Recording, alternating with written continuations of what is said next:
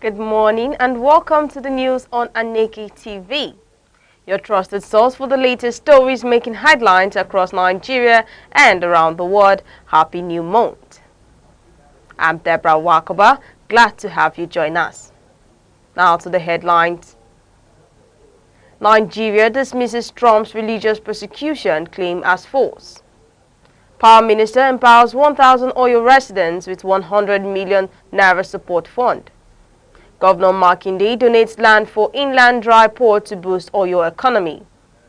Lagos government clears illegal shanties at coastal Ijora. Deadly Enugu clash claims 2 lives, dozens snapped. On the foreign scene, Trump's Venezuela pressure sparks hope and concern. Cuba charges ex-economy minister in major espionage scandal. Samia Suluhu Hassan wins Tanzania election with 98% army dead list.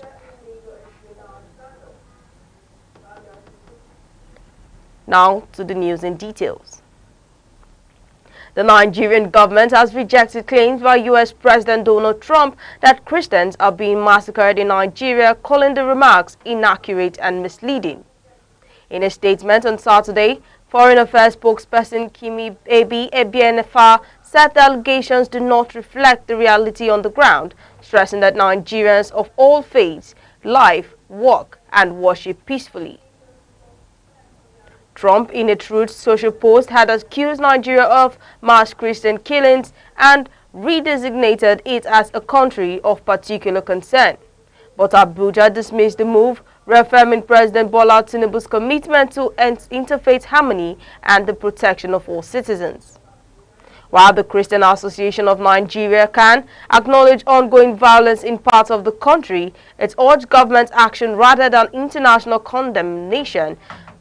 The Nigerian government says it will continue diplomatic engagement with Washington to deepen mutual understanding on the issue.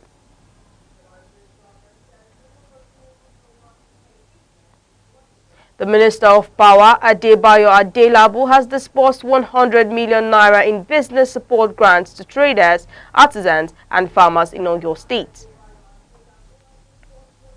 Speaking at the 2025 Mega Empowerment and Economic Relief Program in Ibadan, Adelabu said the initiative aims to cushion the effects of economic hardship and strengthen small-scale enterprises.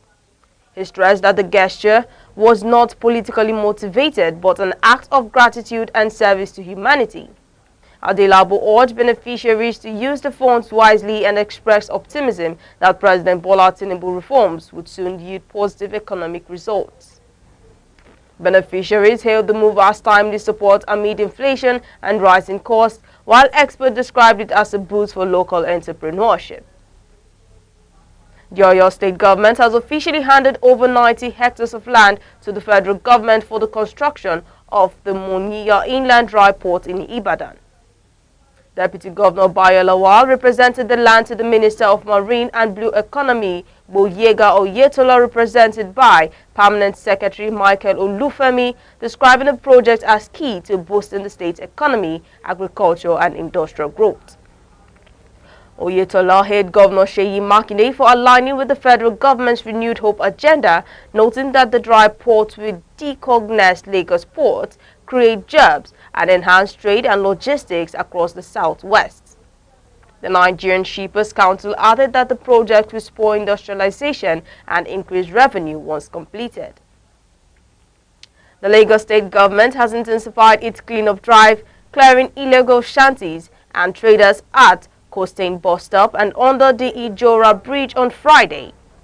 The operation, led by Special Advisor on Transportation, Shola Giwa, removed makeshift structures and environmental nuisance that had taken over public space.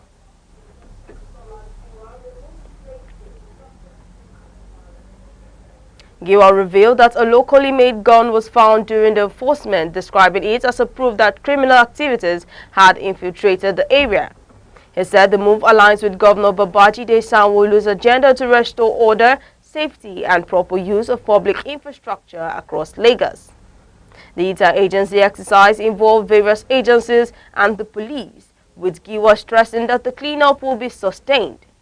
He also hinted at collaboration with the Nigerian Railway Corporation to prevent further encroachment along rail tracks, urging migrants to come to Lagos with a plan as the government enforces its tough love policy for a cleaner, safer city.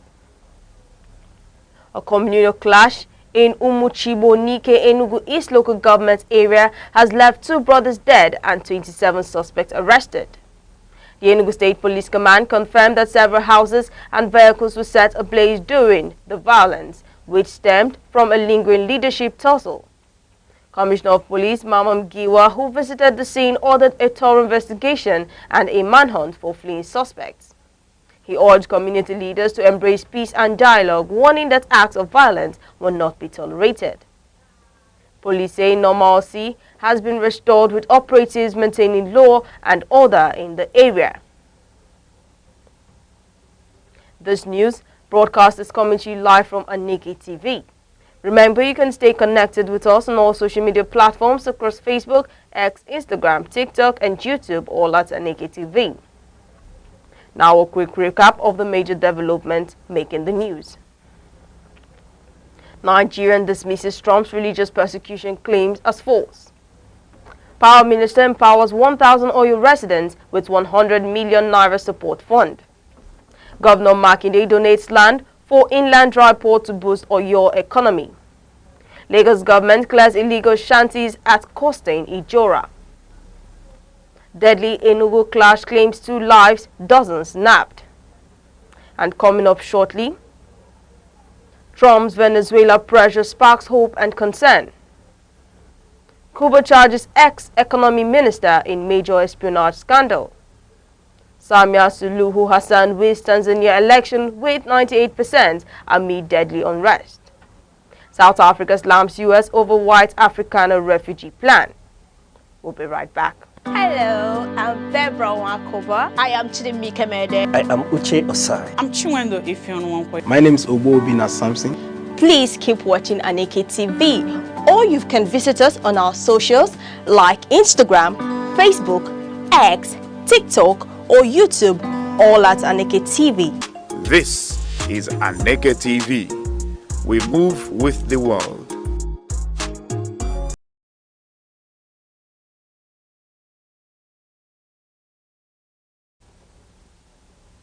Welcome back. Donald Trump's intensified pressure on Venezuela is sending ripples through the country's political landscape, offering new hope to the opposition while raising fears of a humanitarian toll. Among those optimistic is Nobel Peace Prize laureate Maria Corina Machado, who sees Trump's policies as a potential catalyst for President Nicolas Maduro's resignation. Machado and other opposition leaders believe international pressure could tip the balance in favor of democratic reforms. However, critics caution that aggressive sanctions and diplomatic pressure could worsen the human suffering of ordinary Venezuelans already burdened by economic collapse, shortages, and political unrest. According to an expert report, while Trump's strategy aims to isolate Maduro politically and economically, the broader Caribbean region faces economic and security implications from increased U.S.-Venezuela tension.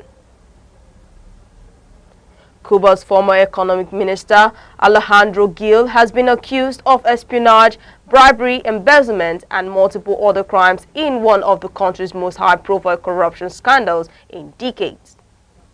Gil, removed from office by President Miguel Diaz-Canel in February 2024, has not been seen publicly since. The Attorney General's office announced the charges on Friday stemming from a nearly 2-year investigation. Authorities cited crimes including falsification of documents, tax evasion, influence peddling, money laundering, and mishandling classified materials. Cuban law punishes espionage with prison terms of up to 10 years or even death.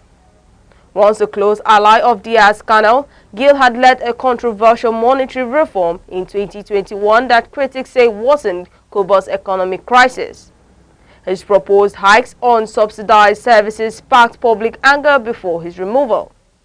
Officials say the accused will face due process under Cuban law, but no trial dates or details about other implicated have been disclosed. The scandal marks the most significant political corruption case in Cuba since 1989, when General Amaldo Ochoa was executed for drug smuggling. Tanzania's President Samia Suluhu Hassan has been declared winner of the country's presidential election, securing an overwhelming 98% of the vote. According to the National Electoral Commission, the landslide victory extends the ruling Chama cha Mapinduzi party's 6-decade grip on power. However, the announcement has plunged the nation into turmoil, with days of violent protests leaving hundreds feared dead and scores injured. Opposition groups and civil society organizations have accused the government of voter intimidation, ballot manipulation, and suppression of dissent claims the electoral body strongly denies. In her victory speech, President Samia urged calm and unity, pledging to restore peace and continue Tanzania's journey of growth and inclusion. But as security forces tighten control in major cities, observers warn that Tanzania's fragile democracy faces a critical test as citizens demand accountability and justice in the wake of the unrest. South Africa has condemned the United States for its decision to prioritize refugee applications from white Afrikaners, describing the policy as racist and based on false claims of a so-called white genocide.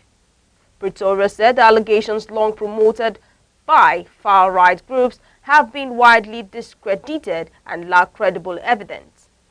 The backlash follows President Donald Trump's announcement of a new refugee quota, the lowest in U.S. history, at 7,500 admissions, with a special window for white South Africans.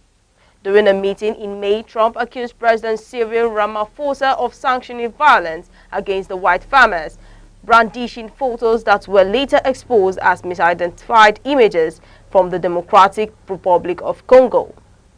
In response, South African officials and prominent Afrikaner figures have rejected the white victimhood narrative, warning that Washington's stance stokes racial tension and undermines global human rights principles. The dispute marks a new low in U.S.-South Africa relations, already strained over Trump's controversial immigration policies. Now to business. Nigerians are increasingly worried as the depot price of petrol rose to 889 naira per litre, up from 887 naira last week. Market data show Matrix sold at the highest rate, while Airtel offered the lowest at 871 naira. All the suppliers, including Dangote Refinery and Etema, averaged between 874 naira and 885 naira per litre. The situation may worsen as the federal government's new 15% import duty on petrol and diesel takes effect after a 30-day transition ending November 21, 2025. The tax approved by President Bola Tinubu aims to protect local refining and stabilize the downstream market, but could push prices above 1,000 naira per litre.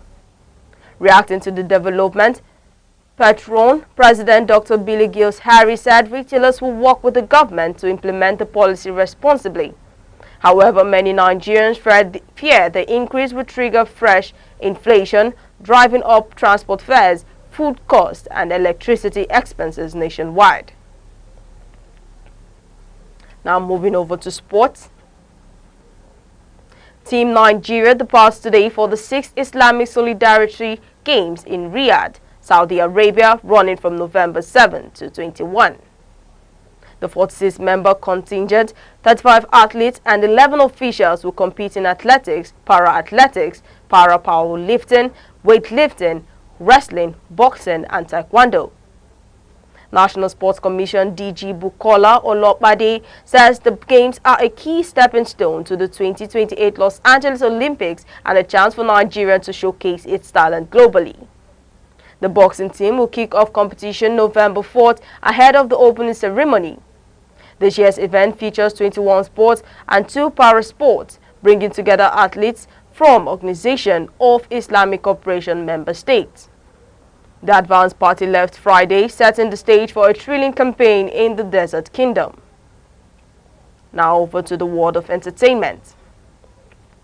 The Economic and Financial Crime Commission (EFCC) has launched an investigation into allegations by rapper Oladipupo Oladimeji, popularly known as Oladips, who claimed that operatives of the agency extorted 10 million naira from him during his detention in November 2024. In a recent podcast interview, Oladips alleged he was arrested in a midnight raid at his Lagos residence, held for 5 days and released only after making the payment despite no evidence of wrongdoing.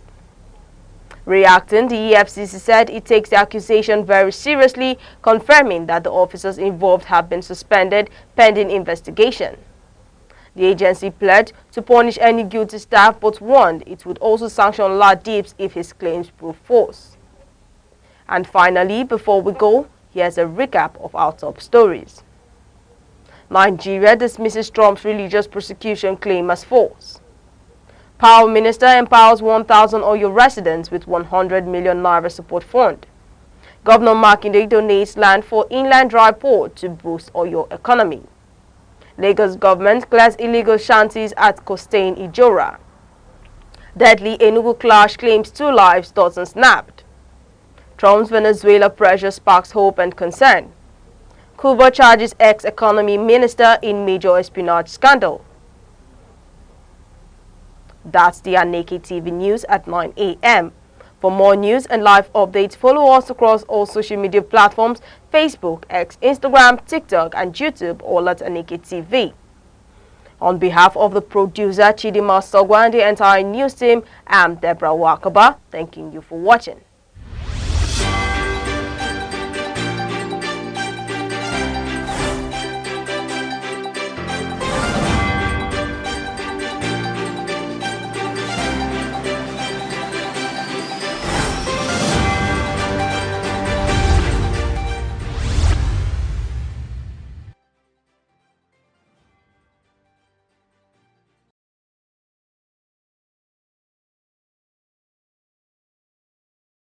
Hello, I'm Deborah Wakoba. I am Chidimike Mede. I am Uche Osai. I'm Chinwendo Ifeonwankwe. My name is Obina Samson. Please keep watching Aneke TV, or you can visit us on our socials like Instagram, Facebook, X, TikTok, or YouTube, all at Aneke TV. This is Aneke TV. We move with the world.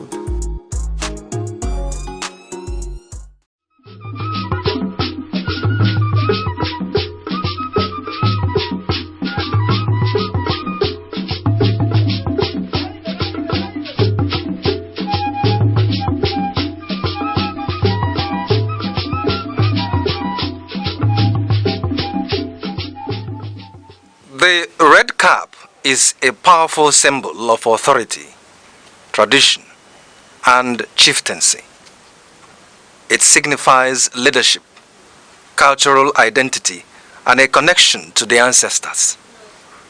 The red cap is primarily worn by men who hold traditional titles, such as Nze, Ozo, Ichie, Chief, Onyish. The number of eagle feathers on the cap can denote the wearer's status within the chieftaincy system. The red cap comes in different shapes, and each shape represents a particular hierarchy in the traditional institution in Igbo land.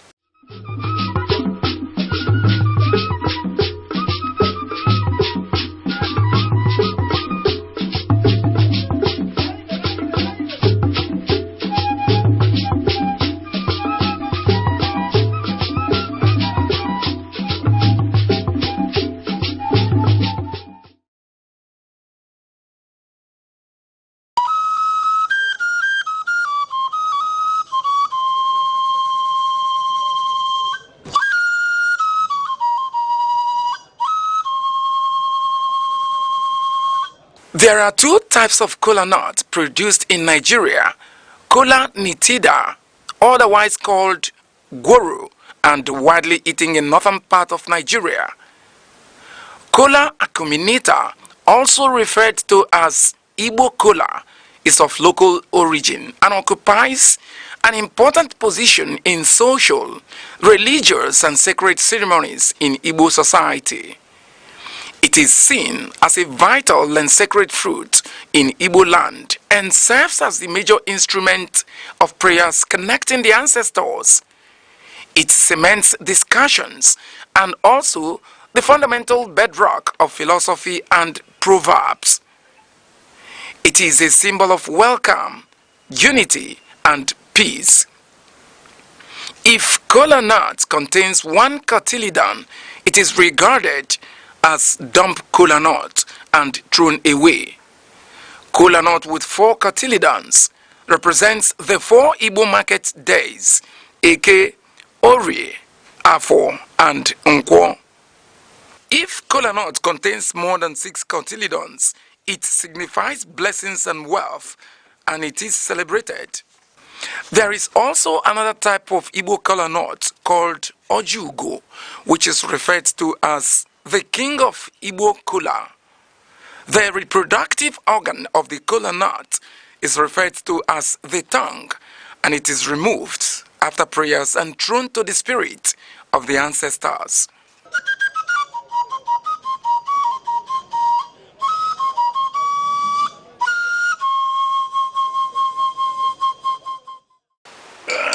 Ibai, ekele m ọjị wụ kwana ihe eji agọ ndụ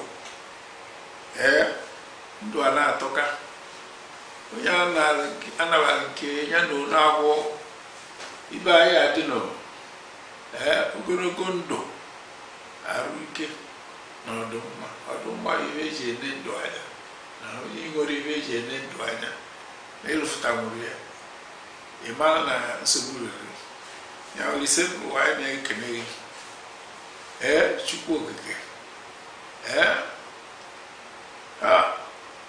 onye ogologo ndụ na ogologo anya na-ahụ udo na ọchịchị anyị na-ekene gị na-ekene gị maka tata na-ayọ maka echi maka na ọsọ maka ebe echi anya mara na anyị adị ka echi na echi anaghị agwụ agwụgwụ na ihe ya adịrị anyị mma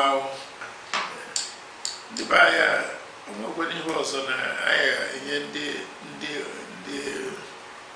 ndị ichie jupụtara anyị na-ere nke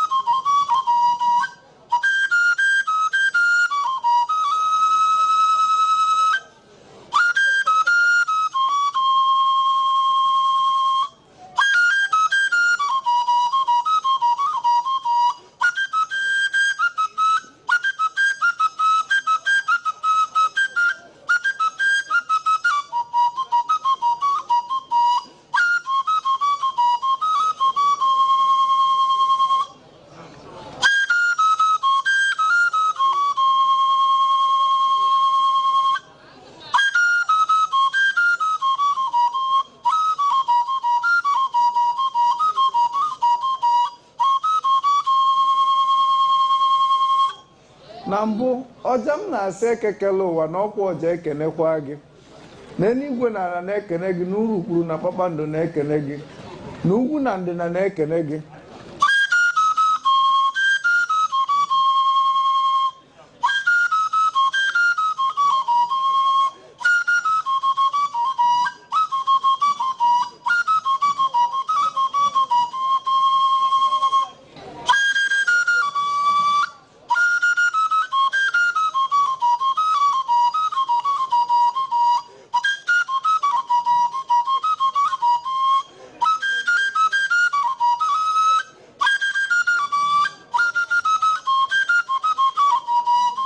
maka ka onye si eme ka ekwe si akpụ ya ka onye si eme ka ọja si akpụ ya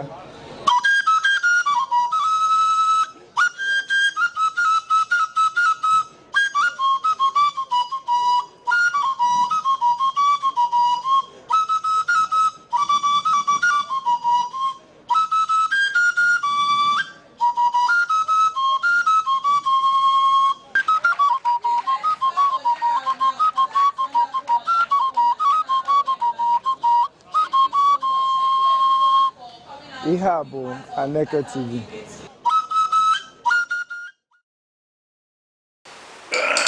Ibai. Ekele m. Ọjụ kwara ihe eji agọ ndụ. Ndụ a na-atọka. Onye anabara nke ya na ụlọ agwọ ibe anyị adị nọ. Ogologo ndụ arụ ike na ọdụmma ihe eji ene ndụ anya na onye nwere ihe eji ene ndụ anya na ịlụfụta nwere ya ịmara na nsogbu rere ya olise bụ anyị na-ekene gị Chukwu okike onye ogologo ndụ na ogologo anya na-ahụ udo na ọchịchị anyị na-ekene gị na-ekele maka tata na-ayọ maka echi maka na ọsọ maka eme echi anya mara na ya dịka echi na echi anaghị agwụ agwụgwụ na ihe ya adịla anyị mma ọ ya dịla onye ọbụla mma edịkwazị ọgbaghị nọ ya abịa n'ọnọdụ n'ala Igbo eke oyi nkwọ awụ na ọdọmma ndị be anya onwekwara ihe ọzọ na anyị enye ndị ichie jupụtara anyị na-ere nke na be anyị mechi na ọ bụ ọkụ na anọ anyị adawo aga ọjị a na-awa ha abịa ji na ọjị na-eke ịkya na a na-agụ ya a na-ejide ọjị na-eka nri ana m erachi ihe kere ihe na ihe wara ihe Chineke nna kere enu ke ana m akpọku ndị ezigbo mmadụ niile nọchawọrọ ndụ na-amechi ọkụ na anọ na anụ ọkụ na anọ na anụ Nkanụ na anụ Nta Egbe na-ese na anụ Enugu steeti na-asị biko na ọ bụ ha metere ihe ọma ka anyị na-asị ha gbadata ha bịa tara ọjị anyị na-asị eke ka eke ketere anyị ihe ọma anyị na-asị ahwọ ka ahwọ ghọtara anyị ihe ọma anyị na-asị nkwọ ka nkwọ kwọtara anyị ihe ọma anyị na-asị orie ka orie rutere anyị ihe ọma ihe ndị a niile ka anyị na-arịọ nna sị ka ị bịa mere anyị wetere anyị udo n'ala Igbo wetere anyị udo n'ala Naịjirịa wetere anyị ịhụnanya wetere anyị ọganihu wetere anyị ihe niile bụ ihe na-eme obodo adị mma nna biko ihe ndị a ka anyị na-arịọ kwetewo na imewere anyị karịa ka anyị rịọrọ n'ịhwa Chineke nna kere enu ka ana bụ Chukwu okike abịama ndị be anyị ọjị abịa anyị na-ekene osebụrụ ụwa ekene Chukwu okike nna ketara anyị oge kere igwe ka anyị na-ata ọjị anyị chọrọ iwe ọjị ị na-awa n'otu awa n'ibe asị ka ị goziela anyị taa ka ihe ọma hụkwa gwute anyị na-akpọke ndị nna nna anyị ha bụ abụ ndị mere ọhụma goziela ya eke gozie Orie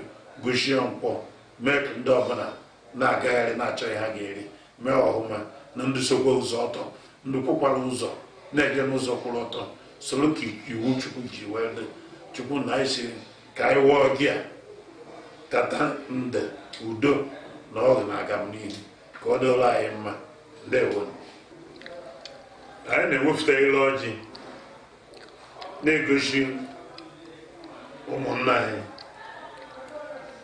okenye na-awa ọjị ndị ọzọ na-awa ọjị na-enye ile ọjị nsọfụrụ maka na ebe a n'ọnụ ile ọjị a ka eji ama eziokwu iweta ọjị onye ọzọ na-asa ile ọ ga-eji na-ekwu eziokwu onye sara ile weta ile ọjị were na-ekpe ekpere were na-aga ọhụụ ọ ga-ekwuneta eziokwu ọjị a anyị na-enye nsọfụrụ ọjị lụọ ịnọ otu a ata ya o ruo ise atakwa ya mana o bido ruo na asaa ịma na ị ga-egbu anụ ị ga-egbu ọkụkọ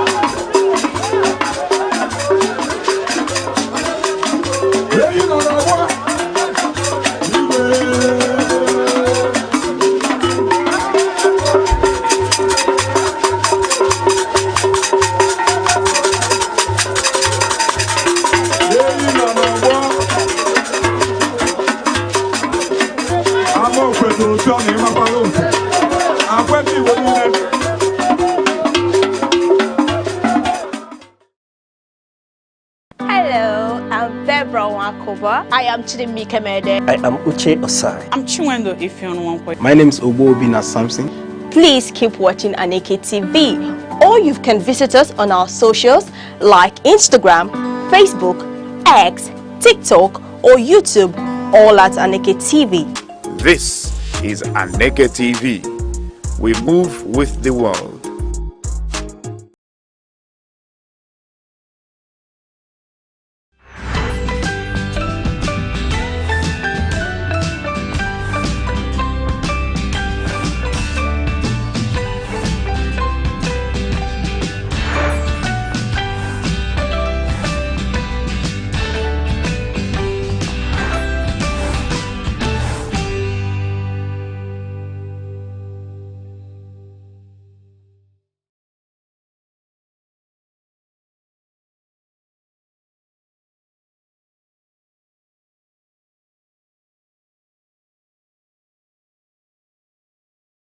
Good morning and welcome to the Week in Retrospect.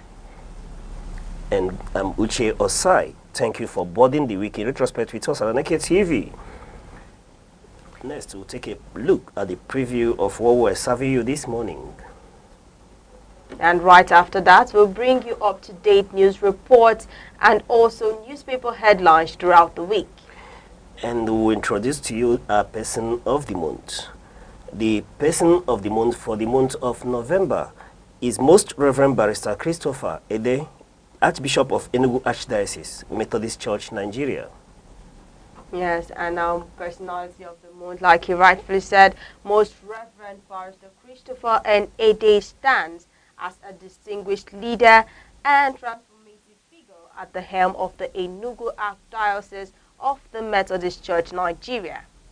His Grace's exemplary leadership extends beyond spiritual guidance into dynamic national social reform, earning him the esteemed recognition as Personality of the Month for November 2025 by Aneke TV's The Week in Retrospect.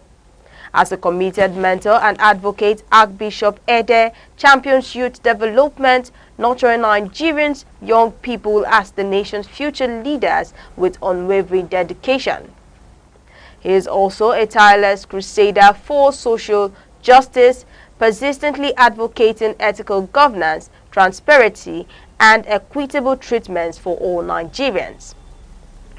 A fearless reformer, His Grace has led impactful campaigns against harmful cultural practices, including the eradication of exploitative traditions such as Eze-Wai and Eze-Woke, as well as organized fraud and illicit organ harvesting, demonstrating courageous leadership that intertwines ethical standards with cultural renewal. This recognition not only honors Archbishop Ede's dedication, but also reinforces his influential role in shaping a more just and ethical Nigerian society. So like we said, our person of the month of November is Most Reverend Barrister Christopher N. Ede. Congratulations, Most Reverend Barrister Christopher N. Ede.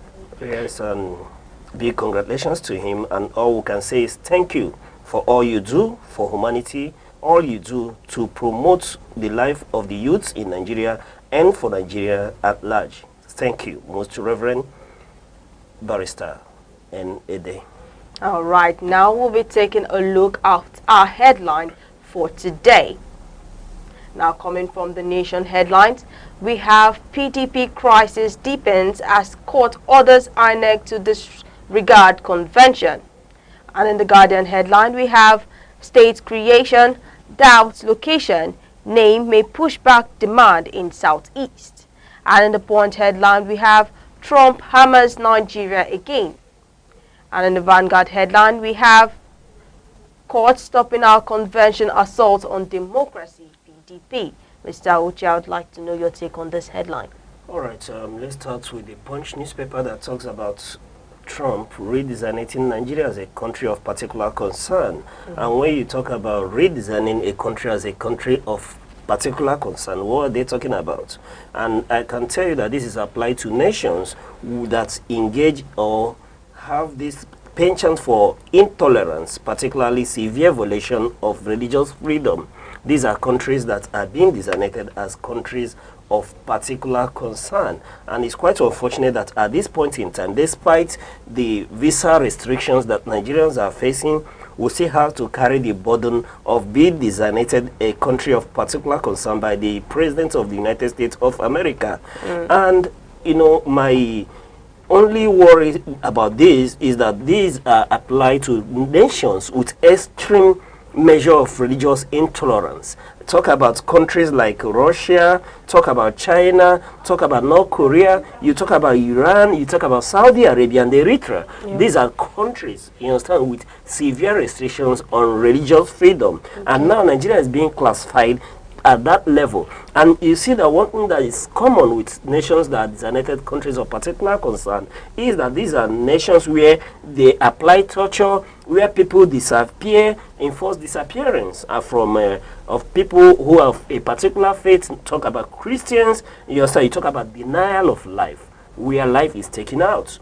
They don't have that freedom of worship and all that. And today, Nigeria is being designated with such nations as North Korea, Saudi Arabia, and Iran. It's quite unfortunate that at this point in time, this is what we'll be battling with. And like I did mention, we are still battling with visa restrictions, where all visas that are non-diplomatic and are non-resident or original, do I say, naturalized citizens of the United States from Nigeria, where whatever visa you can be a student or that has to be a single entry of restricted to 3 years or 3 months of single entry.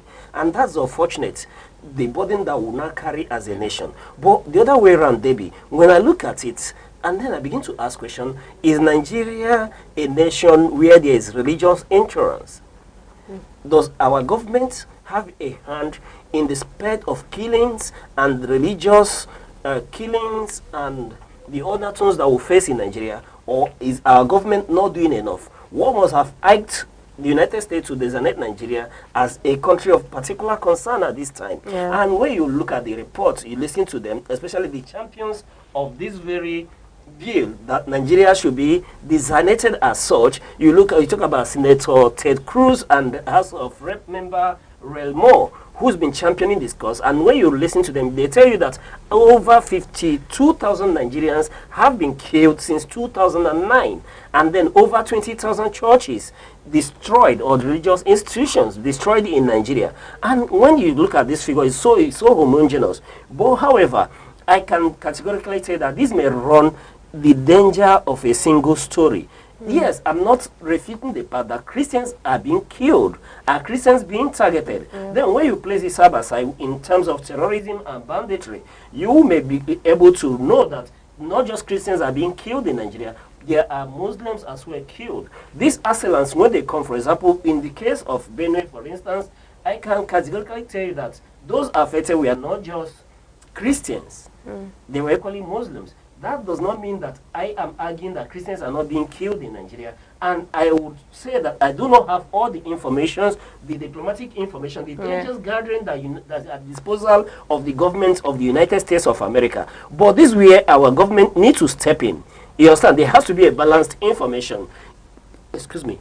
If Christians are being targeted in Nigeria, if our government is not doing enough, then kudos to the government of the United States of America for being able to speak out loud. Like when you listen to Trump in his speech, he will say his position is that wherever Christian population are being tortured, are being denied the freedom of worship, or are being killed, that they will not keep quiet. They will take action. And one of those actions I can categorically state at this time is what we are seeing. You know, we've been on this road for quite some time, where we've been arguing back and forth. Yes, Christians, we may say, are not really being assembled and murdered in Nigeria, but what is going on in Nigeria is of particular concern, because a number of Christian worshippers are being affected. And when you look at the mantra of Boko Haram, you understand, which is against Western education, you may not begin to classify it as a religious targeted terrorist organization. However, like I did say, we cannot dismiss the fact that Christians are being killed in Nigeria, but are they targeted separately from other religions? That's another question, the big question that will be and should be answered. Now, I don't want to go into details with this very issue, begin to dissect and analyze, because our government, we are waiting for a response from them, and there will be a broadcast, as we are informed, before the end of today. We will get a response from our government. And then you know that President Bola Ahmed Tinubu did try to engage the government of United States through negotiation and interaction with a certain advisor to President Donald Trump. Talk about the advisor to the president on Arab and African matters. You understand? And it means that this conversation did not produce much results, because as a result from that conversation, we expected that this whole issue will be thrown at the back burner and not in the front burner. But today, we've seen that conversation did not bear more fruit, as the government of United States, President Donald Trump, has gone ahead to designate Nigeria as a country of particular concern. But until we see the response from our government, Debbie, I would suggest that we rest this at this point in time. Then we can take it on from there. But what we cannot exonerate our government from is that they need to up the ante. They need to do enough to see that terrorism, banditry, insecurity in Nigeria is reduced to the barest minimum. And the president, and when we listen to him giving the marshalling orders to the new service chiefs, have told them that Nigerians cannot wait to celebrate peace. That tells you that, yes, like he did promise that he is committed to equipping them, giving them everything they need to succeed. But like would say, it should be beyond rhetoric. Let us see that implemented, and let's see results such that the various states, like happened in Kwara, will not repeat itself. The situation in Benue, let's say that there are no internally displaced Nigerians in Nigeria at a period when Nigeria is not at war. It may shock you that, yes, we are not at war, but there are internally displaced persons who cannot have access to their home, who cannot have access to their farmland. They are living in very bad conditions at the IDPs.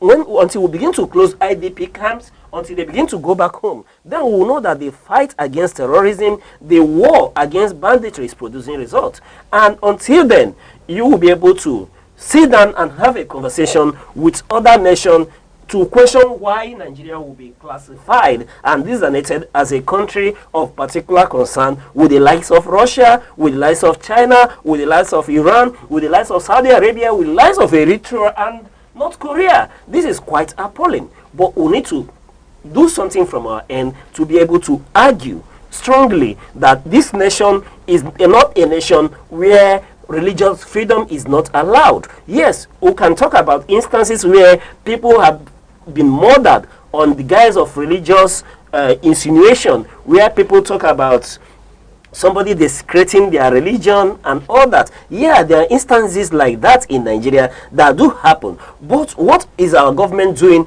in terms of national orientation so that Nigerians of different religion will not continue to clash? Let the people be educated not to fight for God, and let God fight his battles where there is religious tolerance. And I can categorically say that Nigeria is not really doing enough in terms of orientation, because I can tell you that when you go up north, there's still this very prevalent notion where individuals want to fight for their God, where people are labeled for blasphemy and they are murdered in broad daylight. And this issue becomes very worrisome that even at this point in time, the last case of where somebody was murdered in broad daylight for blasphemy. These very individuals that their picture, their videos were captured, up to this moment, have they been prosecuted? The killers of Akaloko, were they prosecuted? These are the issues that should concern Nigeria when it comes to religious intolerance. And when you begin to tabulate these cases of murder of individuals who are accused of blasphemous words or action, then you may justify the United States of America classifying Nigeria as a country of particular concern, because I can tell you that none of these individuals has been prosecuted. None of these individuals has been, sent to prison for murdering an innocent Nigeria, where a Nigerian cannot speak up freely, where people stand up to begin to fight for their God. I do not want to be part of a religion sect where I have to fight for my God. No, I want my God to fight for me. I don't want a situation where I had to carry machete or gun to go fight for my God. Yeah. No. There be national orientation where we begin to tolerate one another, know that everybody has a right to their religion, where we know there are certain boundaries that we will not cross according to when it comes to religious tolerance, and everybody will continue to respect this right. Debbie, what is in our curriculum as far as the children education is concerned? Do we need this adequate information to let Nigerians grow to tolerate one another via religious freedom? No, that's the area I hold our government accountable. They have to do more as far as national orientation is concerned. And this is very worrisome in the sense that even at this era, we are still trying to deal with our primordial sentiments of ethnic origin and culture, where we tend to tend towards our ethnic origin more than Nigerian, which is why I will always ask that question: who is Nigerian? Where is Nigerians? Yes, and when you interact with a lot of persons, they tell you, yeah, I am Igbo. I did read recently from someone of an acquaintance. He was in Rwanda, and he met some Rwandans, and he was asking. He asked, well, where are you from? Who are you? Where are you from? Which tribe are you? The person said, I'm Rwanda. Then he met another person and said, which tribe are you? The person said, I'm Rwanda. Another person, the person said, I'm Rwandan. Then later somebody called him aside to inform him that even asking that question, which tribe are you in Rwanda, is a crime. Punishable in Rwanda. Yes, after the genocide, the ethnic cleansing in Rwanda, there is a law that doesn't permit anybody to identify as a Hutu or Tutsi. You understand? You are Rwandan first, and until we implement such in Nigeria, you continue to see issues that relate to religious intolerance, issues relating to ethnicity, issues relating to geography and all that. And until you implement such law, you may not have a Nigerian. You continue to have a Yoruba man. You continue to have an Hausa man. You continue to have an Igbo man. You continue to speak to an Ikwere man. You continue to speak to Yoruba and all that. That becomes an issue in itself. That becomes a greater issue where opportunities are shared along ethnic lines, where you have openings in government parastatals, and you see that a certain ethnic group are more represented than the others, where certain ethnic groups don't even have a representation in such appointment. It continues to happen and becomes more worrisome that the international bodies, organizations are noticing.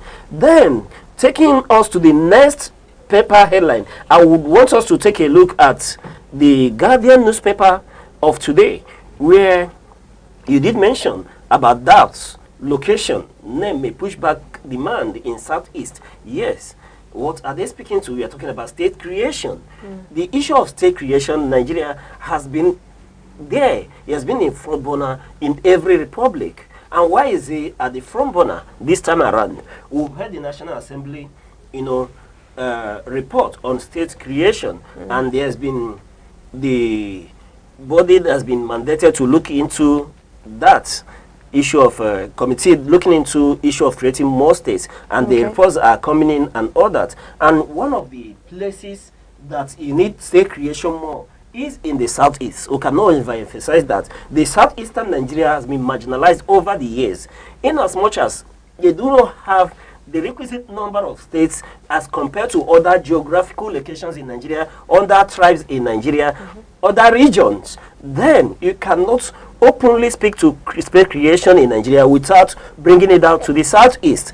Other regions in Nigeria have more states as compared to the Southeastern region. So for you to normalize that imbalance, first of all, before you talk about adding more states to the other regions, talk about giving more states to the Southeast Nigerians. If you are going to give one more state to each region, then in good conscience, you are required to give the Southeast 2 additional states to be at par with the rest, so that every region can talk about 7 states each, 7 states apiece. Not Southeast having 6 states, while others are stepping up to 7 states. And you know that in Nigeria, resources are shared according to states. Therefore, the Easterners, I can categorically make the argument and start anywhere on good moral authority to say that the Easterners are shortchanged, and I can, on that note, use the word marginalization, right? And then coming down to the name or location being an issue, yes, it will be, because when you look at every state in the southeast today, there are agitation for state creation. For example, in Enugu State, you must have heard about the Adada state that's been mooted, and I can tell you that that's been the oldest of them all. The oldest quest for state creation has been between the Adada and the Anioma state.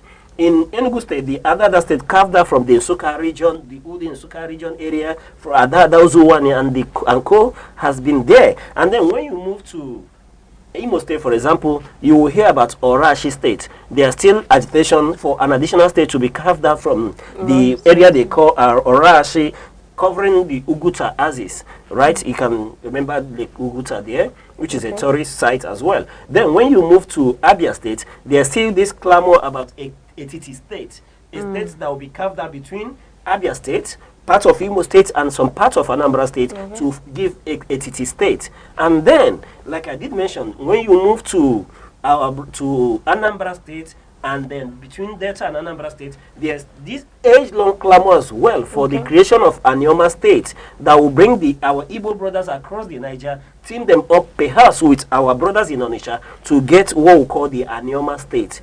And I can categorically tell you that since state creation, it's been equally a clamor for the creation of Anioma State. And when you bring this wearing various interests together, you continue to justify that headline that yes, there will be quest for name and location. I can remember categorically during the creation of Abia State, everybody, the clamor then between the then old Umahia was the creation of Aba as a state. The Ingwa people were the frontrunner agitating and clamoring for the state of Ngwaland to be created, that should be named Aba, you understand, from the old Imo State. But the government of that day, in its wisdom, in carving out the new Abia State, gave it a name that has unified everybody in that state, what we know today as Abia State. So the clamor should not be the name or location truncating the need to create additional state in the southeast. Rather, the government in its wisdom should look at equitably that the southeast needs an additional state, and when you come to the southeast, you look at the places where there is the need for an additional state creation, bearing in mind the viability of these new states that will be created. And if I am to advocate, I would speak for the creation of Adada State, and I would speak for the creation of Anioma State. These are the two very the few very people that have been at the front burner clearing and calling for additional state creation as far back as when if you know the former old governor of Anambra State, you talk about Ono, you see that these are the individuals that have been at the front burner for the creation of Adada State. It's been long overdue for the creation of that state. And if we are going to give the Southeast the requisite two states to be at par, one that will make up for the shortfall, and the additional one that will make it equal when there is new state allocated to every region, then I will stand to call for the creation of Adada State and the creation of Anioma State. This will bring a balance, and over the course for the imagination of the Igbos, you will see, will be reduced, and resources will begin to trickle down equitably as it is in other regions of Nigeria. Okay, all right, thank you very much for that. And also, we'll go on a short break, and when we return, we'll give you the rest of the newspaper from the Monday to Friday. Hello, I'm Bebra Wakoba. I am Chidimike Mede. I am Uche Osai. I'm Chiwendo Ifeonwankwe. My name is Obobina Samson. Please keep watching Aneke TV, or you can visit us on our socials like Instagram, Facebook, X, TikTok, or YouTube, all at Aneke TV. This is Aneke TV. We move with the world.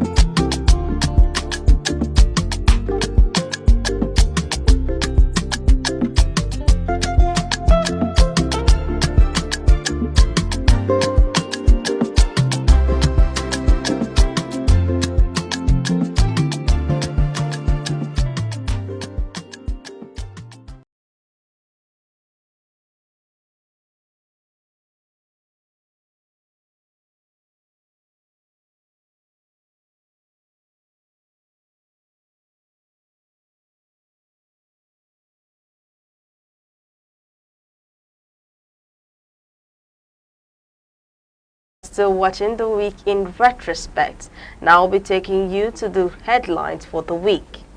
Now starting from the Monday headlines, we'll begin with The Guardian.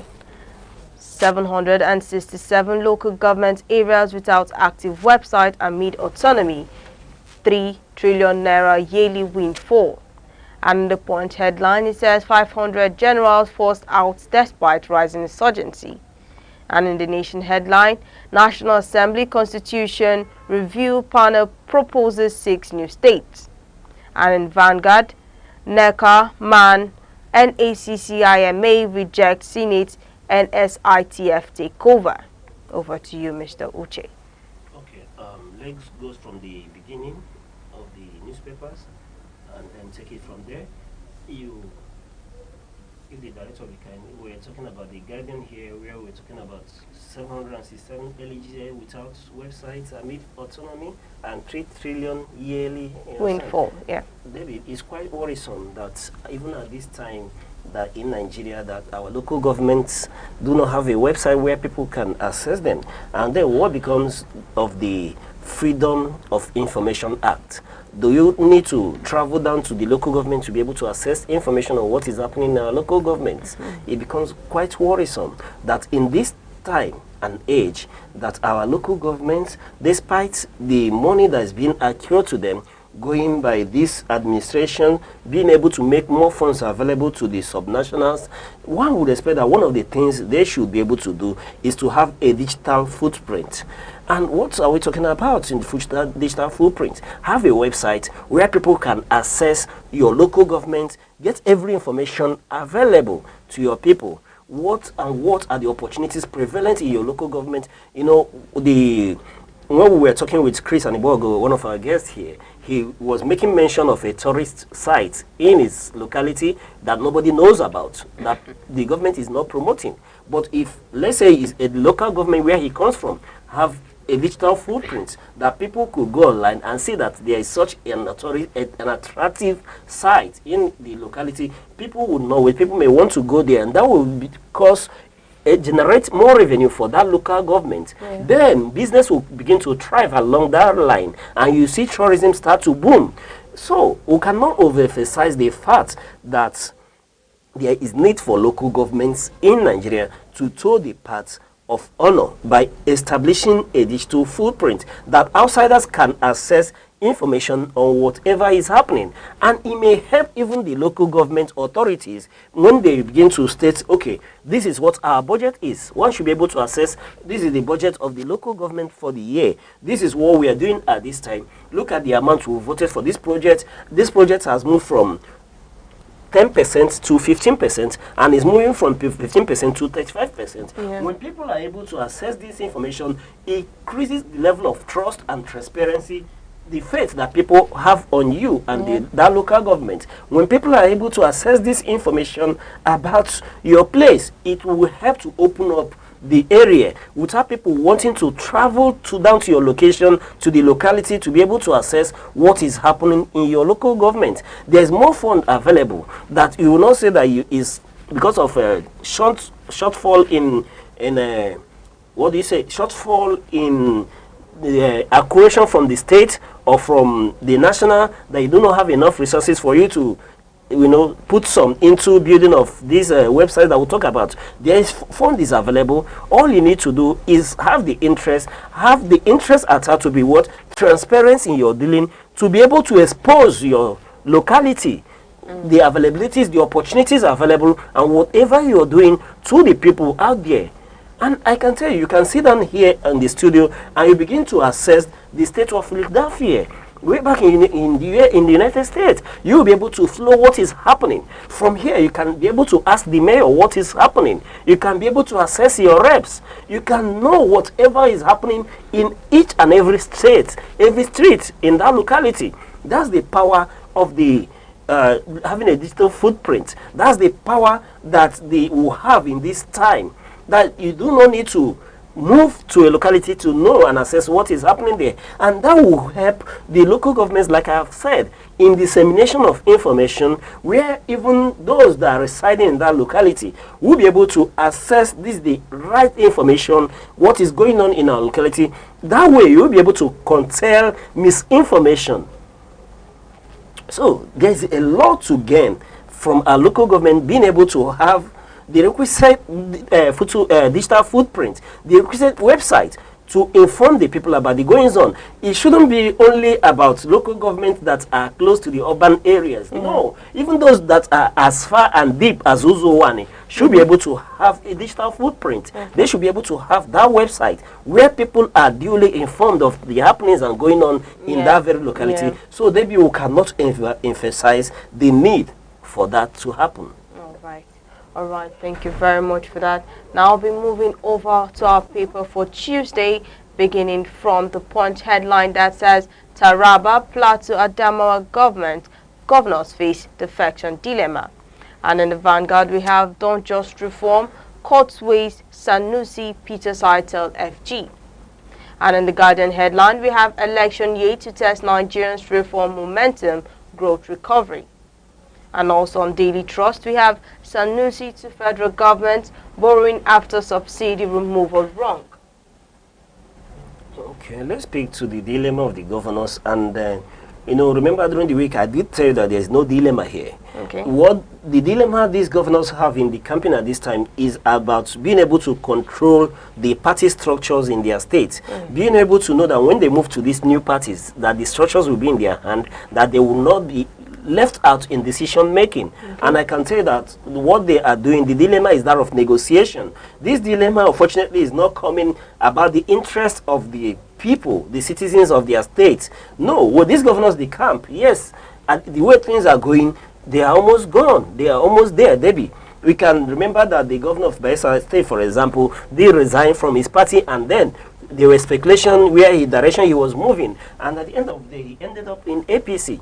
This governor, most of them, at the end of the day, will end up with the ruling party. What we do not know at this time is that if they are being coerced by the government at the center, the government of the APC, if they are being coerced or blackmailed into moving over to the APC, or is it as a result of the homogeneous resources that's been made available to the states, or those of the states that are in the APC, if they have more access to resources. We do not know what is compelling these governors at this time to all want to move towards the APC. But if I speak to the dilemma of these governors, I can tell you categorically that this dilemma is not coming from a place of concern for the people that have elected them into office. It's not coming from a place of concern that they are going to breach the trust of this very individual. You go to certain localities, for example, let's bring it to the eastern Nigeria, where people over the years have been quite apprehensive of the party called All Progressive Congress, APC, right? People are quite apprehensive of that name to vote for it. But you see that most of the governors from the region have moved over to the APC. And then when you relate it with the dilemmas of these governors, you see that there are certain localities where they do not accept these parties. And these governors, their dilemma is not for the people. Their dilemma is, will I be able to retain the party structures? Will I be able to get my ticket to go back to office? And these are the negotiations and not the betrayal of the trust that the people have reposed in them.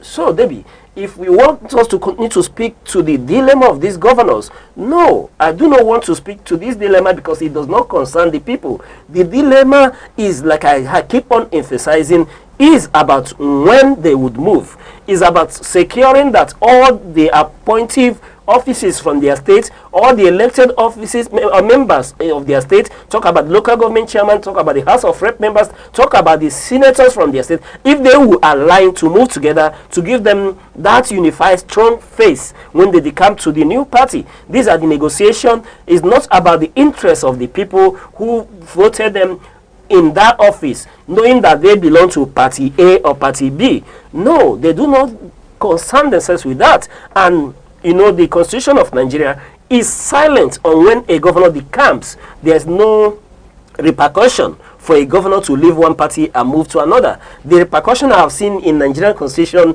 deals with legislature when they move parties from party A to party B. Like I read in a judgment, a certain honorable is meant to lose his position in FCT for having left the PDP to move to APC. That's where the consequences are. But our constitution, like I've said, is quite silent that a governor could move from party A to party B. And I would want to, in this line, begin to ask, why is it that our constitution has not recognized independent candidacy, where if a governor is disaffected in his party, instead of moving to a party that he may have dilemma in carrying along the people of his state, rather than become an independent candidate, or where we get individuals who are quite honorable, who will deliver the dividends to the people, run for office on the grounds of an independent candidate and not being associated with any party.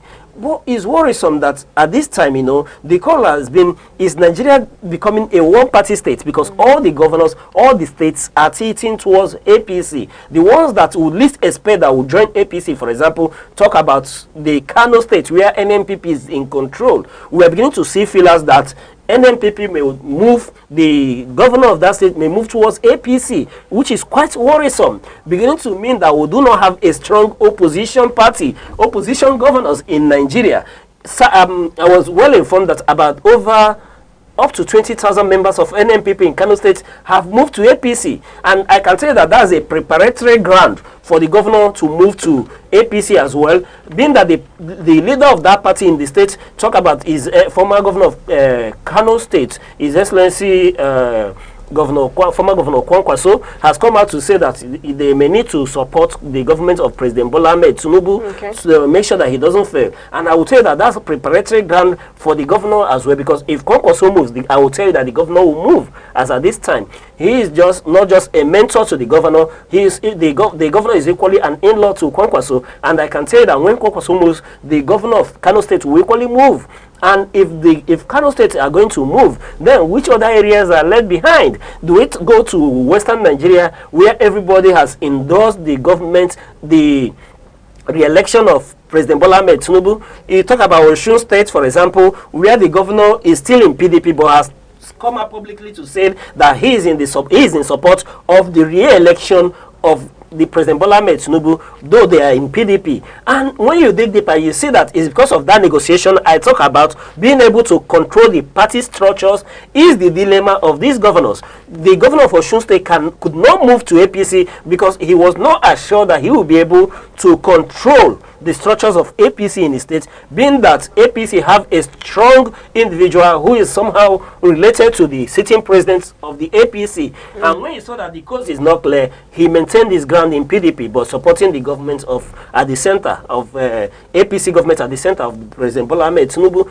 Do you go to Ibadan, for example, your state, we know that, though Governor Makinde has been at the front burner for the convention of the PDPs to happen, and we are seeing the likelihood that he wants to contest for the office of the president, being that his tenure will be expiring towards that same election. But I can categorically tell you that if the chiefs are down, Governor Makinde may equally be in support of the sitting president, being that he was a member of the G5 that saw to it and worked for the election of the APC president in 2023. So, Debbie, if I continue to speak to the dilemma of the governors, I will tell you that the dilemma of the governor of Taraba State, the governor of Plateau State, the governor of Adamawa, for them to decamp is not the dilemma of coming from a concern for the people, rather is a concern, the dilemma of who do I move with, and will I be able to control the structures of that party in my state? And in as much as they have that freedom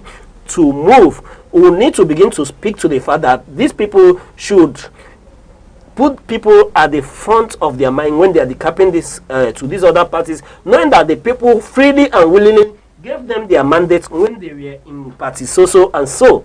But if it's a question of viability of the party, where party is in crisis and they are not sure that they would be able to obtain party ticket and be able to run on the platform of that party, then that's different. But we know that some of the governors, for example, I've mentioned Kano State. There's no crisis in Kano State that will warrant the governor to leave the party upon which he is elected, where people voted for him massively, stood against APC, the APC chairman then, former governor of Kano State, Ganduje, to elect him on the party, on the platform of the NNPP. And today, the people, how do you think they will feel to know that this governor they fought for on that platform is moving over to this very platform that they rejected? So these are the trusts, these are the issues, this should be the dilemma of the governors. But like I did say, these are not the dilemmas. The dilemma is over the party structure of who will go with them, and it's quite unfortunate for our nation. And it becomes more worrisome that we are tilting towards that one party state that people talk about, though a lot of people say that Nigeria, the way Nigeria is structured, that it's not possible to have a one-party state. But if I'm to speak to that, I am concerned that INEC, for example, in the forthcoming Anambra election as a week today, that INEC is only vetting 75 or some certain media houses to participate in the coverage of that election. I don't think that is proper, and I don't think that should be allowed. That happens when you have a one-party structure, where you have a one-party state. That's where you see such orders coming in. I believe that the media should be accredited, but I think that restricting it to 70 or thereabouts is uncalled for and can happen only in states like China, where you have a one-party state. Yes, though a lot of people have called my attention to the dynamism of Nigeria and all that, but until we stand on alert, then we may be taken by surprise. Yeah. All right. Thank you very much for that. Now we're moving over to our Wednesday paper, starting from the Punch that reads PDP consensus deals shatter as Lamido rejects Iraqi. And in the Vanguard headline, it says chaos in PDP convention at risk. And in the Guardian headline, it also reads Nigerian international travelers to pay extra $11.5 charge per ticket from December 1st. And in the Nation headline, it says Lamido attacks PDP governors over exclusion from chair race. Over to you, Mr. Uche. All right, let's speak to the issues with the PDP as is reflected in the Punch and in the Nation newspaper. PDP consensus deal shatters as Lamido rejects Turaki. Be that as it may, yes, PDP, has been the frontrunner for different crises. Being informed that the court has told INEC not to recognize the forthcoming convention. Speaking to the mirrors of crisis in PDP, one would expect that at this time that we are getting close to 2026, which is a preparatory year for an election year in 2027, that PDP should be able to put their house in order. Now, if PDP is going into a convention disunited, what kind of front are you expecting? And unfortunately, that convention may not hold. And it becomes more worrisome when a party stalwart like Lamido, who was there at the formation of the PDP. Yes, Lamido is one of the historic members of the PDP who have been with the party since the inception of that party. And if someone like him is being dribbled from being able to pick the nomination form of that party, it becomes quite worrisome. And he has threatened to equally take the PDP to court. What's the issue here? The PDP has come out to zone their presidency to South and then allowed the North to produce the chairman of the party, and which has been zoned to the region where former governor of Jigawa State, Lamido, comes from. Though we are seeing, despite the microzoning, that a certain candidate has been chosen as a consensus candidate. However, in as much as you're choosing a consensus candidate, I feel that if the consensus is not, if I should use the word consensing, no, if there is no general acceptance of your consensus candidate, then it should be thrown open to people from that region to vie for that position. That is what democracy is all about. Where we're seeing in PDP that the national secretary for the convention and the national secretary of the party is telling you that they have not seen the party ticket for the nomination of candidates for the offices that are in contention in the convention. Then it becomes more worrisome. Where are the tickets? Where we are told that the convention chairman is not operating from the Wadata Plaza, but is at the Legacy House. And it becomes more worrisome that the chairman of the said convention that they are planning for is one that is in the news, who is said to be among the governors who are in dilemma of the campaign to the APC. So it becomes more worrisome, and you ask the question, what is really happening in the PDP? We keep speaking to these cracks in PDP. And in as much as we're speaking to these cracks, it's as if these cracks are widening more. That is no longer a structural defect, but rather all hands may be put on deck to deconstruct this building before it becomes a danger to humans. And in as much as we continue to speak to them, it becomes even more worrisome that this is beginning to affect foundation members of that party.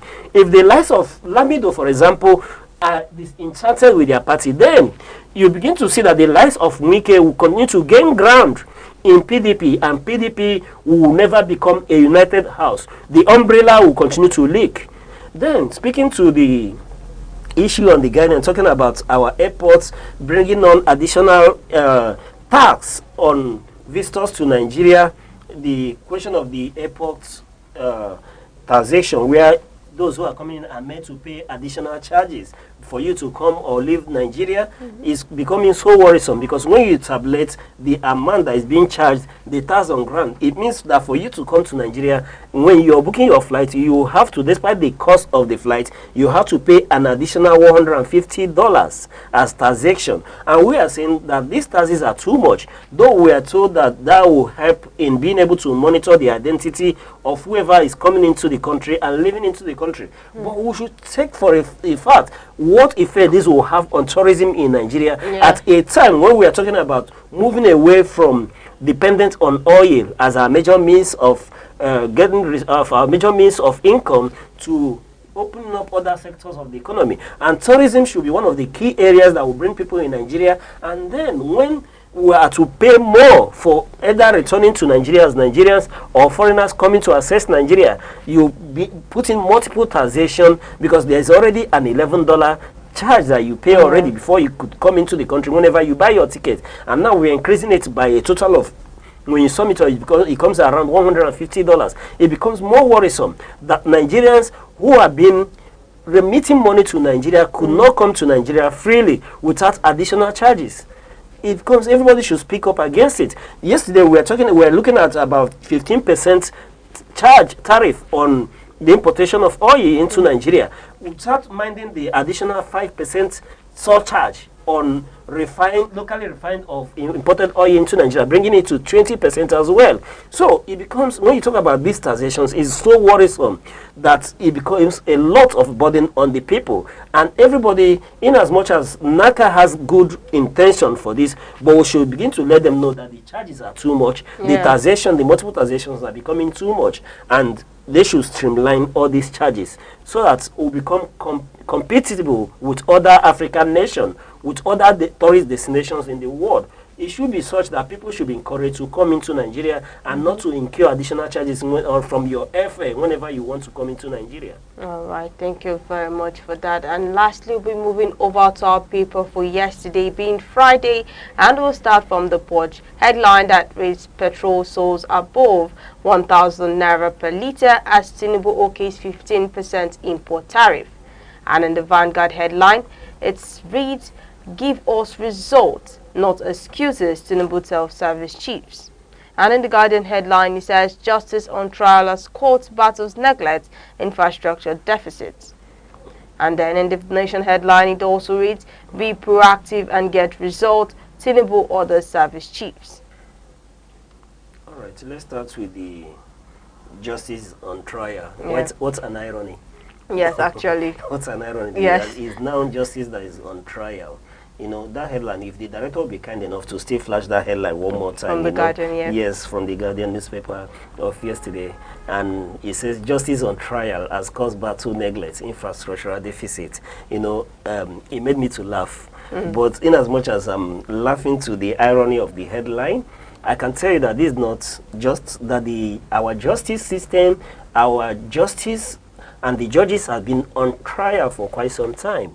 Yes, they've been on trial for a number of reasons. Today, the Guardian newspaper is pointing to the neglect infrastructure deficit of our courtrooms and court structures, the infrastructure. But I can tell you beyond the infrastructure that the judges themselves are on trial. In every case that they reel out in recent time, they are on trial. Before I begin to speak to the structures, let's talk about the confusions that is heralding the country. We keep talking to not having activist judges who are bold, who are courageous enough to set the law right, to set our leaders right, to make things right in our nation. We no longer have the era of Nikitobi, the era of Oputa, and there are likes who are courageous judges, who gave orders to military government and they obeyed them. They were not scared of the military juntas. They weren't scared of civilians as well. They stood their ground and gave just and equitable orders. Can we say same of the present crop of justices that we have in Nigeria? A lot of Nigerians are started crying out about the kind of laws, the kind of orders that our courts give, and these can tell you that the justice in Nigeria is on trial beyond the infrastructure. Yes, we say our honorable judges, but these judges, are they still honorable? Because when the nation needed, when we needed them to speak, they were nowhere to be found. Yes. They went silent. They went dumb on the nation. There were moments when this nation was at a crossroads. Talk about the emergency rule in River State. The nation was looking up to the judges to speak. They went dumb on the nation. They never spoke until this time. I don't know if they found their voice to speak. And that begins to tell you about the myriads of confusions that we have in our polity, where we've looked up to the justice to speak and they do not speak. Where at times to interpret their orders, their rulings, you may begin to get the Webster and the Oxford dictionaries and begin to find the meaning of the English words again, where English words are starting to get new meanings in Nigeria. In as much as, yes, we want to speak to the infrastructural decay in the judicial system, we need to talk about the decay in our justice system as well. Yeah. Now, talking about infrastructure, why would they not have infrastructural decay when they are no longer living up to their standard? When a lot of Nigerians believe that our justices are in the pockets of politicians. If you have neglected to do your duty, is it the leaders that you pander to? Do you think they will respect you? You will equally be neglected as every other Nigerian. If what Nigerians are mooting is true, then you will know that these leaders will equally disregard you. Because if what we hear from the street is that the justices are in the pockets of politicians, then if they are in their pocket, they will equally neglect your well-being as well, the way they neglect the well-being of every other Nigerian. But it's quite unfortunate that our judges have to sit in dilapidated courtrooms to give court rulings. Yeah. I have witnessed in Nigeria where a court session was going on with a candlelight. I have witnessed that in this nation. And if you go around, you will see where court cases are going on with phone lights on, with phone touchlights on, because the court cannot afford a generator, or there's no a working generator, there's no light. If you go to our courtrooms, you will see some courtrooms, their roofs are leaking. You will see maps on the wall from downpours or years of downpours on those walls. So it's quite unfortunate that if you go to our courtroom, it's nothing to write home about. These are the infrastructural decays that should be looked into. Yes. And then I started to ask the question. I thought that we had three arms of government. As we are told in government, we talk about the executive, to speak to the legislature, and you talk about the judiciary. Yeah. And what's the fate of the judiciary in Nigeria? If the judiciary is as independent as it's said to be, then there should be a budget for the judiciary, covering all their needs, covering this infrastructural decays, where they do not need a certain politician to begin to build housing for the justices, where you don't need your state governors and the politicians to be the one to rehabilitate the courts. Yeah. In as much as there's a budget for the legislature, there's a budget of the executive, there should be a budget of the judiciary covering this malaise, covering these decays. The justices, judiciary should not be at the mercy of politicians. Yeah. No, they should have equitable access to a budget that will cater to their needs and the needs of the judges in Nigeria. But in as much as I speak to these decays, the Nigerian judges need to step up. They need to be bold. They need to stand out. And until they do that, they will continuously be neglected by the leaders of this nation who have neglected the citizens. Until we have that situation where the justice will no longer be the solitary, as Professor Chidon Kalu would refer to them, being that the vote of Nigerians no longer count. What we have is no longer citizens electing officers, but we have electorates. Until the judicial system, the court and our justices are bold enough to send our politicians back to the electorate to be the ones to determine who steps into offices. Then they will continually be neglected by these politicians. They help to access power. Yes. All right, thank you very much for that, Mr. Oche, and thank you for your deep analysis on the newspaper for the week. And that's all for the newspaper review on the week in retrospect. And please do not forget to send your views with hashtag retrospect across Instagram, Facebook, TikTok, X, YouTube, all at Aneke TV. And also don't forget to call our phone number 07030437110. And thank you for staying with us on the week in retrospect. I am Uche Osai. And I am Deborah Wakoba. Thank you for staying with us.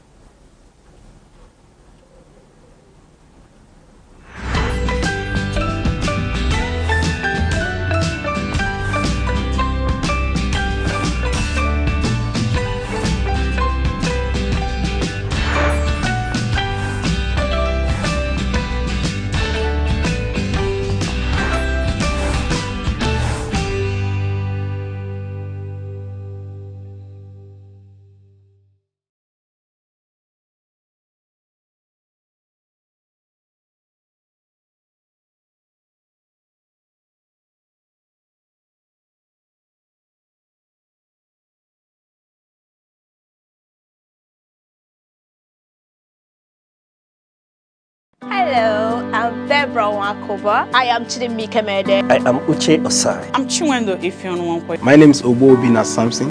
Please keep watching Aneke TV, or you can visit us on our socials like Instagram, Facebook, X, TikTok, or YouTube, all at Aneke TV. This is Aneke TV.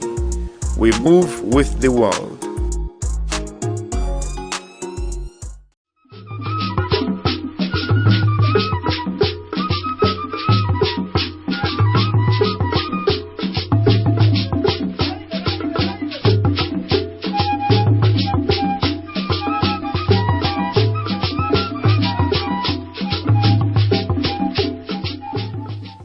The red cap is a powerful symbol of authority, tradition, and chieftaincy. It signifies leadership, cultural identity, and a connection to the ancestors. The red cap is primarily worn by men who hold traditional titles such as Nze, Ozo, Ichie, Chief, Onyish. The number of eagle feathers on the cap can denote the wearer's status within the chieftaincy system.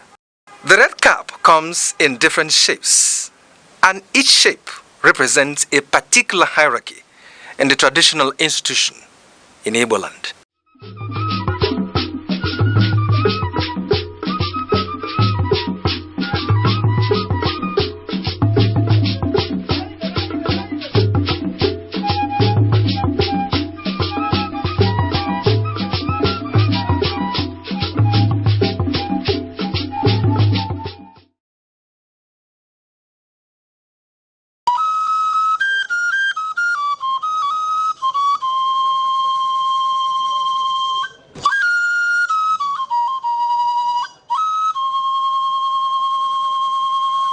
There are two types of kola nut produced in Nigeria: kola nitida, otherwise called gworo, and widely eaten in northern part of Nigeria.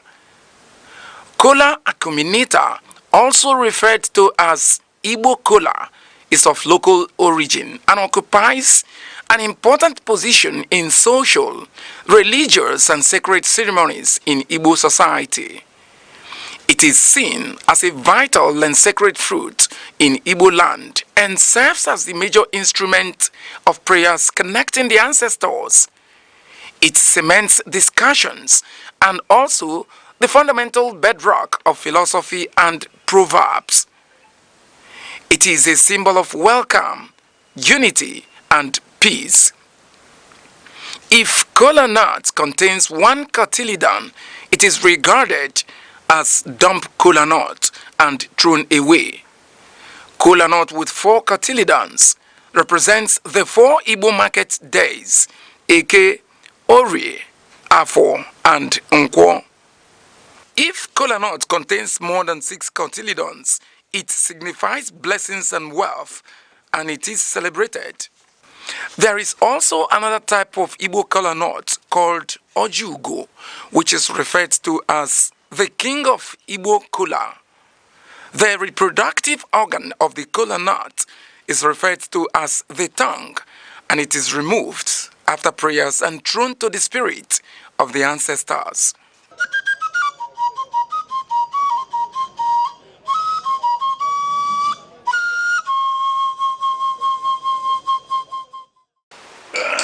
Ibai.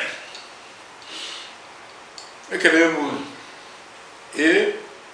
Ojo kwani eje gondo. Ndo ana atoka. Onya na nke nya no na agwo. Ibai adino. Ogologo ndo. Aruke. Ọdụmma ihe eji ene ndụ anya na onye nwere ihe eji ene ndụ anya na-elufụta nwuru ya ị mara na nsogbu riri ya olise bụ anyị na-ekele gị Chukwu okike onye ogologo ndụ na ogologo anya na-ahụ udo na ọchịchị anyị na-ekele gị na-ekele gị maka tata na-ayọ maka echi maka na ọsọ maka ebe echi anya mara na ya dịka echi na echi anaghị agwụ na ihe ya adịla anyị mma ndị be anyị onwekwana ihe ọzọ na anyị enye ndị ichie jupụtara anyị na-ere nke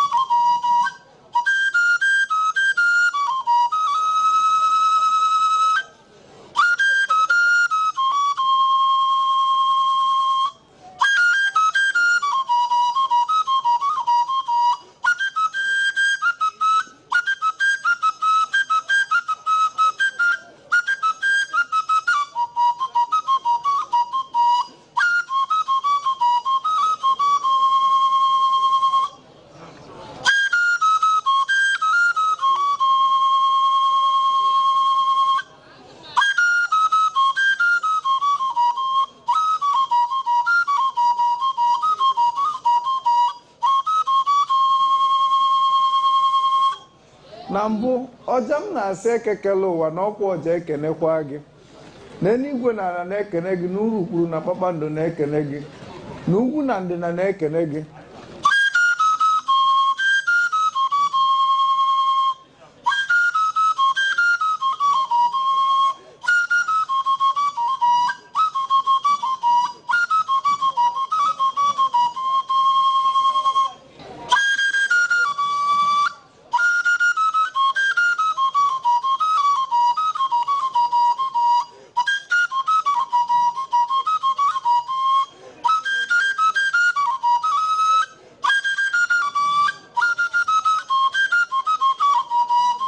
maka ka onye si eme ka ekwe si akpụ ya ka onye si eme ka ọja si akpụ ya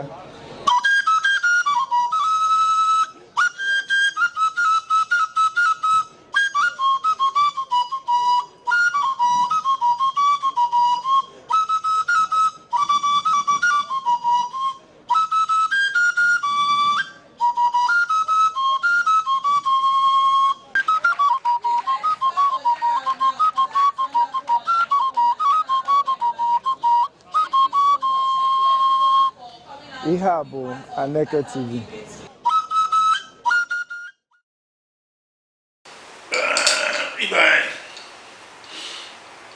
Ekele m ọjị wụ kwana ihe eji agọ ndụ ndụ a na-atọka Aneke nyanu na wo iba ya dino ogologo ndụ arụ ike na ọdụmma ihe eji ene ndụ anya na onye nwere ihe eji ene ndụ anya na ịlụfụtanwuru ya ịmara na nsogbu riri ya olise bụ anyị na-ekene gị Chukwu okike onye ogologo ndụ na ogologo anya na-ahụ ndụ na ọchịchị anyị na-ekene gị na-ekele maka tata na-ayọ maka echi maka na ọsọ maka eme echi anya mara na ya dịka echi na echi anaghị agwụ agwụgwụ na ihe ya adịla anyị mma ọ ya dịla onye ọbụla mma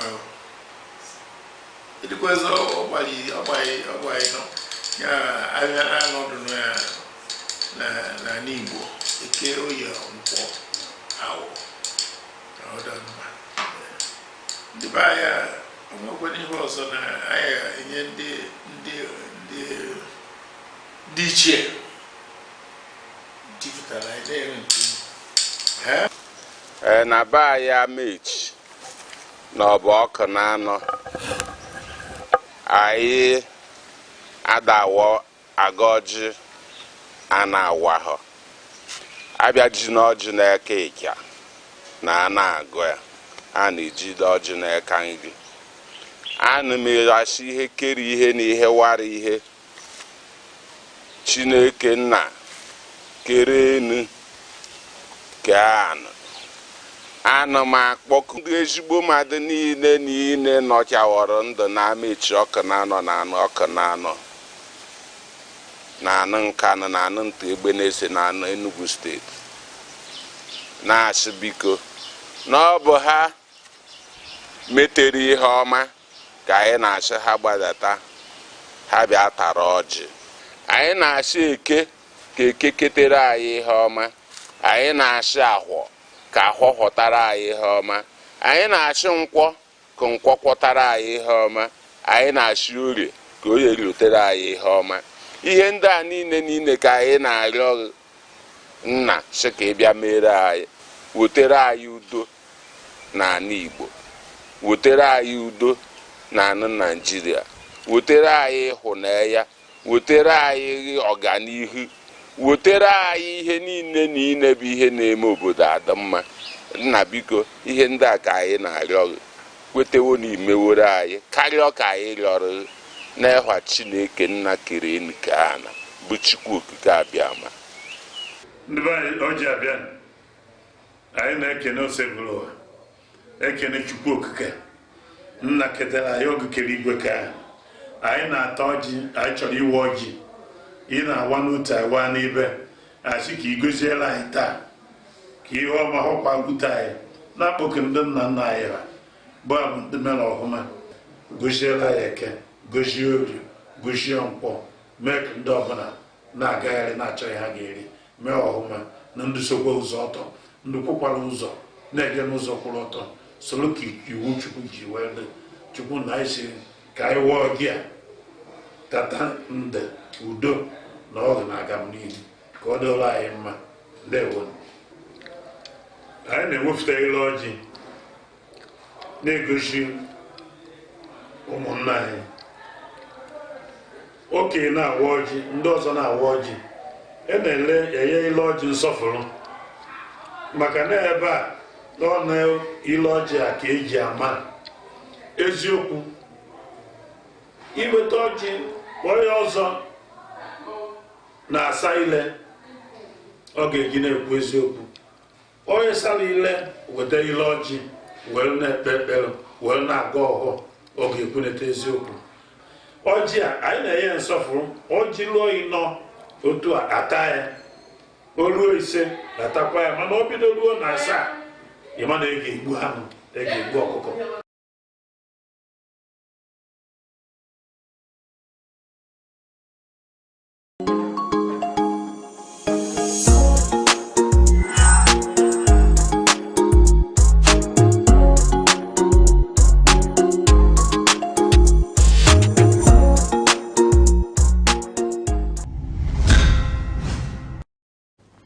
Good morning, and thank you for joining us today on The Insight. Today, we'll take a unique approach into examining the happenings in Nigeria. As Nigeria approaches the 2027 general election, there is growing concern that the country is quietly shifting towards a one-party state dominated by the All Progressive Congress, APC.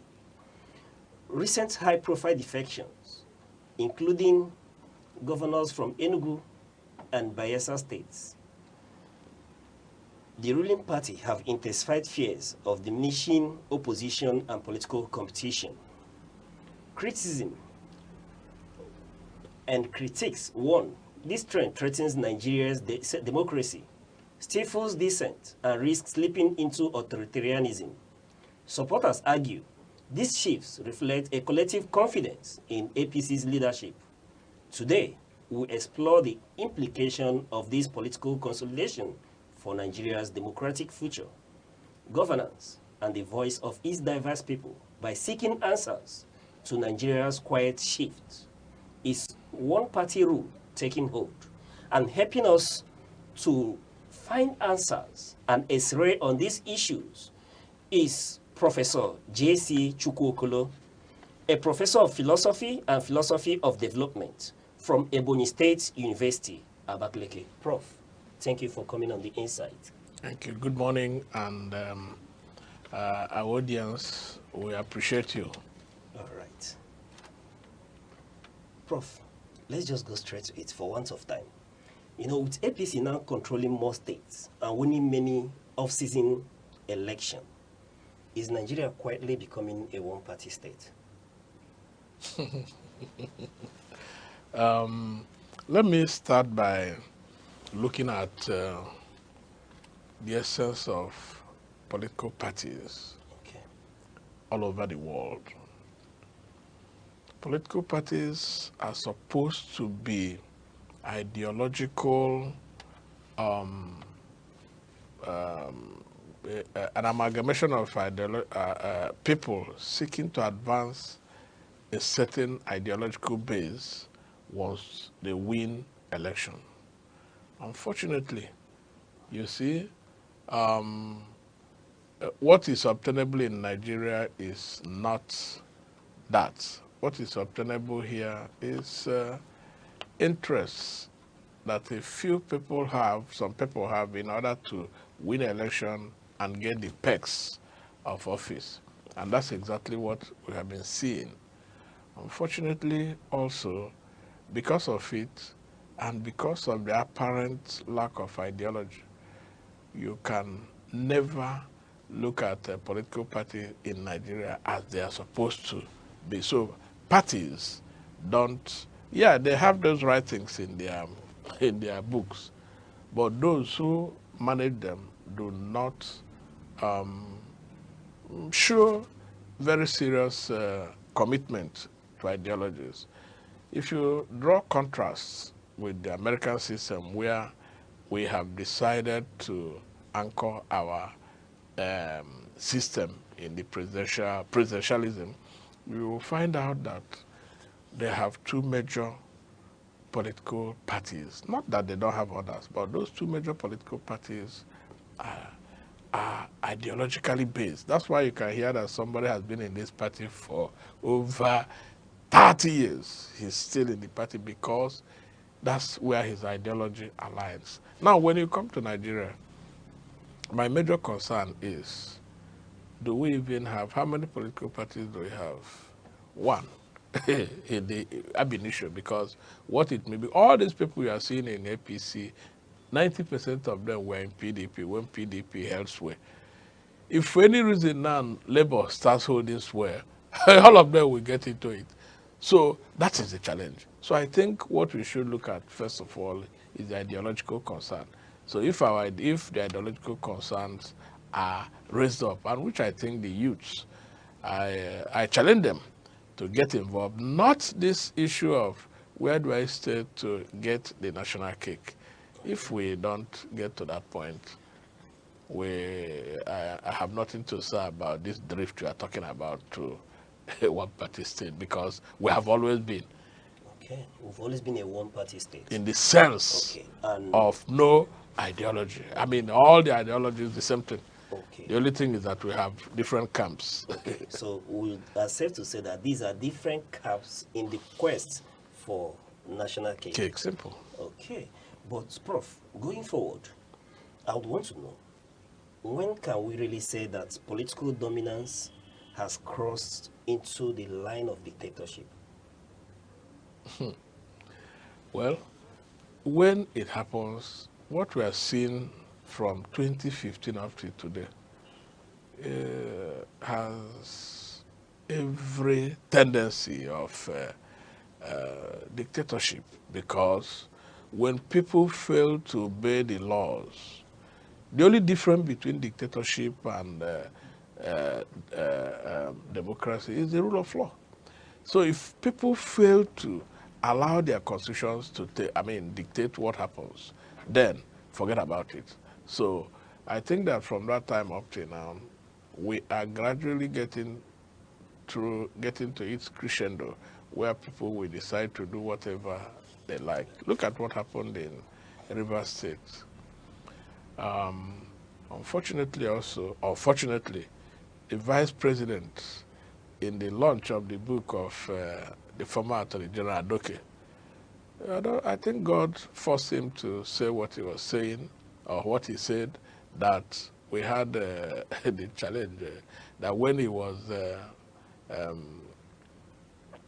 governor of Borno State, that the then sitting president wanted to remove him from office the way Tinubu removed Sim Fubara. But that the Attorney General insisted that the president didn't have that powers to do that. So Jonathan obeyed the law when the Attorney General advised him. But what is happening today? Whenever you want anything you feel, you see, they will do it. And unfortunately, it is so appalling that where we are, the leaders, so to say, will decide anything they like once they can enforce it. And that's why people have brought this new concept of state capture, in our lexicon now, that the current people have captured, it has done what they call state capture. So now, any situation, if we don't have, the point I'm making is that if we don't obey our laws, no matter the guys, we're in dictatorship. Okay. Yes. Well, can we rightfully say that presently what we are witnessing, not just dictatorship at the center, but a dictatorship of the majority? No. What is the majority? It's a few people. It's a few people taking over what is going on. How many of us are involved in this? Abraham Lincoln, when he defined democracy as the government of the people, for the people, and by the people, he meant that we all should get involved. Let me ask you, I don't know, but that's my own view. And El-Rufai, who was part of that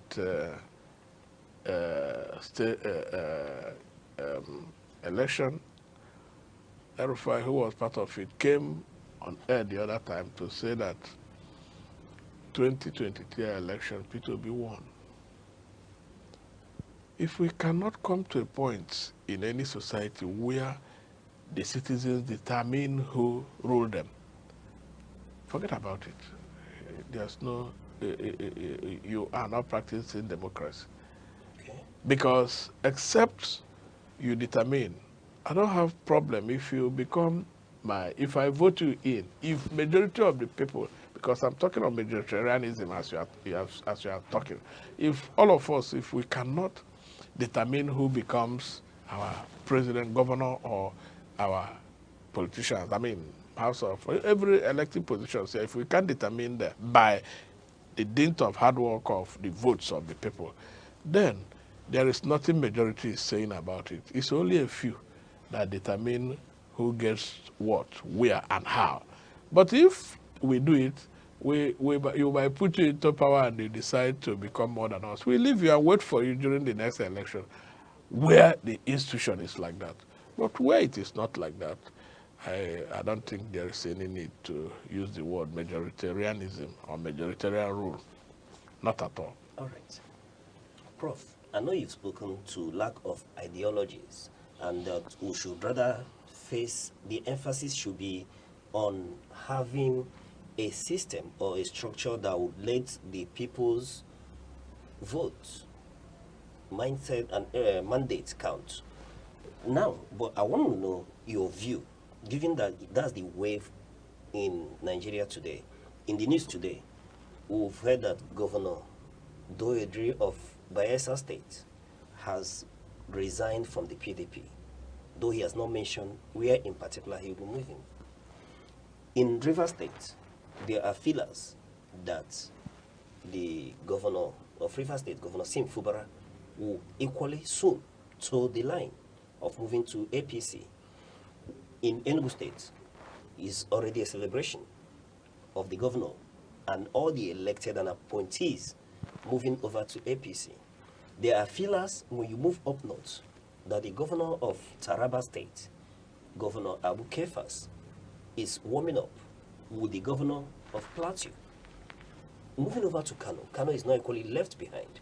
So when you traverse across the federation, it's all moves to go into the ruling APC. And Prof, I want to get your honest and in-depth review of this movement, of these defections from the APC, from the PDP to the APC.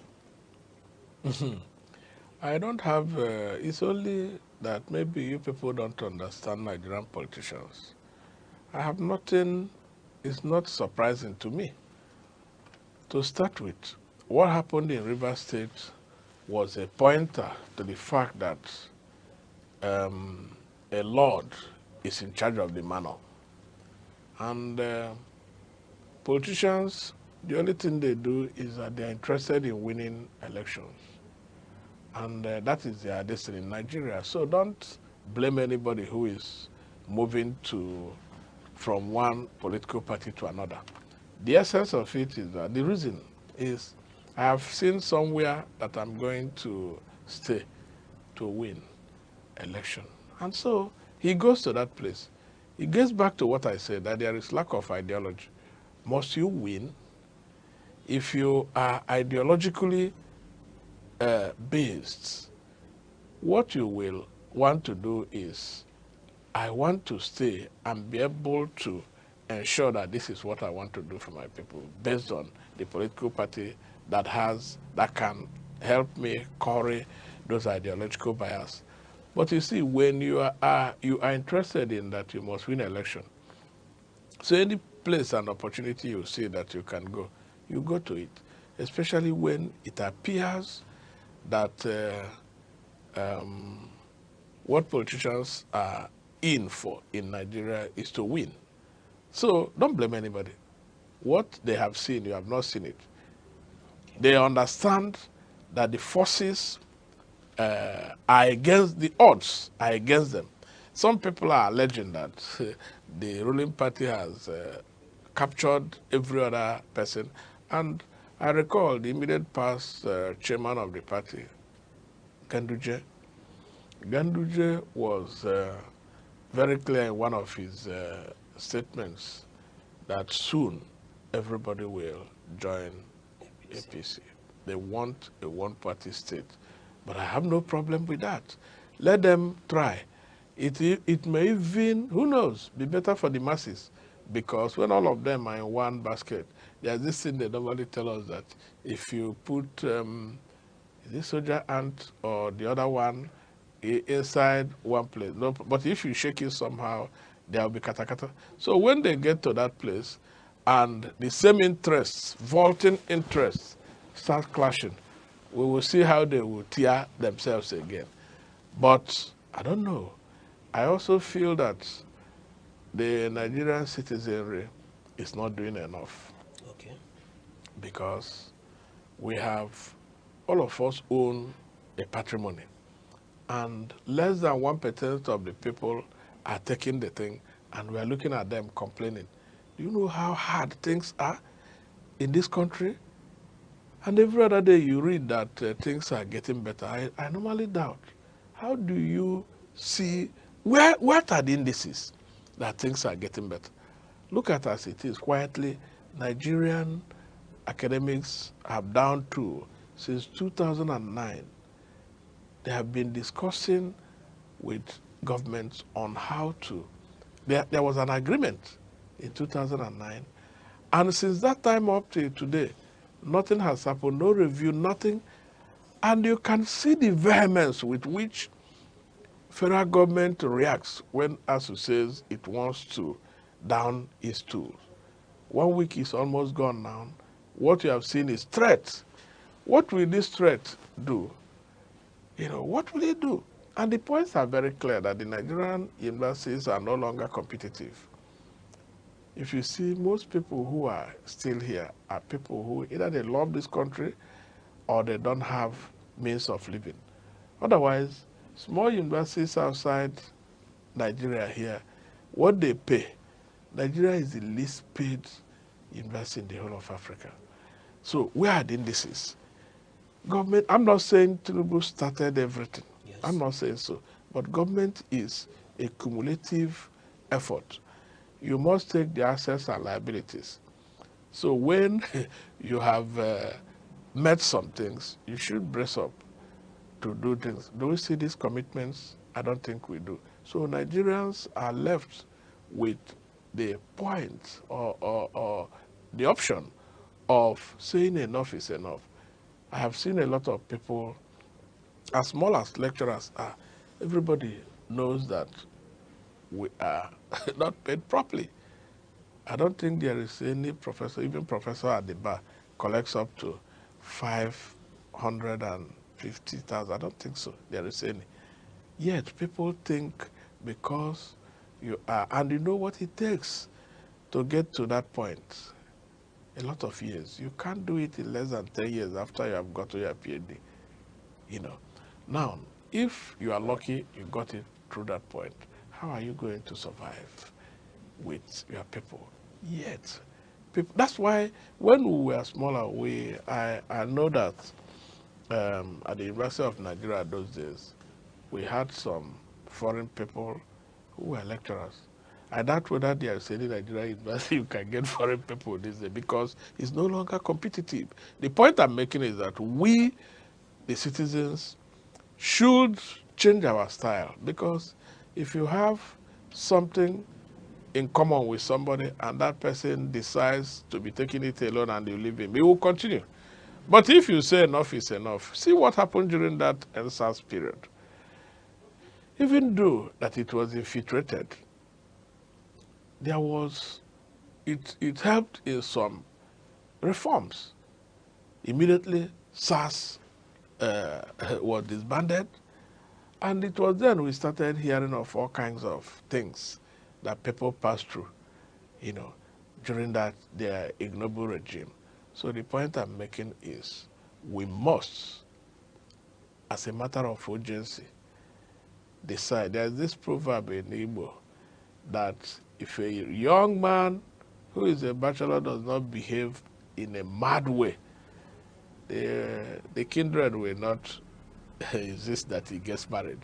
So if we don't become very serious in terms of what is difficult in these things, we have enough resources.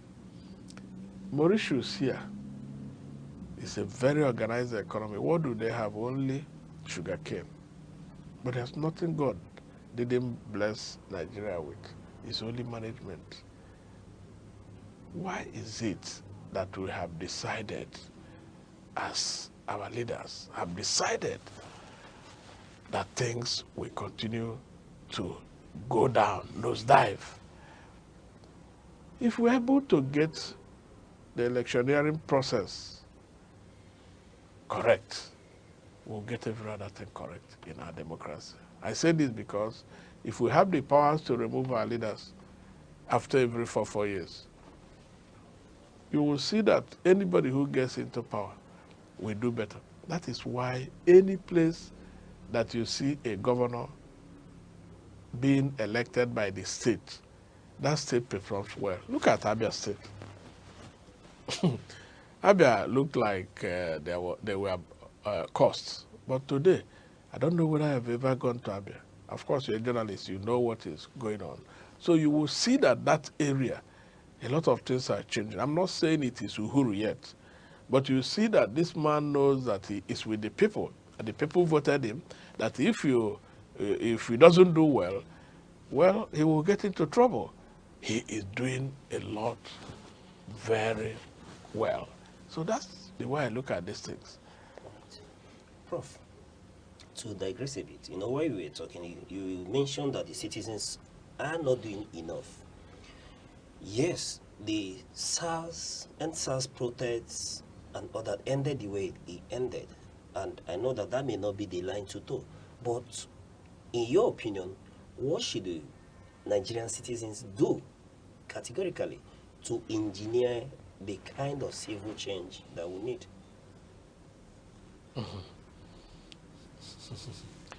You see, I know enough world history to know that monarchy, for instance, Europe had a lot of monarchical system.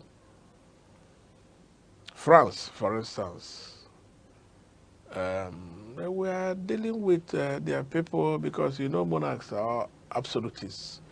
So they declare what they want and they do it. But at a point, things got so bad that the citizens came up and said, no, enough is enough. And that was how monarchy ended. So what Charlemagne, I think Charlemagne was the last monarch. He was in charge of what they call the Carolingian Renaissance. But at a point, the people felt this thing wouldn't work, and they came out.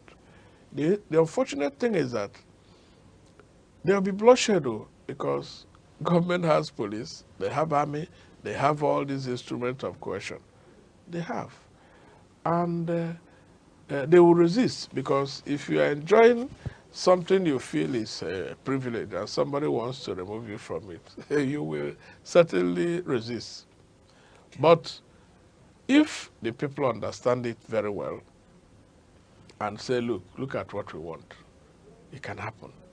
It happened both in France, it happened in Britain, it happened in a lot of places. Even America we are talking of together today. America at a stage had what they call the 100-year war or something. And after it, the 12 colonies came and said, look, enough is enough. And they decided sincerely on how they will go ahead. Ours is that people fail to sincerely do their things. They keep manipulating in a way, but because they know that we are not, the citizens are not organized. If the citizens become organized, the office of the citizen is bigger than that of the president. Yes, because the citizens, let's assume we have 1 million soldiers, and we have over 200 million Nigerians, and the citizens come out to protest. I didn't say violent protest, just come out to protest. Okay, let's assume that all the people living in this Obiago, Abakwe, Enugu here come out. What do you think the soldiers will do? You keep shooting until you get tired. I don't know whether you understand. That's one. Two, these people, the soldiers, the police, the paramilitary people, they don't go to different markets than we do. They feel what we feel. I know when it happened in Egypt, when the revolution happened, it was NASA who organized that one. Even the people were saying, oh, the soldiers were even saying, if it is NASA that said we should do it, we'll do it. You will see that kind of thing because they know that the markets, they also go to the same market, they take the same transportation and all these things. The hardship is on everybody, but nothing has happened. So the citizens should first of all organize themselves. And like I said, if you are doing this organization, I think it was Karl Marx. I think it was Karl Marx who said that the tree of liberty will be watered by the blood of tyrants. What it means is that you can't get liberty without people resisting. And if they resist, there's a point where it will get to those who are resisting, the citizens will outweigh them. And I also know that, look at what happened, even recently, the one that happened in Nepal? No, this one that, this president that ran to Russia from this Arab, why am I forgetting? He had the issue with the Assad. Okay, Assad. You see, Assad, the pressure became, Syria, the pressure became more. He ran away.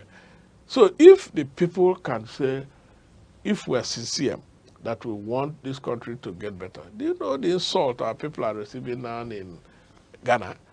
Me, when we were small in the mid-80s, you know this bag?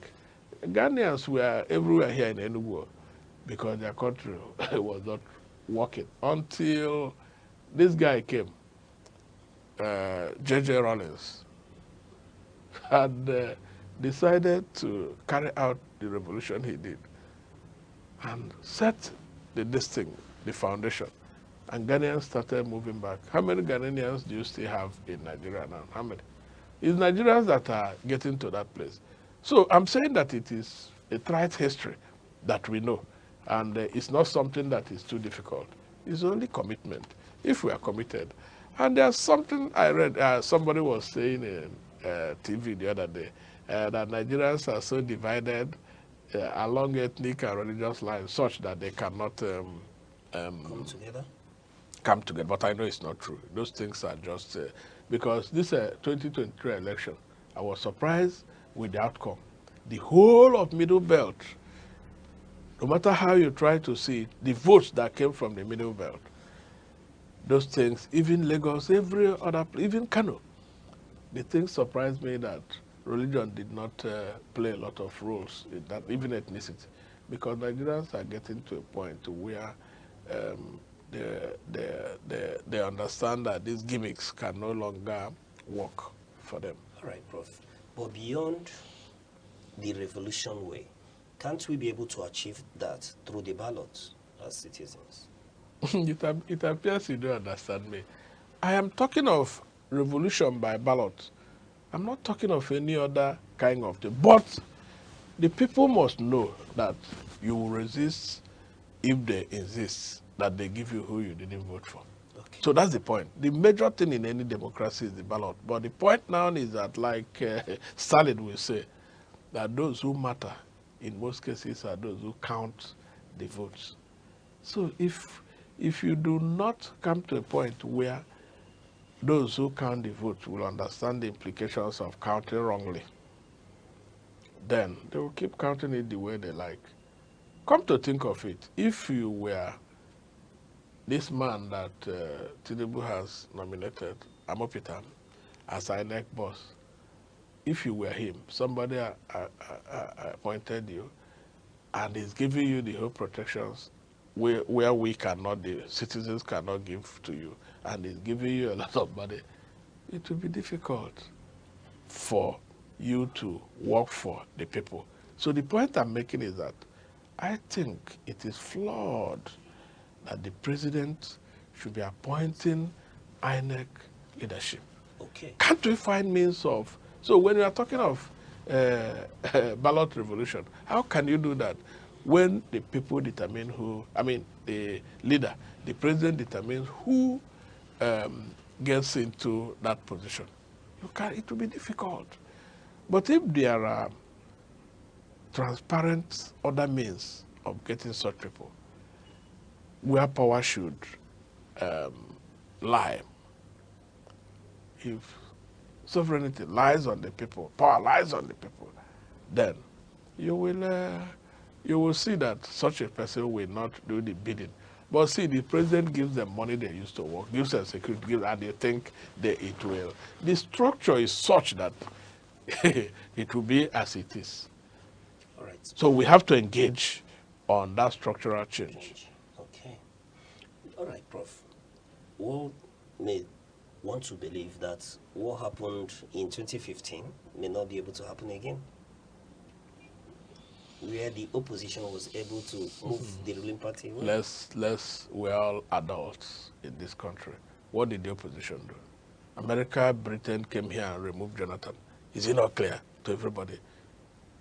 By that time, you saw that the army were there in Ghana, were there in the north, and in the border countries.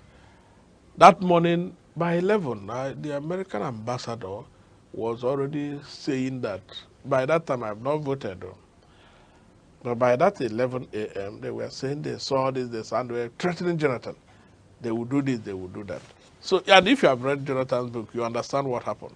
So let's forget about it. Imagine where Zeroid, who was Obama's chief strategist and campaigner, was in Nigeria, coordinating those things. Can you do that in their own country? So forget about it. We know what happened at that time, and we shouldn't waste our time that they can. If they don't add their own strength, it will not happen. Okay. Prof, but with the fractured opposition, leadership crisis, and defections across opposition political parties, can Nigerians expect a genuine political competition in 2027? Where the opposition, the main opposition, like I said before, will be intra-party opposition. Okay. So, because that's what has even led to all these defections. So it will come. If the opposition, if we have viral, strong intra-party opposition, it will come. So that's my own way of looking at that. Because, like I said, the whole political parties, we have the issue of word. But the only thing is that they have camps. And they have different names, one in terms of ideology. Okay. On that note, Prof, we'll go on a short break. And when we return, we'll continue to x-ray these issues.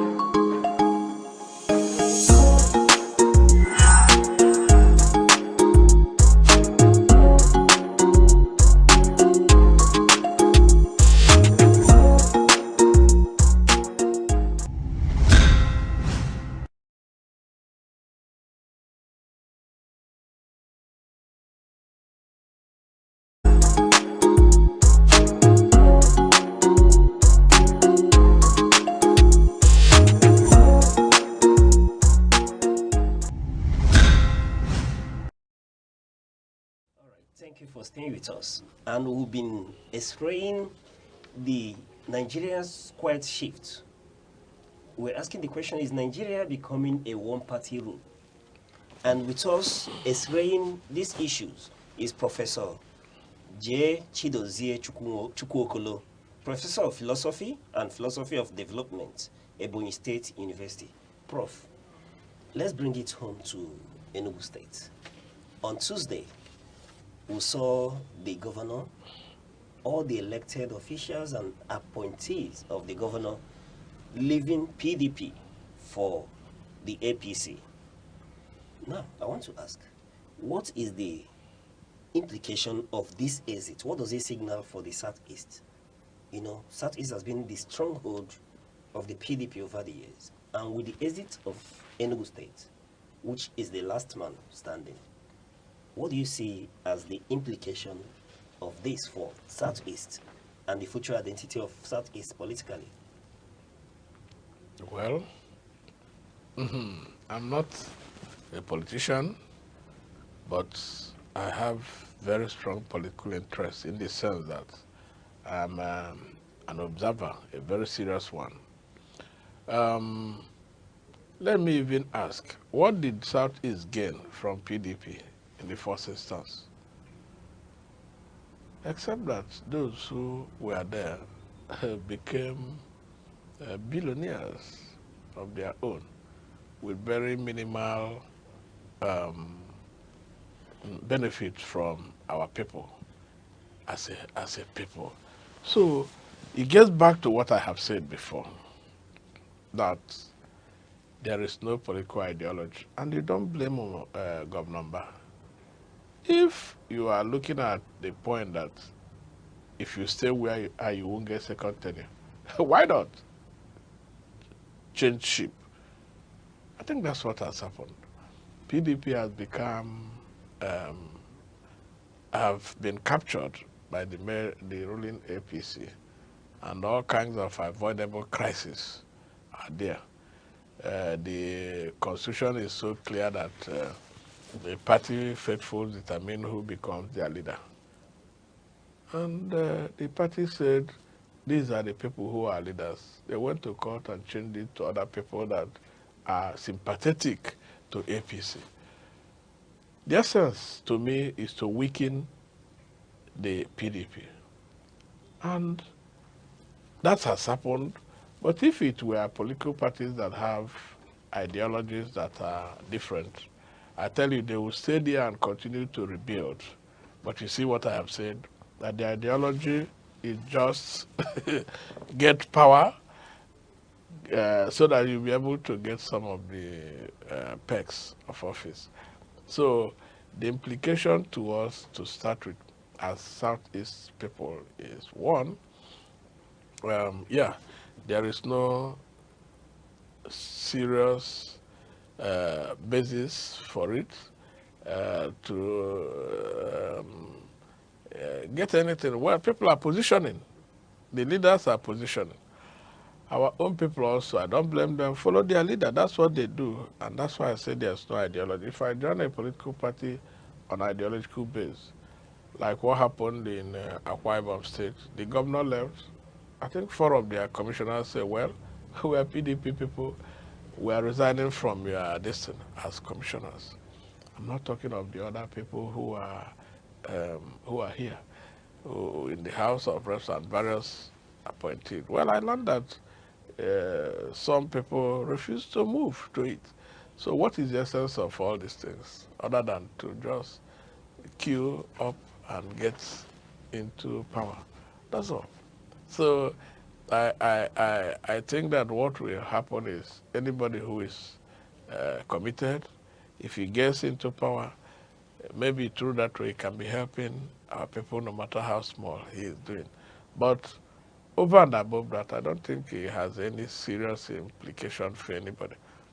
The PDP started getting into very serious crisis when, instead of following their zoning arrangement, that somebody from Southeast should take their ticket in 2023, they decided to play the ostrich.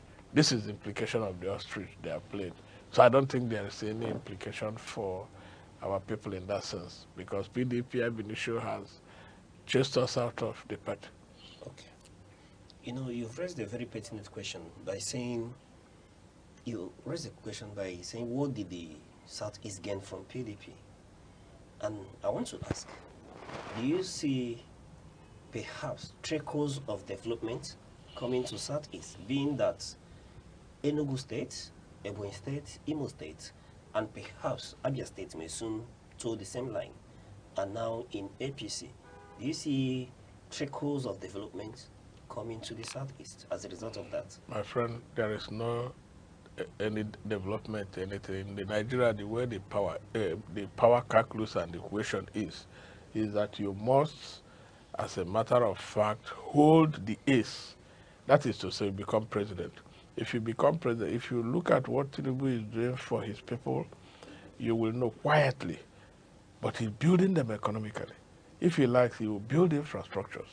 So you can't get no trickle. We don't need trickle, because the people who are uniting Nigeria, developing Nigeria, are Southeast. How many non-Southeastern is living in the whole of Southeast? But go to other zones, you see the number of people living in all those places. What does it show you? That these people are using their blood and toils to develop this country. And if that is the case, they should have the shot at the apex. That's the essence of this federal character and all these other things we had before. So there is no way, the way politics is played in Nigeria, there's no way anything can come to you if you are not the president. So if we can't become the president, nothing. And I think some of the people, gladiators of APC in Southeast, are saying that why they move to APC is to position themselves so that one day they will become president. Who knows? But I know that there will be internal contradiction also that will dialectically dismember them. They will start looking for other political parties to stay. That's what they do. All right. Prof, you know, why you were talking, you said until a Southeasterner becomes a president, and they should. Now, one now begins to recall the words of a former president that he would face those that gave him majority of the votes, speaking to our late president, Muhammadu Buhari. And then, during the build-up to the 2023 election, we heard the president say, bread that will be soaked in tea, meaning that he will face where the votes come from, and if you do not vote, they will only compensate you with a slice of bread soaked in tea.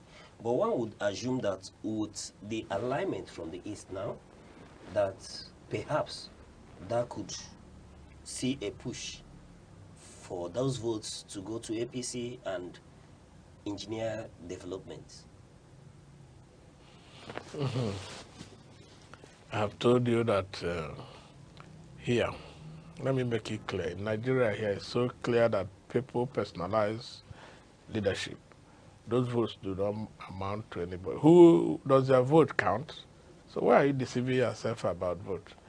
The point is, if people are interested, the president is the person who shares these things the way he likes. If he likes your face, he will get, they will allocate some things to you. I was, I followed this road. I went to 2 conferences this October. One in Makodi, one in Lokoja. And these roads were terrible. Even though some portions of it, especially in the Makodi-Enugu axis, are under construction. But I was asking myself, why should a nation allow itself, their infrastructures, especially road infrastructures, to decay to this point before they start working on it? It is terrible. And it's not as if we don't have revenue here and there. So for me, those things you are talking about, developments, what do you even call development? So the indices and the index of development is determined by the personalization of power in this place. That's why I said any zone that gets its presidency the way it looks, you see them start moving. Their own area will start developing, and this is what has been going on. So I'm not a pessimist. I'm very optimistic that this place called Nigeria might, once it goes through its full cycle of pains as it is going on, one guy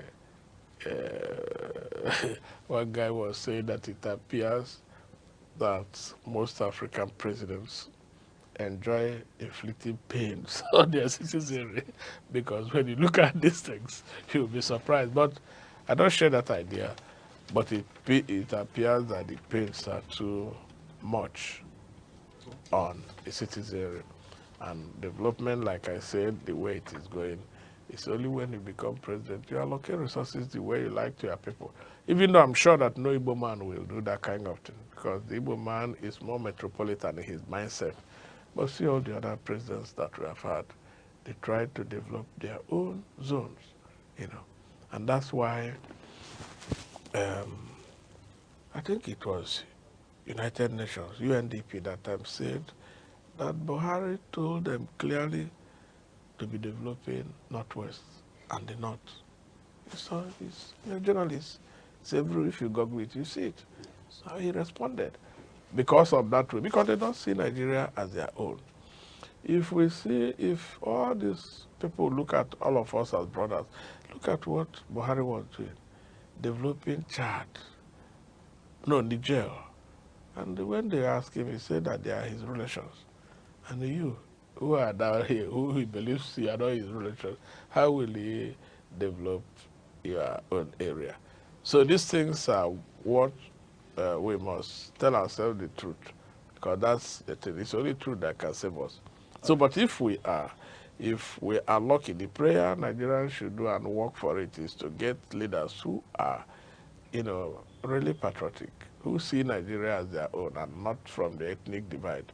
Then we will get better. But if it is as it is, the only way people can develop here is when you get somebody from your zone. He gets into power, he starts putting some things in your own area. So that is it. All right. One more question before I ask you the final one out of the script. Prof, we're talking about Enugu State. There are many analysts who have the view that Governor Peter Mba decamping from PDP, given the dynamics of Enugu State politics from 2000 to date, that's what he has done by moving to APC is a political suicide.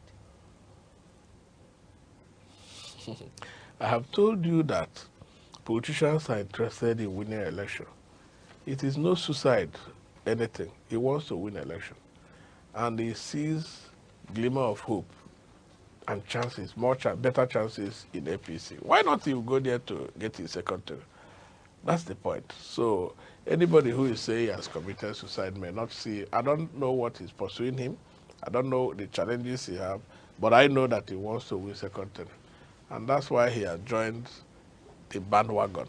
And there's always this bandwagon effect, in doing those type of things. So for me, everybody is entitled to his or her own opinion, but I don't think this is suicidal. I don't think so. All right. Prof, finally, before I let you go,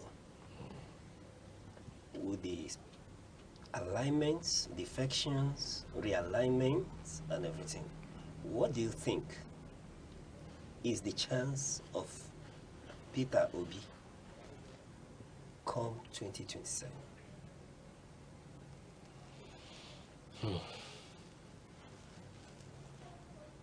I don't know. But what I can say is that in my own assessment, Obi is amongst the so-called gladiators. Obi appears to be the one who understands most what is required for Nigeria to get better. And if it were in climes where people follow what is for the best interest of the people, we should win. But the fundamental thing I raised before is who counts this vote? You can do all your voting and then the votes are dumped and another thing is written and all those type of things. So until we get it right, that the process of institutional appointment of those in INEC gets better and is removed from the president and cannot be fired by the president. Don't you know that if INEC chairman decides to do otherwise, he can be fired? And if he's fired, he might be blackmailed into a lot of things, So the process of appointment, the process of duty, and all these things are not, I don't think it guarantees who wins, who the people votes, and all those types. There are more things than the ordinary eye sees. So I think that P2B is, in my own assessment, the most appropriate person, but the things here, let's see how it goes. All right. On that note, this year we will draw the curtain today on the insight. And we've been speaking to Professor J.C. Chidozie Chukwu Okolo, a professor of philosophy and philosophy of development, Ebonyi State University, Abakaliki. Prof, it's been a pleasure listening to you deflect hypotheses and raise awareness why we need to shift to ideological politics and citizens' awareness. It's a real pleasure, Prof. Thank you for coming. Thank you for inviting me and the audience. I am challenging all of us to be more citizen conscious. Thank you. All right. But do remember that on the insight, your opinion, our audience, matters to us. So do remember to reach us with the hashtag The Insight, all at Aneke TV on Facebook, X, TikTok, Instagram, and YouTube. To come your way same time tomorrow. I remain your host, Uche Osai. Bye-bye.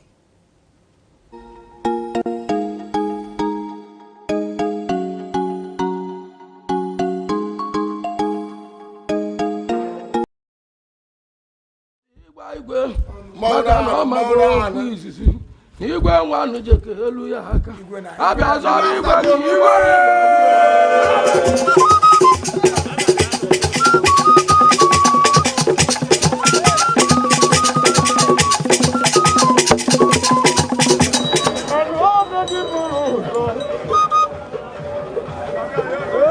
obodo ọlọkwa ebe nwa ya ji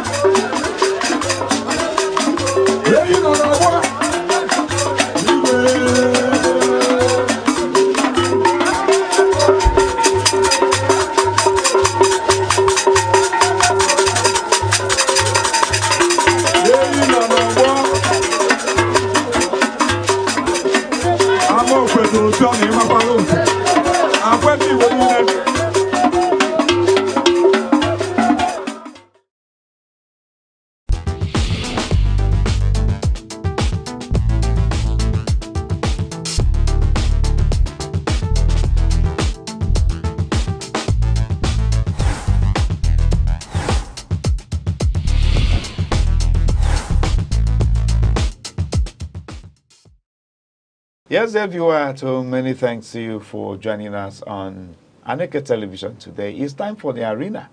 And today we have a guest who have come to share with us his own opinion and perspectives of issues of development by the APC-led government in Nigeria. Yes, a kind of a review.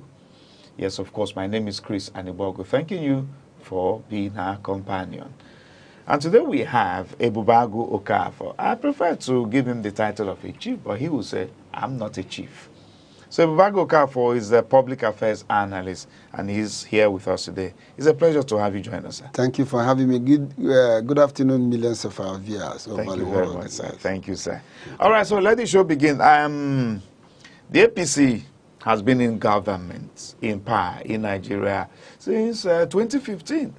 Beginning with the last administration led by late President Muhammadu Buhari, may he so find rest in the bosom of the Lord, before the emergence of the new administration led by, let me use the word, the Jagaban. Yes. The Jagaban, Ahmed Bola Tinubu.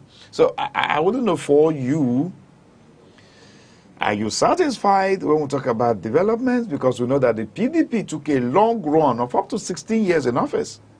Without nothing to show for it? That's not what we're treating now. We're not treating the PDP, it's the APC we're talking about. So after 16 years, then APC came on board. 8 years of Muhammadu Buhari. And 2 years. This is 2 years of... That's 10 years. So that's 10. Yes. So for you, has the APC done well when we look at developments in Nigeria? Well, it depends on the point of view of the assessment of performance of governance. Provision of good governance, good governance. Exactly. In terms of provision of quality governance in Nigeria, APC has done proficiently well. Proficiently well? In all aspects. Now we'll take it one at a time, so bring them out. Before APC came into power, there was nothing like Second Niger Bridge. In the southeast there? In the southeast. People were coming to southeast from Lagos in 2-3 days. But today is history. Enugu-Onitsha Road collapsed. Dual carriageway collapsed completely. But now it has been fixed. Today Enugu is having an international airport since the creation of heaven and earth. And the subsidy that has been the conduit of siphoning Nigerian wealth has been put an end. If you look at a few days ago, because a private and market force determinant factor wanted to truck petroleum product free, but Nubeng went on strike on the ground that we put their labor into unemployment market, and it will bring down. So the government is now working to bring down the cost of fuel, but the Nigerians are protesting against it. So what else do you expect? And there are a lot of more things that has been going on. You know, Nigeria, what was major cause of the problem in Nigeria was official corruption. admitted that before Buhari, there was what used to be official exchange rate, where Naira was being subsidized. So if you go to the bank, for instance, you can buy a dollar as cheap as 350 Naira. But from the same point of buying it, you can sell it at 750, making 300 Naira. If you buy $3 billion, you make a profit of another $3 billion instantly. But it has come to an end. Naira is being determined, the exchange of Naira is being determined by market force. And at the same time, the governance in Nigeria has taken multiple shape. If you look at Enugu State, for instance, you will discover that the government has started looking inward on how to raise the internally generated revenue, and also a lot of things are coming up. The same thing is applicable to the federal government. A lot of things. One of the major challenges that we have in Nigeria is to ensure railway movement across the country.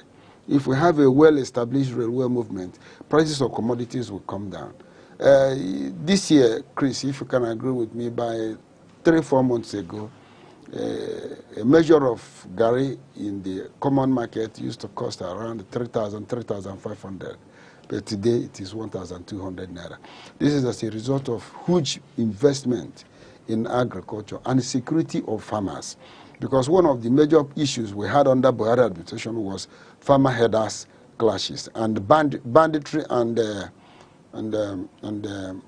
jihadists. Okay. Yes. You don't want to use the word terrorism? No, but jihadists and banditry, terrorism, they're all in okay. Yes, so those things were very major challenge to farmers. But today, I can tell you that the security situation in Nigeria has improved tremendously. A lot of high-profile terrorists has been either neutralized, arrested, or being tried.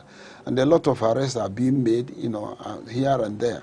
So I can tell you that this administration, the administration of APC, has been getting it right for Nigeria. Though Nigeria may not feel the impact immediately. But for now, the positive result is trickling in. Though there are some challenges. Before you remove a cancer, are you getting? There must be surgery. We'll come to the point where we'll look at those challenges anyway. But now you've done well by talking us through. Yes. In a holistic form, the achievements recorded under this APC-led administration, taking it from the days of late Muhammadu Buhari in 2015 till now. All right, but let's just look at the issues you've raised, okay? You dwell so much on the Southeast, developments from the APC in the Southeast. I don't know when you made reference to the second Niger Bridge. Yes. I think the record has it that the second Niger Bridge stands as,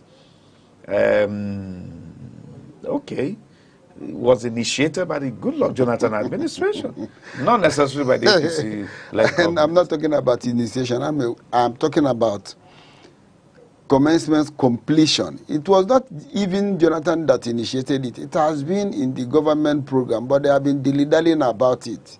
PDP had 16 years, and they were unable to do that, even under Olusegun Obasanjo, even under Yar'Adua, even 6 years under Jonathan, he was unable to use it. But Buhari was able to deliver that project under 4 years. So it would be very, very uncharitable to say that PDP initiated. Initiated what? It doesn't rely on initiation. It was just like Enugu Airport because from 1999 to 2015, Southeasterners were ministers of aviation, from Kema Chikwe to Njeze, to Stella Odua, and so on. They have been the ministers of aviation, but they were unable to fix Enugu Airport to be the requisite international airport of that high reputation until Buhari came in. Hadi Sirika came in and said that this is not an international port of Nigerian dream, that the Southeast deserves something that is better. And that Buhari administration fixed a date, removed the hurdles. At that time, and of course, you know what went on there, and you see what was there. Even when the indigenes parcellated part of that airport areas of land. But the government was able to recover it, established government footing there. Today we have a very functional, admirable international airport in Enugu. It doesn't stop at that. Kaduna Airport suffered the same fate. And let me tell you on the issue of security. for the past 6 months, there has never been any singular report of banditry attack in southern Kaduna. Why is that so? Because the government is paying attention heavily to the security of lives and property. There was a time... Like negotiating with not the bandits? Negotiating, not negotiating. Paying the bandits? Hold on. Not negotiating. I'm coming. Go ahead. There was a time traveling from Abuja to Kano on road was a death trap, even to an extent that a train was attacked. And, but I tell you today... That was under the administration of Muhammad Buhari. Well, we're talking about APC administration. That's right. But there are positive steps that is geared. If you look at what happened yesterday, members of Boko Haram along Brunkutu, Baga Road, Baga Highway, Baga Michika, if you are conversant with that train, Baga Michika, Doroban and Fatari Road. It was there, but the military successfully neutralized dozens of members of Boko Haram, ISWAP. So that shows that the government is very attentive, very careful about security. So if you talk about negotiation and or whatnot, government will do anything humanly possible to save the lives of people. By negotiating with terrorists? I said the government can do anything humanly possible to save the lives of its citizens. If negotiating will be the best way to go about it, the government can enter into negotiation. So far, it is bringing positive. But at the same time, the government is not resting its oars. When they say that when communities enter negotiation, that does not mean government. But when government try to look at alternative, when we are talking about security, we are talking about kinetic and non-kinetic. That's right. So the government is taking every option to ensure security in Nigeria. The primary responsibility of every government is security of lives and property. Security and protection of the life and property welfare of its citizens. Yes. Now, when the APC government came into power, we understand that there were pockets of uprisings in the north, under Jonathan. But then the thing became much escalated when Muhammad Buhari assumed office. Yes. And it appeared that there was lack of will on the part of the government then.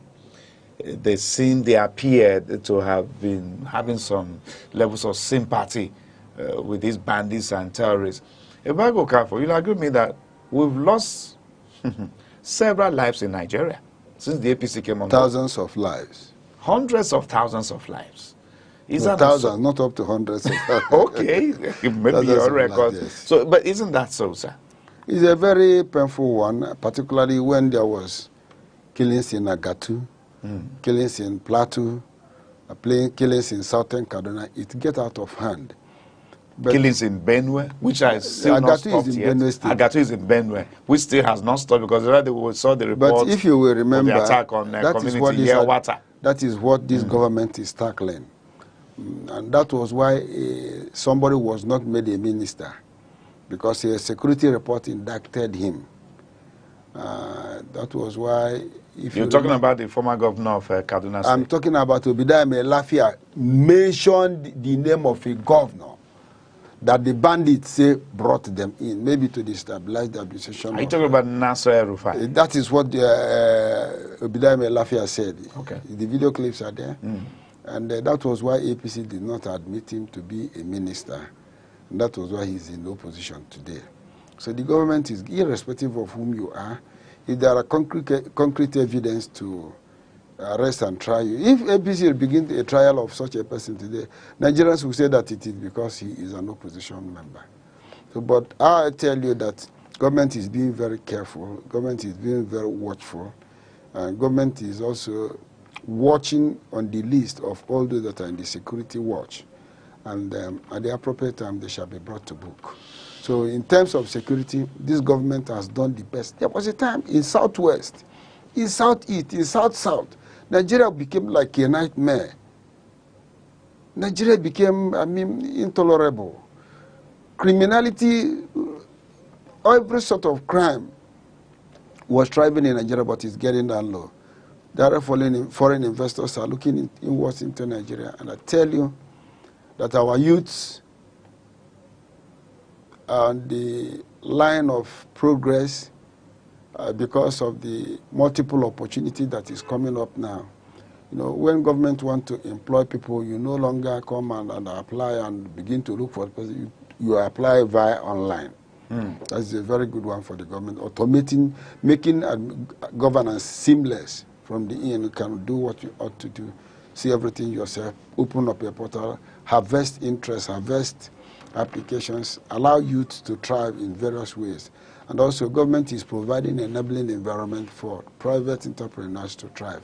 That is what is the duty of government, and that is what APC is doing. If you look at power sector today, you can agree with me there is a marginal increase, there is a marginal success, there is a progress on the power supply in Nigeria, though the tariff has gone reasonably high. But it is better. I can understand that for the past 1 year, I have not started my generator because I'm in band A section.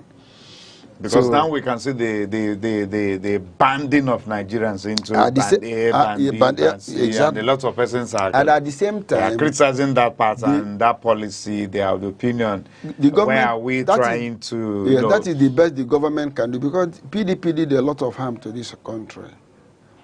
One, like so many areas, the managers of distribution companies that are thriving in Nigeria that are handling this project are not qualified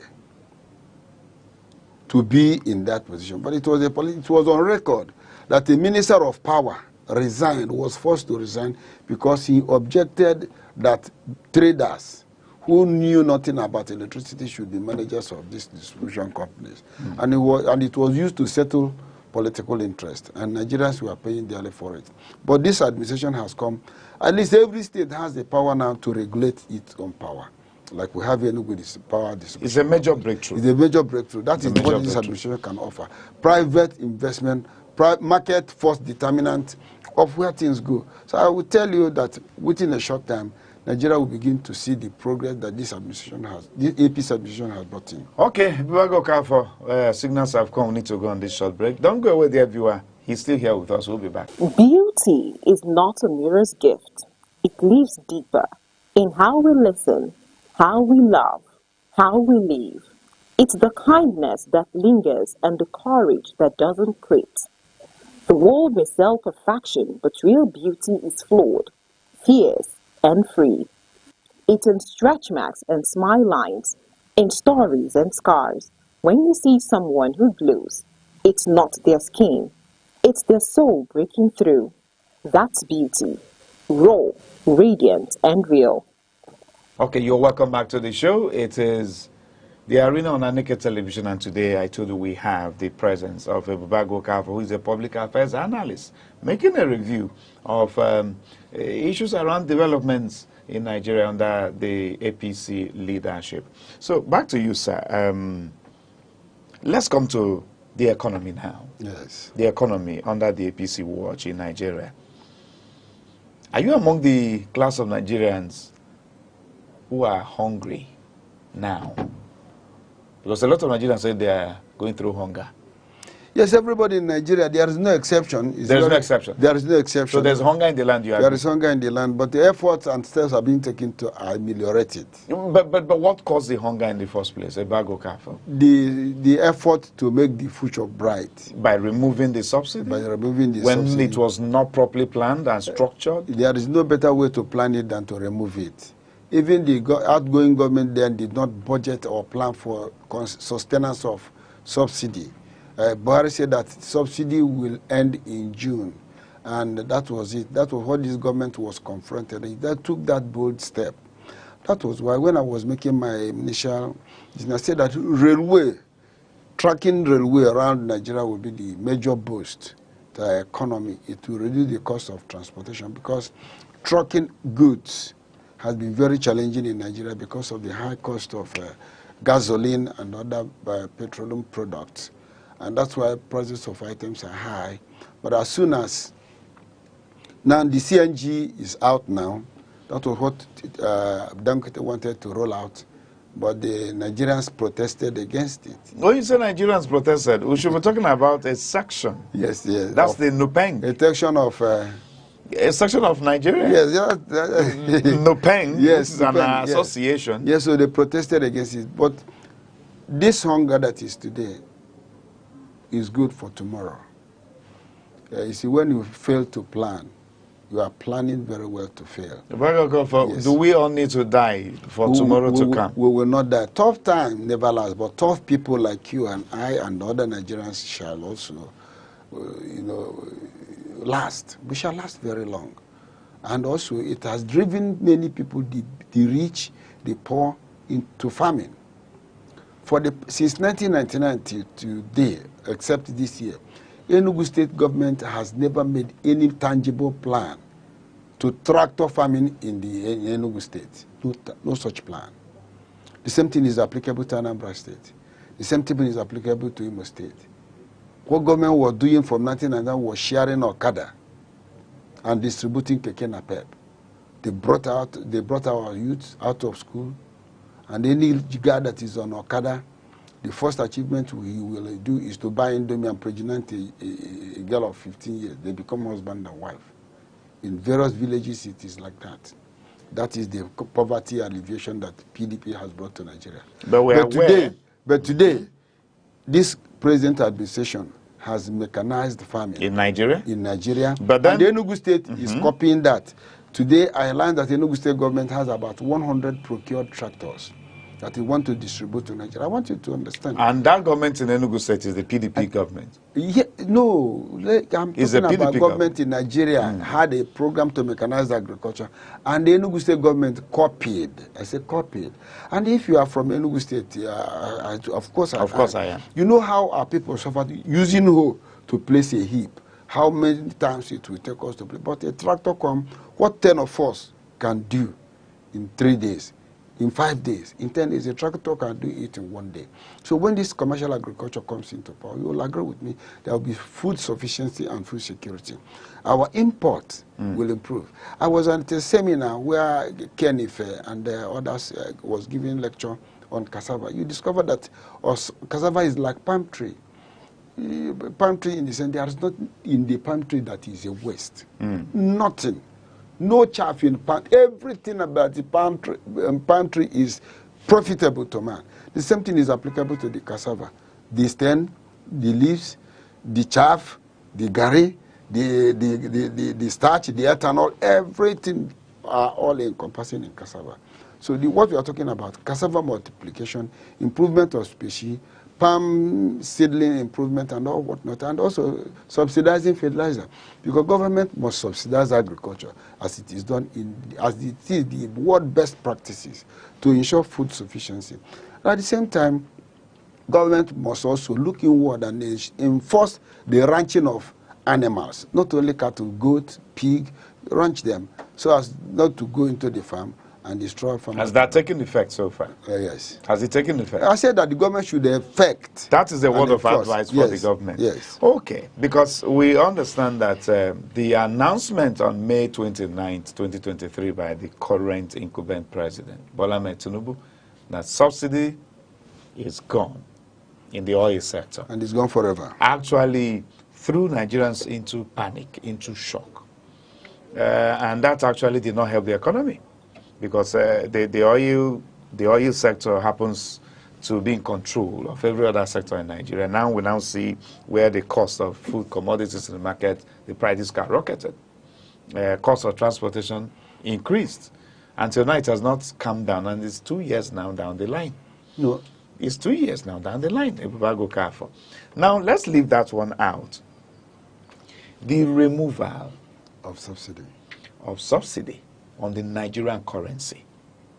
For instance, every country subsidizes its currency, especially when you know it is weak. Yes. In the face of the dollar. Yes. Some person said it was an intentional act of this current president to expose the naira against the dollar, when we know the naira does not have such obvious strength against the dollar. Has that not further impoverished Nigerians? Nigeria doesn't buy goods with dollars. But we can see the dollarization of our economy. It's very wrong to dollarize. Do we produce anything here? We don't. We rely more on importation. We do. We produce raw material. That's what the government is trying to do, to make raw material. The Minister of Science and Innovation, His Excellency Uche Nnaji, is working round the clock, around the nation, to ensure the Agric Research Institute and other research institutes made ethanol available in it. It's a very huge export. Cassava has a very good export potential. And also other solid minerals, they have solid export potentials. What Nigerians are trying to do is to process our goods. Instead of exporting raw materials, we export the real goods. So this removal of subsidy on our currency is very, very germane, because those in the banks, they are making hell of profit out of it.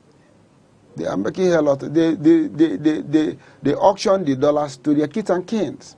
So it becomes who knows. Do you know any manager during that time of auction when dollar is being sold at 350 official rate? If you have anybody that is your friend, it is a paperwork. They give you paper 350. They give you $1 billion. You go and sell it $7 billion, and refund them. You become a billionaire. There's so many people that were trading on this currency. They were not happy with this administration for destroying that. It was a cartel. It was a black market cartel. This administration successfully disbanded it. So go and buy dollar anywhere you like. Even petrol importation, he liberalized the importation of fuel. Go and import, source your money, source your dollar anywhere you want. Import, sell as you like. Anywhere you like petrol, go and sell. If you like to say 700, say 700. If you like to see, government is not in it. Only providing an enabling environment. That is what any administration can do for you. But if they keep on, anybody, if my mother is still alive and they want to feed me with akam at this my age, she don't wish me well. So Nigerians wanted to be feeding with, to be fed with feeding bottle. Cannot continue like that. They can't continue like that. And look at the exchange rate now today, bag of cow for 1,500 naira against $1. I don't need dollar to thrive. I don't need dollar. I have nothing to do with dollars. Those who have the need of dollars should worry about dollars. Yes. But that has, it has how do we put it again? Cause and effect relationship. Whatever. It doesn't have cost on Gary. I told you that price of Gary has come down from 3,500 to 1,300. What is the purchasing power now to buy that Gary at 1,200? Does Nigerians have the purchasing power? All I can agree with you is that the minimum wage that is put at 70,000 naira, that who opens the demand of APC, as a governor has looked at it and said, well, let us adjust comfortably to 104,000. So I appeal to the federal government, to other state governors, to follow the footsteps of the chairman of Nigerian Progressive Governors Forum, Hope Odediko, and increase the minimum wage from 70,000 to 100,000 naira in view of the current market reality. But saying everything, I want to assure you that APC has been in its best footing, and the APC will continue to provide Nigeria good governance. There was a time some members of government functionaries were found to be or suspected to be members of the banditry and other criminal terrorist activity that has been going on in Nigeria in every sphere. But today, some of them are being arrested. The government is getting some truth about some of these activities. And I tell you that APC will continue to provide Nigeria the best governance system. Now 2027 is here. Yes. Though not here yet. Yes. But politicians are making it look like it is tomorrow. Yes. Do you think Nigerians will be proud to vote back the APC into power? Well, Nigeria will have a very wonderful opportunity to make a wise choice by voting APC into the power, so that Tinubu will complete his 4-year term and go. And at the same time, Nigerians can see that the opposition, they have failed. 4 years or 8 years, you mean? To finish his first term, second term. Second term has 4 years. So making it a total of 8 years. Oh, okay. So he will complete his 8-year tenure by another 4 years. So Nigerians will, instead of bringing a known person, it is a common language. The devil you know is better than the angel you don't know. And the opposition has been unable to produce a single leader.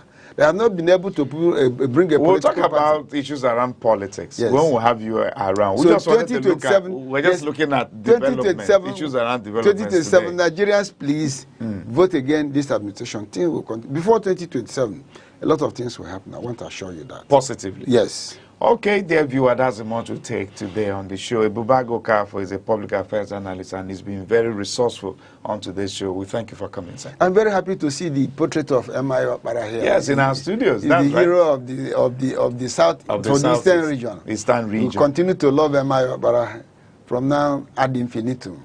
Thank you very much for that. Thank you very well. My name is Chris and I'm saying bye for now.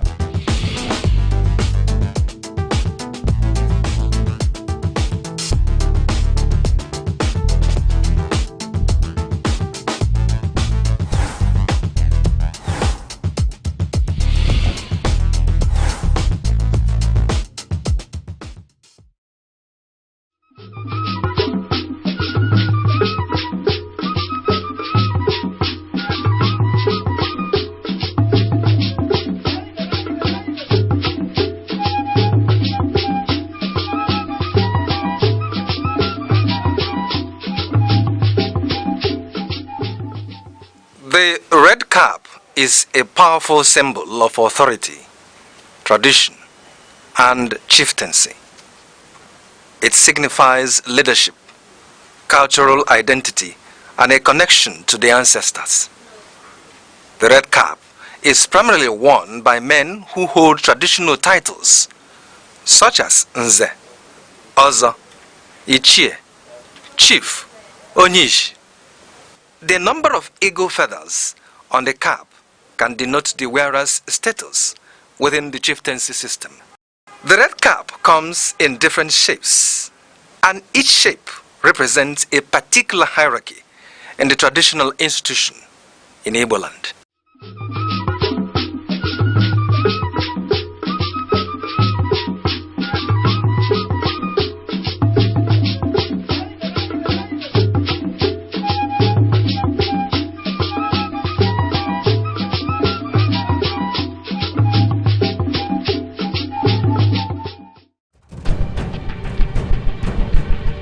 Close your eyes. Let the years roll back. Echoes of the past, taking you back in time, where every story shines like a sweet old rhyme. From classic hits to faces we've missed, from golden days to timeless bliss. It's not just memories, it is a journey through the moment that made us. Echoes of the past, the stories that last, on your Throwback Thursday, bringing back the past. Only here on Aneke TV, where yesterday lives again. Hello and welcome to Echoes of the Past on Aneke TV. I am Amaka Nechi. In the dusk of a July evening in 1934 in Ake, Abeokuta, a child was born who would grow to haunt tyrants, provoke regimes and break the complacency of generations. He was named Akinwande Oluwole Babatunde Soyinka, but soon the world would know him simply as Wole. His life would be a continuous negotiation between tradition and revolt, myth and reality, the spirit and the state. From his earliest days, he was insatiably curious. A small boy, he would slip into his father's study at night and read newspapers by lamplight, pressing the margins of colonial dispatches with urgent questions. His mother, Grace, would scold him.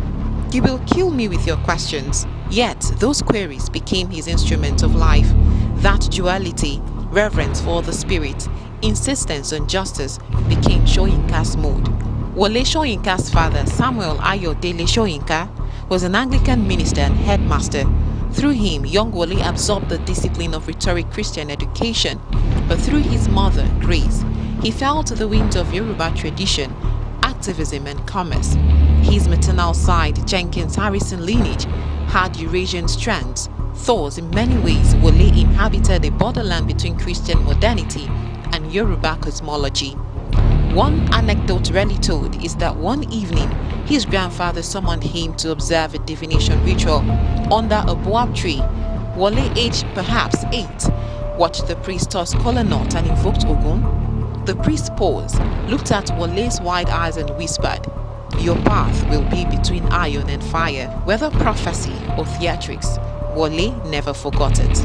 In his memoir, Aneke, he recounts the local revolt against a woman's tax. led by his mother's circle, and how that first public political moment lodged itself in his psyche. At primary school in Abeokuta and then Government College Ibadan, Wole was never content with rote lessons. He debated teachers. At Ibadan, he read Greek tragedies and Yoruba oral epics with equal zeal, noting how Oedipus and Ogun share themes of blindness, sacrifice and regeneration. That juxtaposition would become a lifelong motive. During his undergraduate years at University College Ibadan, he participated in student politics. He and a few friends founded a clandestine debating society, the nucleus of later activism, where colonial policy, literature, and playwriting were hotly contested. Then came Leeds University, England. He graduated in 1958. While in Leeds, Wole once sneaked into a local jazz club to hear a saxophonist he admired. He later claimed the bend of his sax solo influenced his sense of prosody and pacing in later plays. This little stealth night is rarely mentioned in official biographies. Between 1958 and 1959, Soyinka worked as a dramaturgist at London's Royal Court Theatre. He submitted early plays, The Swamp Dwellers, 1958, and The Lion and the Jewel, 1959. Another little note played from that formative period is The Invention, 1957, later staged in 1959. It addresses racial identity by showing 7 South African men trying to produce a foolproof method of racial categorization. In a curious anecdote, Soyinka's roommate in Leeds once disciplined him for overwriting a love letter with mythic allusions. Wole responded, "No love is simple, even that letter must bleed metaphor." That romantic intensity, the mixture of myth and flesh, became his signature tone. In 1960, he returned to Nigeria on the Rockefeller Bursary to study African drama, teach and produce plays. He founded his first theatre company, the 1960 Max, staging a dance of the forest to mark independence. Later in 1964, he founded the Orisun Theatre Company, producing and acting in his plays. In the early 1960s, Soyinka's energy was relentless. He directed, acted, produced, lectured, mentored younger writers and often slept little. One former student recalls how Wole insisted on rehearsals at dawn because he believed that early sunlight sharpened actors' emotional clarity. That practice, passed in legend, likely shaped his tight pacing in ensemble plays. In 1965, the western region of Nigeria, political tensions brewed. The incumbent regional government was accused of falsifying election results. Soyinka, then teaching at the University of Ibadan, confronted that deceit in public broadcasts and lectures. One of the more dramatic stories, he once picked up a radio transmitter reportedly at gunpoint and threatened to broadcast the true results himself unless the state released accurate tallies. This act of audacity circulated as rumor in Lagos intellectual circles. Many doubted whether it truly happened. The more cautious accounts say he appeared at the radio station with a press pass and a bullhorn, demanding integrity. But among his closest young dramatists, the gunpoint version gives him the aura of a rebel actor holding aloft truth. He was arrested, held briefly and later released following an international protest by rioters such as Norman Mailer and Williams Byron. In 1967, at the start of the Nigerian Civil War, Soyinka called publicly for a ceasefire. Because of that, he was accused of assisting the Biafran cause and was arrested. He was imprisoned for 22 months, held largely in solitary confinement in a cell measuring 4 by 8 feet.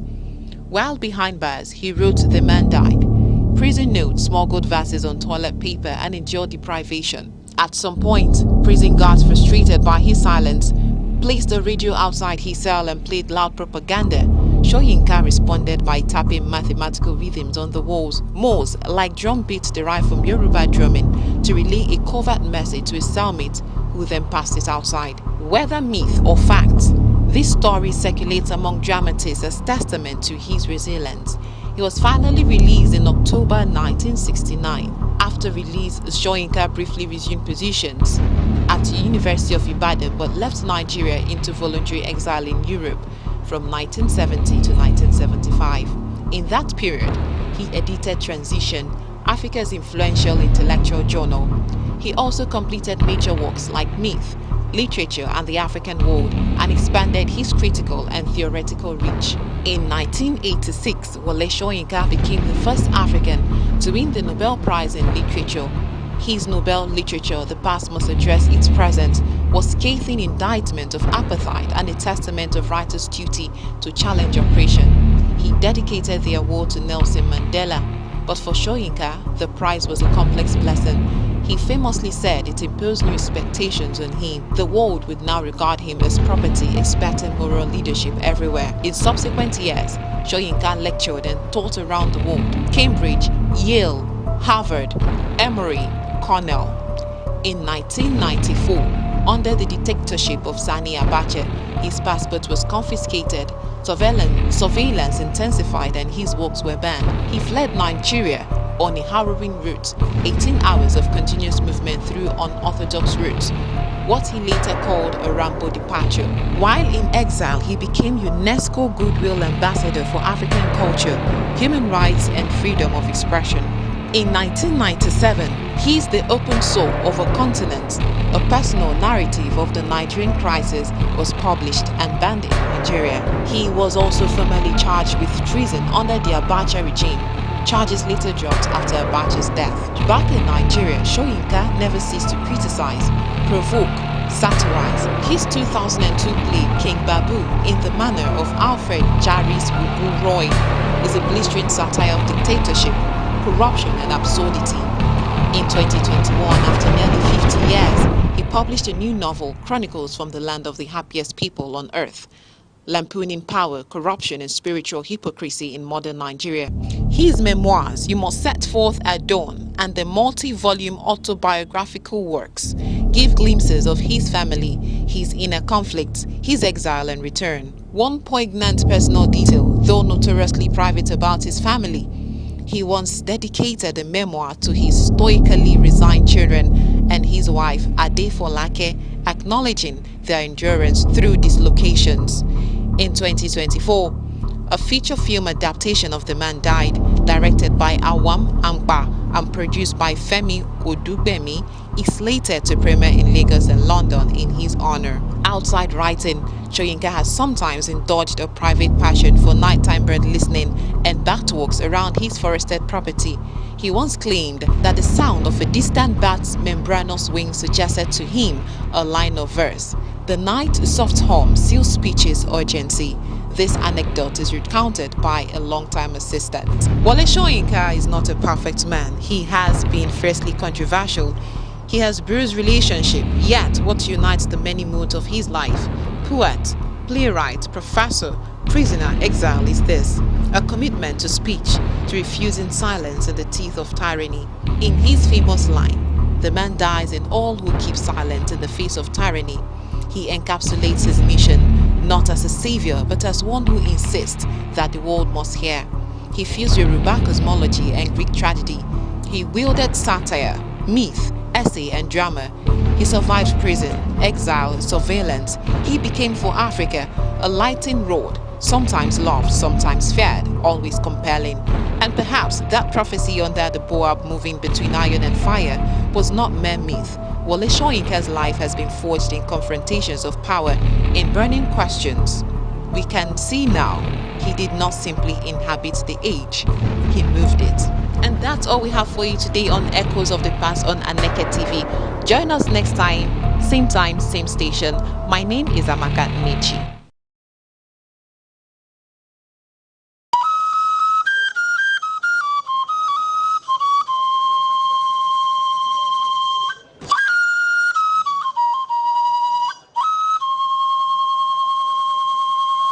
There are two types of kola nut produced in Nigeria: kola nitida, otherwise called gworo, and widely eaten in northern part of Nigeria. Kola acuminata, also referred to as Igbo kola, is of local origin and occupies an important position in social, religious, and sacred ceremonies in Igbo society. It is seen as a vital and sacred fruit in Igbo land and serves as the major instrument of prayers connecting the ancestors. It cements discussions and also the fundamental bedrock of philosophy and proverbs. It is a symbol of welcome, unity, and peace. If kola nut contains one cotyledon, it is regarded as dump kola nut and thrown away. Kola nut with 4 cotyledons represents the 4 Igbo market days: Eke, Orie, Afo, and Nkwo. If kola nut contains more than 6 cotyledons, it signifies blessings and wealth, and it is celebrated. There is also another type of Igbo kola nut called Ojugo, which is referred to as the king of Igbo kola. The reproductive organ of the kola nut is referred to as the tongue, and it is removed after prayers and thrown to the spirit of the ancestors.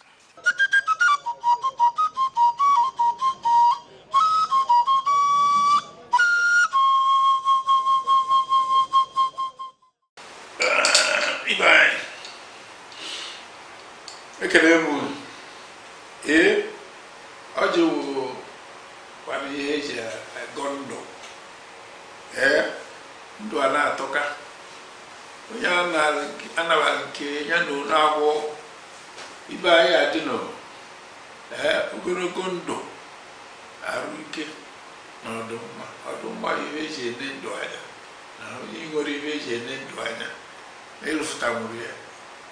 Imana na nsogbu ya olise bụ anyị na-ekene gị Chukwu okike onye ogologo ndụ na ogologo anya na-ahụ udo na ọchịchị anyị na-ekene gị na-ekene gị maka tata na-ayọ maka echi maka na ọsọ maka ebe echi anya amara na ya dịka echi na echi anaghị agwụ agwụgwụ na ihe ya adịrị anyị mma ndị be anya onwekwara ihe ọzọ na anyị enye ndị ichie jupụtara anyị na-enwe nke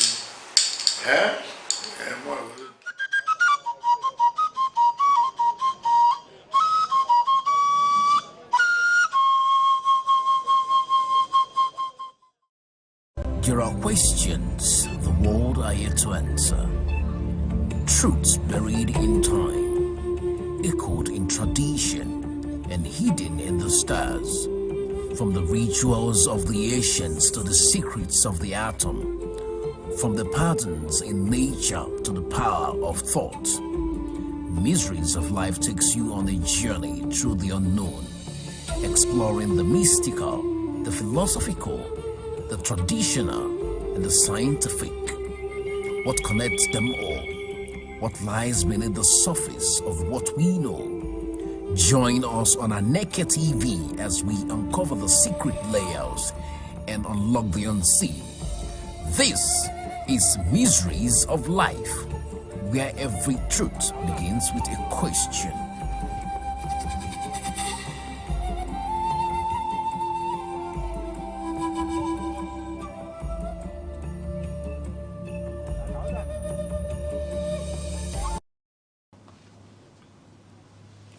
Welcome to our program, viewer, our program Mysteries of Life. Today we are going to look at graven images.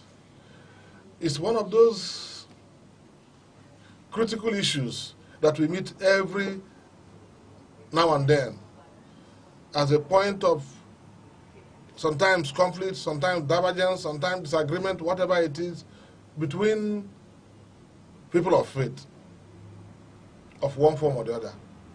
In fact, we got to the point where we have people who don't even want to respect the national flag. We don't need to name the group. But we are not even talking, we're talking of graven images, because it's one of those things that we have been taught from our infancy about what people should avoid. Particularly when people refer to what we call the second of the 10 commandments, that you must avoid them. And with me in the studio to look into this particular issue, we have a very senior Catholic priest, Reverend Father Benjamin Achi, not just a lecturer, the former director of the Catholic Communications Commission, Enugu Diocese. Reverend Achi, welcome to the program. Thank you so much, moderator. Thanks for having me. And by him, we have our regular discussant here, Mazi Anichukwu Gabriel Mecca. You know, I always like calling him like that because if you don't bring the Gabriel there, you will not think he's a Christian, but he is Gabriel, and because of that, I always like to go like that. He's a peace and conflict consultant.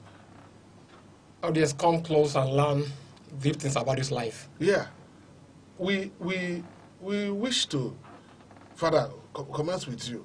You know, is it possible for us to worship in a void? Okay, well, you know, for us to have an altar in a void. Okay, well, thank you very much, moderator. I think that's a very fundamental question to ask when a conversation like this comes to the table. Yes, is this really something possible to have, you know, a thing in a void? Well, we know that is not even very practicable because it is only God himself, the creator, who created ex nihilo, like we say it. It was only God who created out of nothing. The account of God of the creation, the first account of creation we have in Genesis said, I mean, the world was without void, with nothing, until God spoke the first word, let there be light. And every other thing we followed. We know all the details of the creation account. So it's only God that created out of nothing, and apart from that, no other person. It's only the omnipotent God who has the power to do that. Okay. But every other thing, like the things we experience, the things we have now, only proceed from the things already put in place by God. Okay. That was why the ancient Greek philosopher called Aristotle made that very popular epistemological statement. I'll say it the way he said it in Latin. Nihil est in intellectu, quod non prius in sensu. Okay. There is nothing in the intellect that was not first in the senses. Okay. So the sense is important. You know, empirical philosophers, you know, empiricists are the people who place premium on the senses and what the senses, sensory perception. You know, the position of Aristotle is that whatever it is that we can actually conceive now, even in our minds, we already picture that in our senses. So the images we have today, there are some images made of things we have not seen. Like when you look at this little book of Bible stories for children, you see the image of God painted there. That is the image that is in people's mind, in their senses. So they now brought it forth. The way I'm thinking about this is what I picture God to look like. Yeah, this is what I picture God, and that's what they eventually should produce. So it is not really possible to worship in a void. You can't have an altar in a void, just to use the exact words. Okay, Master Aneke, now that you know, to help us solve this conflict, is it possible to have an altar in a void? It is not possible to have an altar in a void. Because nature abhors vacuum even. Nature is avoids vacuum. That's why even in Christian religion or any other religion, whenever you say you are converted and you don't stick to the source of your conversion, and that spirit will come in and take the abode. So there's no way. If you do any worship on altar in a void, then to whom do you erect the altar? For whom? No, in that void, there's no altar at all. There's no way an altar can exist in a void, because altar is created as to function, not in a vacuum, not in voidity, but in practicality. And in practicality, there must be a force. Okay. That will be the substructure for it to function. So I want to. I'm using it as a point of. So it's not possible. No, to have an altar in a void. It's not possible. Okay, fine. So let me continue with you before I get back to Father. Now that it's not possible, and we're discussing here graven images, and Father has brought about this issue of Aristotle, that there's something that is on the ground, that we talk about imagination without talking about what is already on the ground, something like that. Has been. There, it must have been somewhere. Yeah. Without it, otherwise. So I don't want us to go back to images. So let us now, or imagination, let me not go to that one now, because he has virtually taken it up. Yeah. So we are not going to Iyakubo. And there's always this problem with the other churches against the Catholic Church, that the Catholic people are worshipping Iyakubo, and it's against the second commandment. What do you think about that? They are not even against, they even tag the traditional religionists. No, I don't want to go to religion because we are going to come up with that. Okay. What is so, good? The thing is that the Vatican Council, Second Vatican Council, says that in every culture there are certain truths in every culture. And the Catholic institution, the church, Catholic Church, extracts the good and holy things existing in those cultures, which they can acculturate for the worship of God Almighty. So, then when you talk of sculpture, all these graven images, I don't think that it is a sin before God. It should be accepted because these are symbolism. They are symbolic in worship. Those things, I don't think that those things they are being worshipped, but they are channels having symbolic representations of the Almighty God or the servants of God. Because of the way you have moved now, I will go back to Father now before I come back to you. Because last time, if you remember, somebody made a point that those worshipping, using all those Yoruba, that they are worshipping demons. But that's by the way. So Father, because people feel that in the Catholic Church, that if you have a statue of Blessed Virgin Mary, or our Lord Jesus Christ, or St. Joseph, or St. Jude, or St. Gabriel, the Archangel, or Benjamin, even though Benjamin is a patriarch, but we don't have him as a saint. Yeah. Is there a Saint Benjamin? Yeah, Benjamin is a Roman deacon, actually. Okay, so Benjamin we know is a patriarch. Yes, exactly. Benjamin we know is a patriarch. Yeah. Now, so this issue of images, because I am looking at the very first person that did the Yogbo is God. Correct. The second account of creation in Genesis made it very clear. The very first person. Yes, So exactly. I wanted to move from there to talk to the people. Because the first person that did the Yogbo is God, because God is person. They said the person turn Chukwu. And so God is a person. So the very first person that did Yogbo is God himself. So maybe remind the viewer and then maybe enter into it. Thank you very much once again, Madrid, for this. You are right in your submission a moment ago that God was the very first person to do some crafting, because there are two accounts of creation in Genesis. We are all Christians and we are very conversant with the Torah. There are two accounts. Genesis chapter 1 was where God made everything by oral pronouncements. Then in the second account of creation we found in Genesis chapter 2, we were told that God after, eventually after having created things, now decided to make man his own graven image.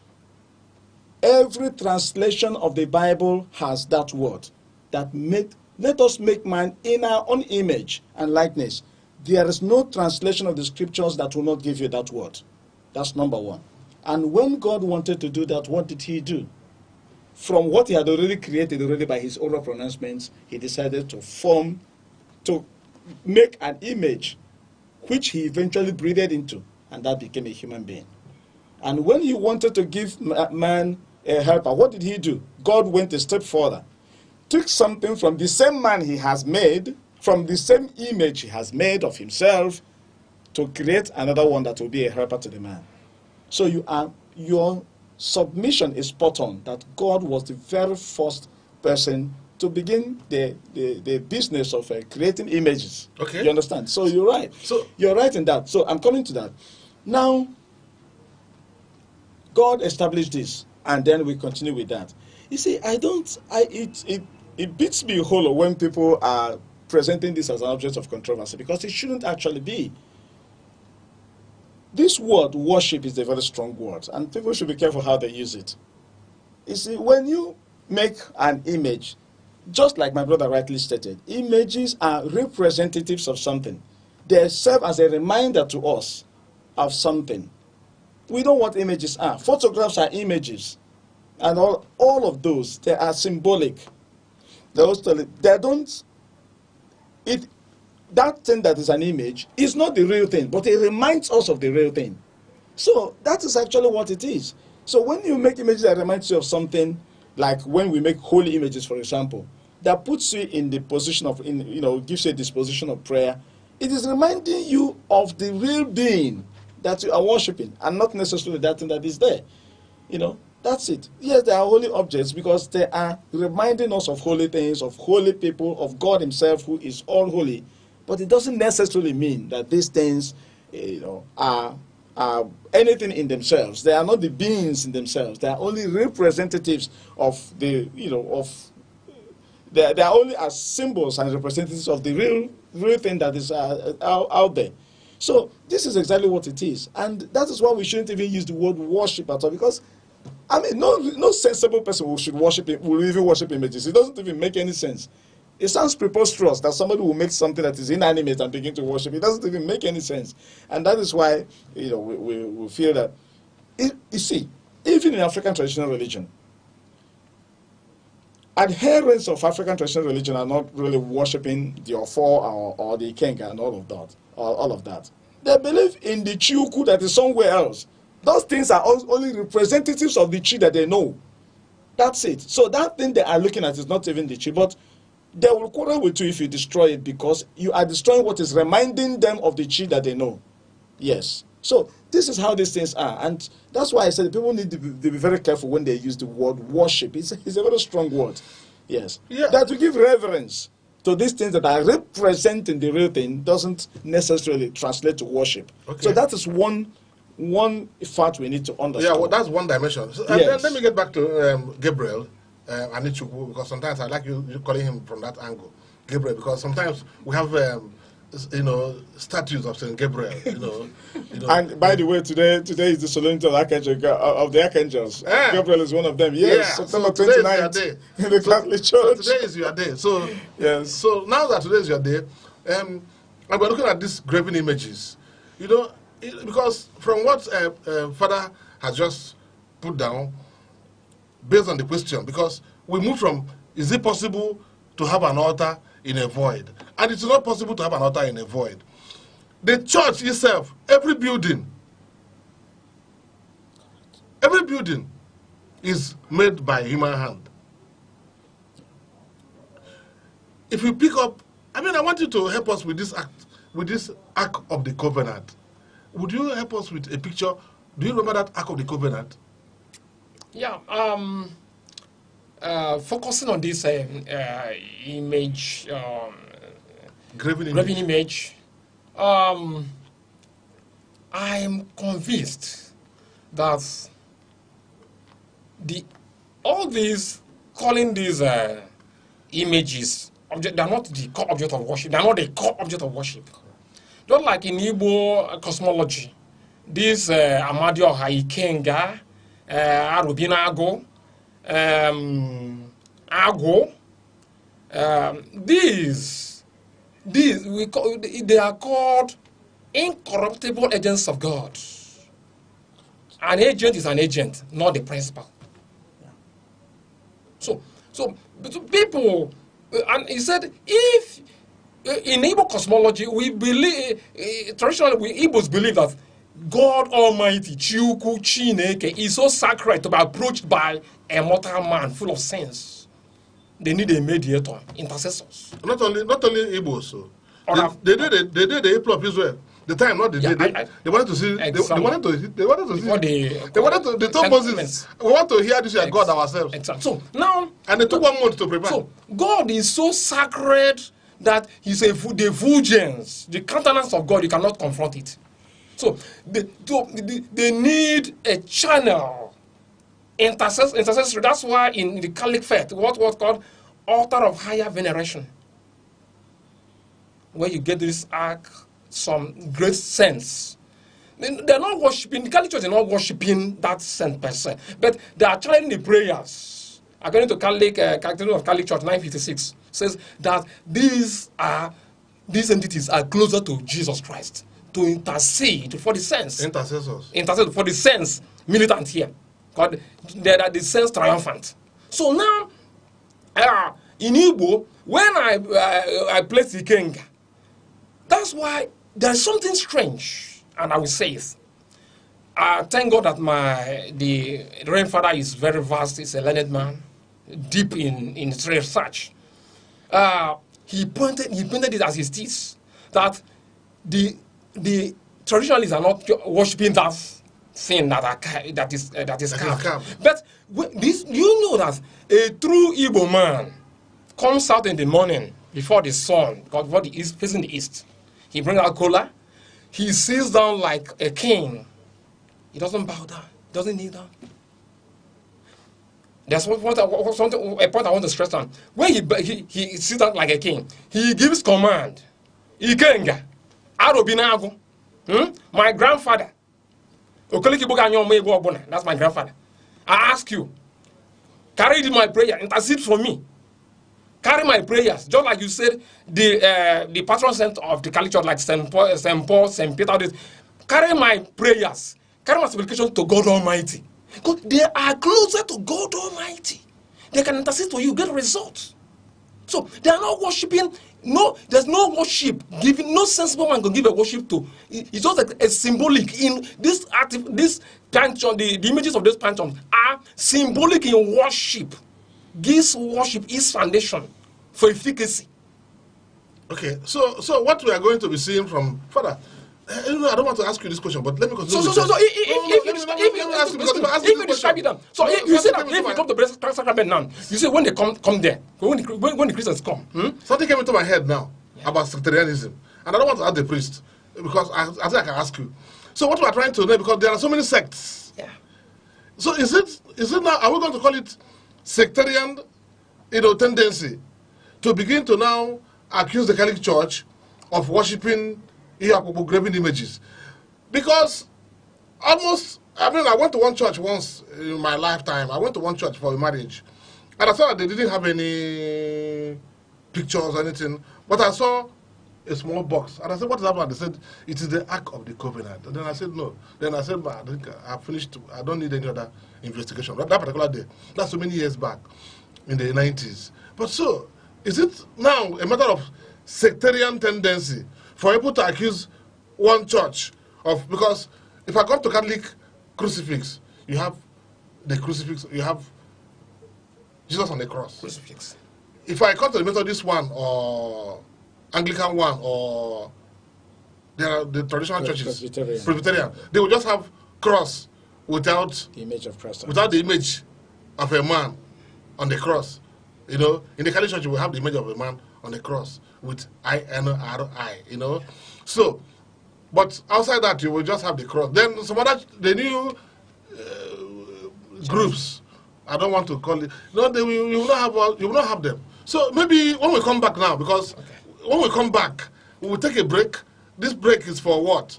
This break is for advertisement. We will take this break. Okay. After the break, we will come back now and then look into this particular matter. Whether it is sectarian, because last time somebody even accused some people of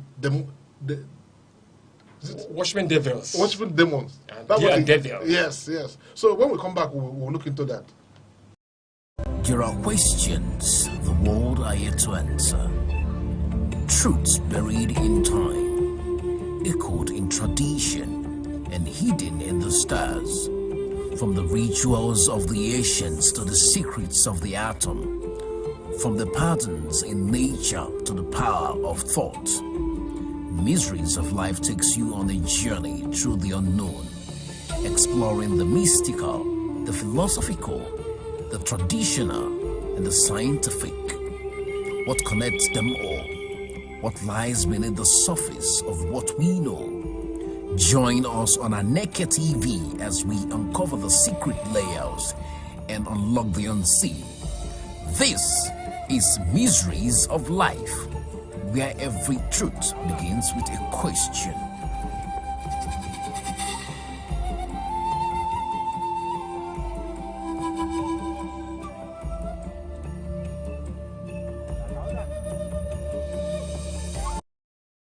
Yeah, welcome back, viewer. We have taken our break for advertisement, and we wish to have more people participate in this because we need to get our people to know more.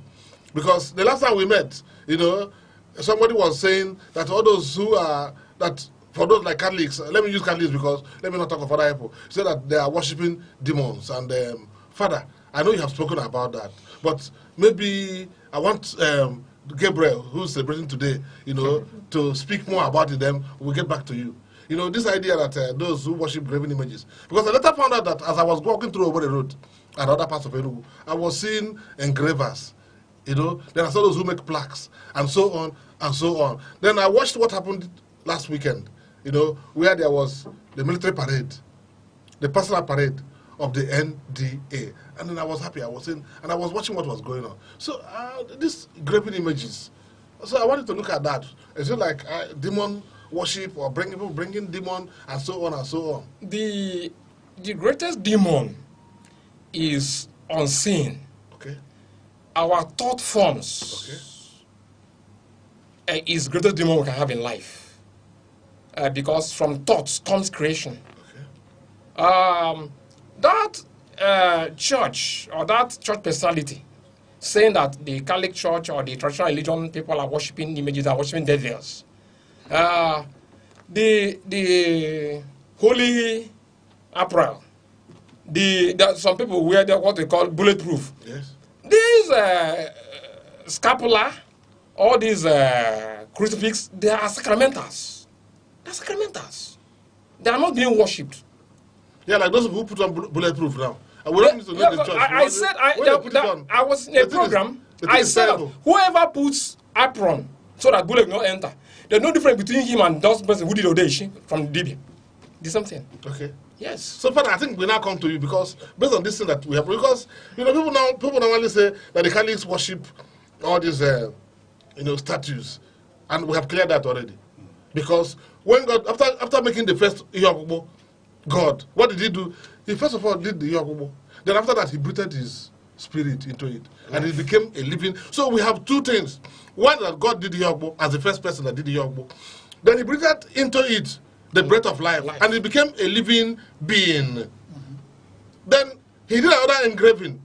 I don't want to talk of all those altars, because at every stage of the journey of our father Abraham, he said Abraham got to this place and he built an altar, and he couldn't have built an altar in a void. He must have put one or two or three things together, like he mentioned our ancestors, Igbo traditional religion until today. Then Abraham left. Then even after that, then the man called our father Isaac, after wrestling with the angel in Bethel, isn't it? He built an altar there. Yeah. Did he build it in a void? What he put up one or two or three things together and called a place an altar. Yeah. So and we went on and we went on and went on and we met Moses, and then Moses came down with the two plates of the 10 commandments. Yeah. He said, written in the fingers of God, the artwork of God, in that graven image. So, why do you think people normally want to demonize the Catholic Church? What is the problem? Well, I will go back to the question you asked first. Yes. Is it now sectarian? What is actually underlying that attack, that onslaught? Okay. Most of the times, I mean, you've called it what it is. It's just people trying to pick quarrel, where there is none. Trying to demonize what. There's this feeling of I wouldn't want to use over holiness. No, not really that. you feel challenged by the larger than life image of the other person. Okay. Yes. Okay. Like you are now, you are a professor in the university. I haven't attained to the rank of a professor. Yes, I'm a lecturer myself, but you are a professor already, Okay. which is the highest point one can reach. And then I begin to demonize or antagonize everything you do after he's a professor and so what and all that. Okay. The truth is, this person rose through the ranks in the academia and became a professor. All I should do is to make efforts to understand, or when you are teaching, I should be able to listen to you because this is a professor in this discipline, and he knows better than me in that area. I mean, the problem that people have is not being open-minded enough to know that, look, you just admit this because most often when you engage people who antagonists in a conversation like this, you see them contradicting themselves. Just like what you said a moment ago, you just narrated, you recanted your experience of people who, you know, had problem with images, and you went to the same church where the preacher will always speak against images to see a box that is called an Ark of Covenant, reminding us of the Old Testament times where they had an ark that the people of Israel considered sacred. Now you have a thing like that, and you still come up. You are contradicting yourself because you are having something that is representing that image as this saying, oh, it's not good for people to keep it. You are condemning yourself in the process. So I think that's just the point, because there's no argument against the making of images that will even fly. The same person that is speaking against images have very big images of their father, of their mother, of their children, family pictures in their houses, all over the place. They don't know those are images as well. Or image of himself and his wife. And his wife. As the papa and the daddy Exactly. and the mommy in the Lord. Congregation. Yes. In the Lord. I think Daddy in the Lord. I think maybe I didn't add that. Daddy and mommy in the Lord. In the Exactly. Lord, okay. And they don't joke with those images. In fact, they can take a bullet in defense of those images, and they can kill you if you tamper with those images. There are people like that. In fact, the contradiction in this whole conversation, in this whole thing, is that people who speak against the use of images are people who are ready to lay down their life in defense of images. That's the point. Just like you said, the image of the GO and his wife is so important that they are ready to do anything, including even laying down their lives. I think to you mentioned defend one it. point, this the bulletproof. Yes. When you put this Yes. that apron and they call it bulletproof. So these are the issues. And they don't even know that that thing they're wearing actually representing or something. Yes. The person wearing that apron, for those the sect that wear it, believe that, okay, this is God protecting me. Yes. I'm wearing this in God's name, and I know that once I'm wearing this, I'm fine and protected, and nothing will happen to me. Fine. They don't know that already represents something. Worship. So if you want to have everything in the world of ideas, then you shouldn't have it. Is it even possible to have it in the world of ideas? That is the point. And that was why I quoted Aristotle initially, Yes. who said there is nothing in the intellect that was not first in the senses. Good. I mean, nobody has contested that submission of Aristotle. Nobody has contested it. You know, philosophers over time will always come back to it and say, look, the ancient Greek philosopher was right. So because you spoke it in Latin, yes. Let me now say it in Igbo. Thank you very much. Exactly. Not by catechism. Yes. Because inside God has given us, and you use it. God has given us that. But in our senses already. Yes. As you are seated here now, yes. you can picture God in your head. Yes. Nobody has seen God. Yes. You know, but you have an image of who God is. Except Moses that saw the back. Thank you. Except Moses that saw only the back. Thank you. So you have an image of God in your head. Okay. Just like the images you see these days. We don't have technology and all that can give us the accurate image of Jesus Christ. But we know he lived some 2,000 and something. Yeah, well, I think they are still trying to get the voice of Jesus Christ. They are trying to track the actual voice, the actual voice of Jesus Christ. They are looking for it. With advancements in artificial intelligence and all that, they want to get the voice of Jesus. Nothing is impossible these days. But you know, going back we are way back in time. A lot of things have become many things that are possible now. Nobody ever imagined they were going to be possible some 10, 20 years ago. Okay. So technology is evolving, it's advancing, and there's no limit to what you don't know what's going to happen in the next 10 years. Okay. With the way the technology is advancing. So this is how it is. I think most often people just argue just because they want to argue, and because they feel, These people's image is so intimidating. This people's position is so intimidating. That was something my brother said, off camera, that the Catholic Church is the most organized institution. It's the oldest institution, of course. And whenever you have that kind of position, if you are a giant tree and you're standing by the road, you be ready to see people. So maybe there's stones at you. Maybe there's envy and giving you some nice. Okay, thoughts. I like that idea of the giant tree. Yes, that's what. Yes, it's always the case. So whenever you have a knife and you want to put your machete somewhere, you put it on that.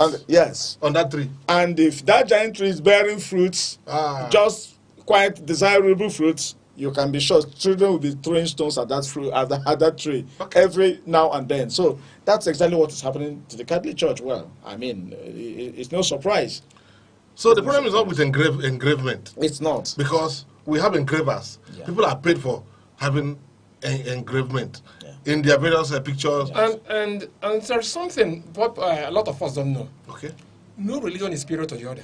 Okay. Because religion is a product of perception. Man seeking God. Perception. Yes. No, it's not an empirical. It's not empirical. Yeah. I think it's empirical. Excuse me. Okay. When you talk of heaven, yes, it's all based on revelation. It's a revelation institution. Nobody has gone there and come back verifiable through tangible physical sciences. It's a belief. So whatever Veda says to a Hinduist, he believes. Yes. Whatever the Holy Bible says to a Christian, he believes. Whatever the Holy Quran says to a Muslim, he believes. Whatever oral tradition says to an African traditionalist, he believes. So, but when you look at all these things to show you that there is truth in what all this, that's why I said the Vatican Council, the Second Vatican Council says that whatever is holy and truthful in other cultures should be acculturated in the Catholic Church. And it's working for them. It's working for the church. Because, okay, for instance, the god of Saint Raphael the Archangel is the archangel in charge of what the slow of Tobias, and Sarah, Asmodeus, and so on. Yes. The way Tobit was healed of the blindness, and Sarah was exercised of the spirit of. It was Archangel Gabriel, the man who answered his name. Yes, the angel who answered his name. So now, when you look at it, you see that the Roman god of healing is Asclepius. That's why in medicine you see that snake entwined in a rod. And if you watch the Saint Raphael snake staff, that snake, that serpent, was unwind on that rod. That is healing. You see Saint Raphael the Archangel, he holds that stuff. So now, the intolerance is what causes some of this demonizing a church, demonizing is intolerance. And one of the issues of restoring peace in this side of the world. You are not tolerating. You need to get what they call objective truth, not subjective truth. Look at the reality of what perceptions, go to the realities, and you see the truth. How can you say that this person is a demon? It's one of the troubles that, by the time of the churches, most churches, even in Catholic, there was a time in the Catholic Church, you don't play African drums there. I will know that one. It's only organ English. But there was a time the bishops of Africa protested, they said, this is our part of our culture. You cannot worship that true God in isolation of our culture. We are culturally so that it will be suiting for us to worship God in spirit and in truth. According to John chapter 24, verse 4. John chapter 4, verse 24. I think he said, those who worship God worship in spirit and in truth. There's no way you can worship God in spirit and in truth when it is not connected to our culture. It must be connected to our culture, to worship in spirit and in truth, because culture is people's way of life. Yeah, that's why Archbishop Arinze once told them that Arinze told them that that the African man dances in worship. Yes. And his dance is not like that. The white man's own system of worship is that the white for the African, it will be looking too stiff for the African man to, when he's carrying his gift, he's going to the altar to give a gift and he's walking like that. No, the African man must dance, and that his dance is different from that. There's a kind of dance in our land, in our town, no monate, is called Ekpa. Yes. If you are playing Christian tunes now in my church, and give me Ekpa lyrics or rhythms of Ekpa in no monate. When I'm dancing it, I'm the mechanic dancing that Ekpa, that rhythm in my church. Those Christian songs, but give me that Ekpa rhythm or Abenye. the Spirit of God's Holy Spirit will come into me quickly. That's why you give me Calypso disco for America. Because it's my culture, it's my being. It's my, you are giving my nature. Then I will move closer to God quickly. They have brought the gospel closer to you by, deploying your playing music, disco and calypso. Give me a then all kanga. When I dance, the Spirit of God, the Spirit will be dancing like David. And I can prophesy that time. You'll be I'll tell you the truth about life. dancing like David. Exactly. Bringing the ark back to the place. Exactly. That's what happened to David. He was very happy. Dancing. Culture is inseparable in worship. Okay. Culture. Okay, so I think you made a point there. It's a mark of intolerance. Intolerance, religious intolerance. That's what is called. Like for instance, in the northern part of Nigeria, I'm not supporting how the northern brothers kill us anyhow. But you see that some of our religious intolerance catalyze these religious conflicts in the north. In the morning, you bring loudspeaker before a mosque. You place it just opposite and asking that man for repent. If you don't repent, Jesus Christ will not go to heaven. You face your mic before a mosque. Is it what you are told to do? Preach in peace. Whoever we accept. So religious intolerance is what causes some of them to demonize the image. Catholic Church said it's evil, it's devil, it's demon. What makes you demon is you are taught. Whoever lives in the rule of golden rule, don't understand which other are doing to you. It's not a devil. That's fulfill the prophets and the law according to Jesus Christ. Whoever loves, when you love, you cannot sin. Okay. And law came because of sin. Because Jesus Christ came to bring love to us. That's why he that believes in Jesus does not sin. Okay. So whoever does not believe in Jesus Christ, when being a Christian, you don't love, you are prone to sin. And that's why you're under condemnation. Okay. So law is greater because of sin. Even in criminology, deterrence is because of violations of laws and orders and regulations of the society. Okay. So further, I think we have got to the point where we have an understanding that most of this the perception is misperception. People thinking that those who are worshipping, who try to reach to God through various mediums, some people call it media, through various mediums, then they will say, those people they are worshipping graven image, doing this, doing that, worshipping demons. Because that particular day, somebody made the point here that those ones are worshipping demons. They have many holy lands, holy mountains. What do they go to holy mountains to do? What do they go to some Shiloh, all these things to do? They are going to a sacred place. Is it not the image? Yeah, but that's. I think I'm getting to a point where you said that it is unscientific. Yes. I think religion is not unscientific. For me, it's not unscientific. Further, is religion totally unscientific? It's practical science. It's revelation. I think we're bringing in so many things at the same time. Yes. Let me get back to what he was saying. He made very beautiful, submissions.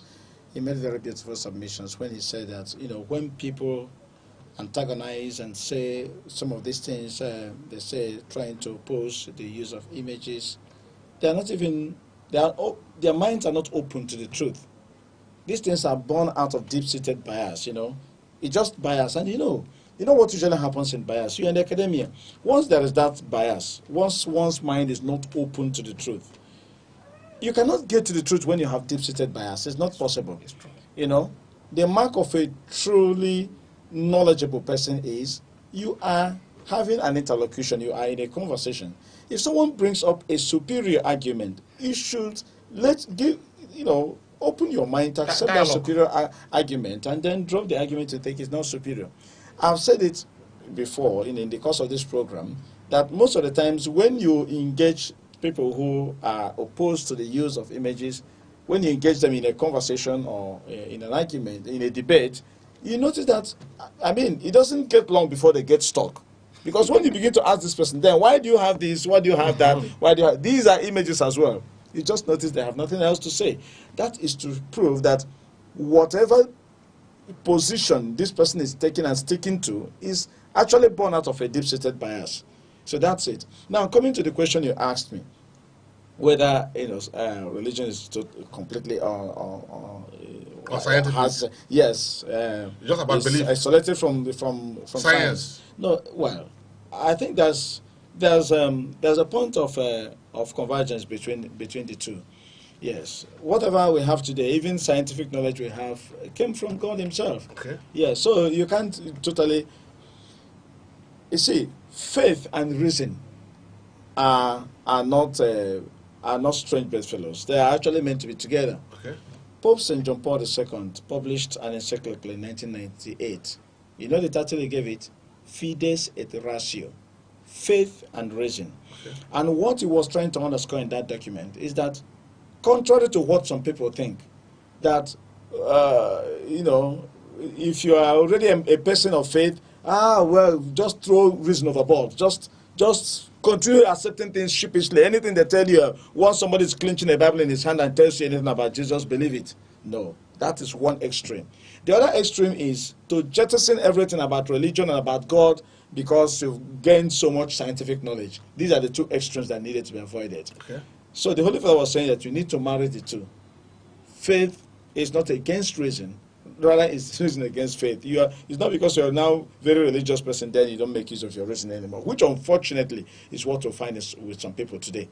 That is why someone will be holding a Bible in his hand, and some of these religious charlatans, and tell people to do some ridiculous things, and they believe it. They just accept it without questions, and they begin to do it because they're certain that the GO has said you do it, and then they do it. They are ready to part with the last penny in their pockets because Daddy GO has said you bring it to me, and they do it without questions. I have this story. It happened a couple of years ago where a certain pastor in South Africa asked people to go out and eat grass like goats, and they went out in the field and started eating grass. You can Google it; it's still on the internet. So there's no kind of ridiculous things you don't hear in the name of religion. But I think that was the achievement of Nebuchadnezzar.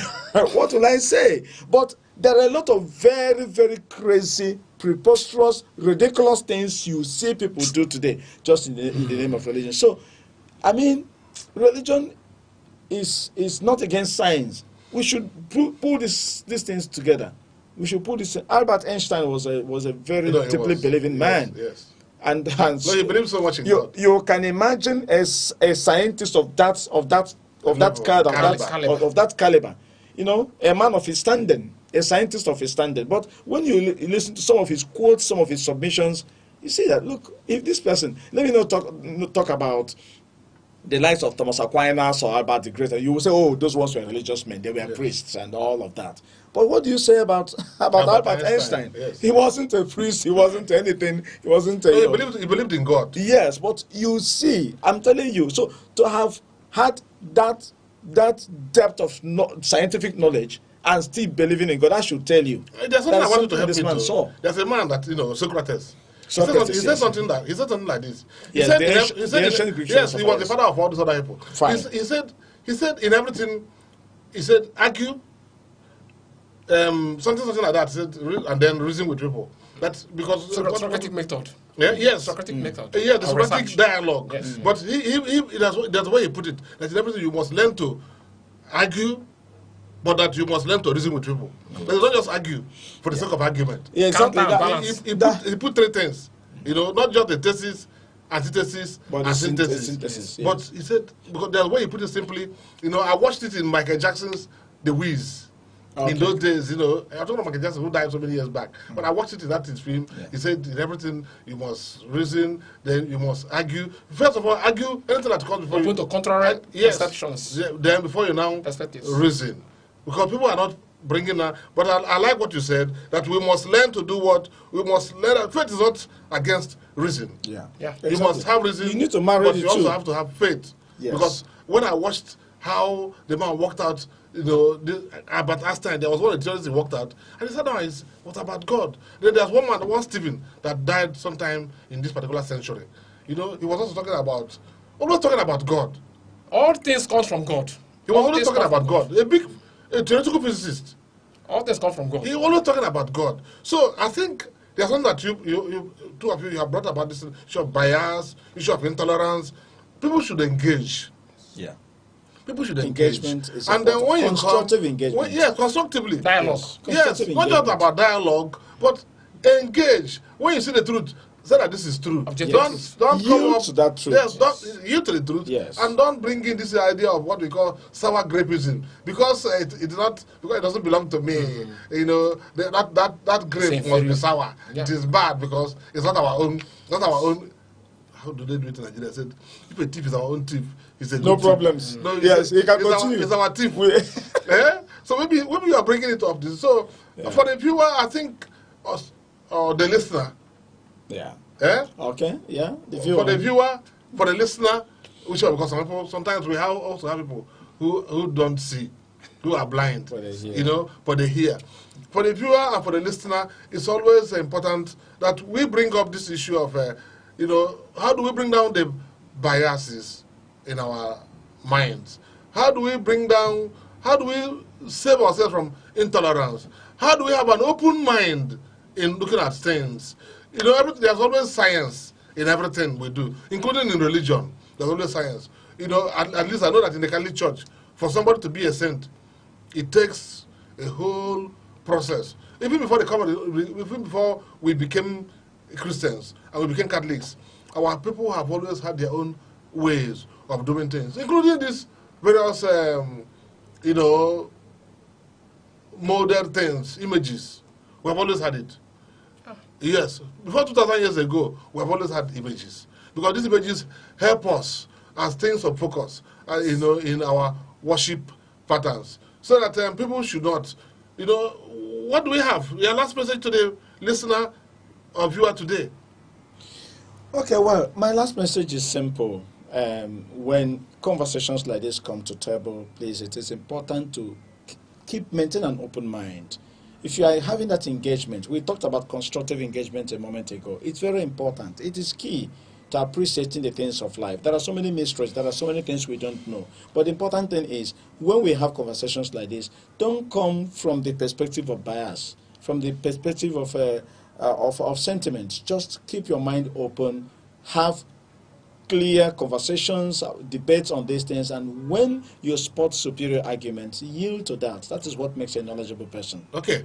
Yeah, the peace and conflict man. How do you make this world a better place? How we can make it a better place is that I'm not against images. Whatever images we create in your soul or in your being, let it be an image that tallies with the golden rule. Okay. Do unto others, I wish others do unto you. Good. And this will be a peaceful world. Okay. Because most of the conflicts we have today is like intolerance. Whenever you're intolerant of mine, you make the greatest statement about a religion, I'll not be happy with you. Okay. We know that no religion is superior to the other. Okay. So, live your life in tandem with the golden rule. Okay. Do unto others, I wish others do unto you. So, whatever image you are using, the greatest image you can have is in your mind. Good. Create Jesus in your mind. Okay. Create your good ancestor in your mind. Good. Then let it be peaceful ancestors. Let it be peaceful sense. But having the values of true peace, not graveyard peace. Okay. And this will be a better place to live. Okay. So I think with that, we will thank God again for today, hoping that we meet again, in the next couple of days. We thank Reverend Father Benjamin Achi, and we also thank our brother Mazi Nemeka Gabriel Anechukwu. We celebrate with you. When we go out, you are going to tell us how we are going to celebrate today. No problem. Today that, I know Christians don't drink now. You are a very big Christian. You don't drink. So, and with that, we thank God and we hope to see better days ahead. Thank you. This is Aneke TV. We move with the world.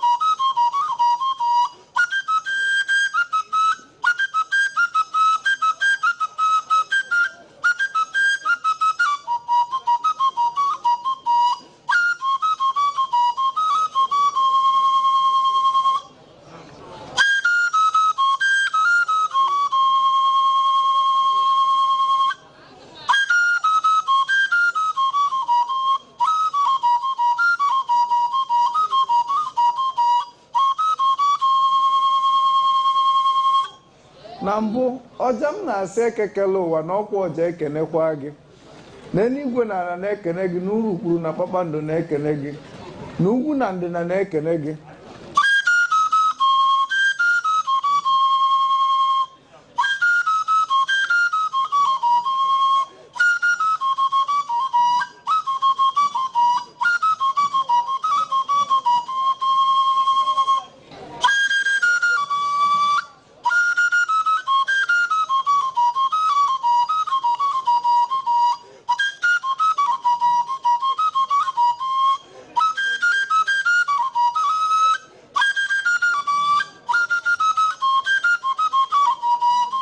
maka ka onye si eme ka ekwe si akpụ ya ka onye si eme ka ọja si akpụ ya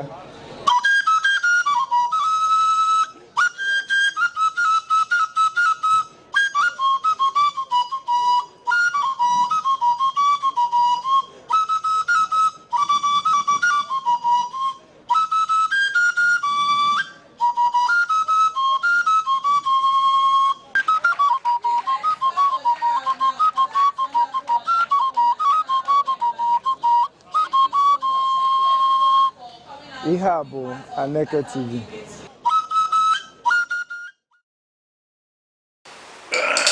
Ibe anyị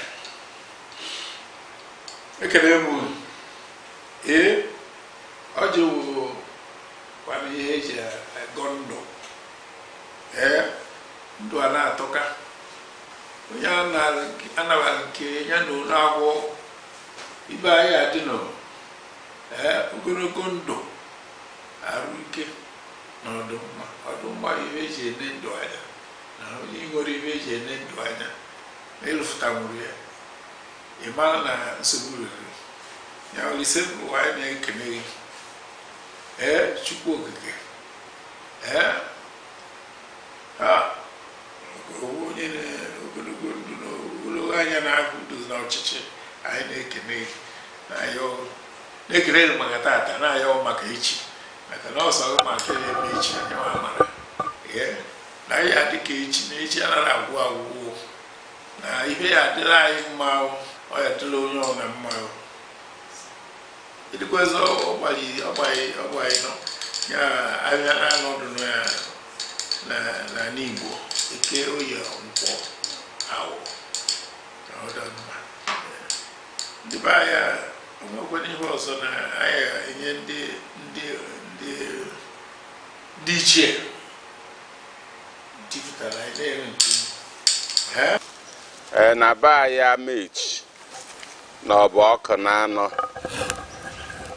anyị adawo aga ọjị a na-awa ha abịa ji na ọjị na-eke ịkya na a na-agụ ya a na-eji ọjị na-eka nri ana m erachi ihe kere ihe na ihe wara ihe Chineke nna kere enu ke ana m akpọku ndị ezigbo mmadụ niile nọchawọrọ ndụ na-amechi ọkụ na anọ na anụ ọkụ na anọ na anụ Nkanụ na anụ Nta Egbe na-ese na anụ Enugu steeti na-asị biko na ọ bụ ha metere ihe ọma ka anyị na-asị ha gbadata ha bịa tara ọjị anyị na-asị eke ka eke ketere anyị ihe ọma anyị na-asị ahwọ ka ahwọ ghọtara anyị ihe ọma anyị na-asị nkwọ ka nkwọ kwọtara anyị ihe ọma anyị na-asị orie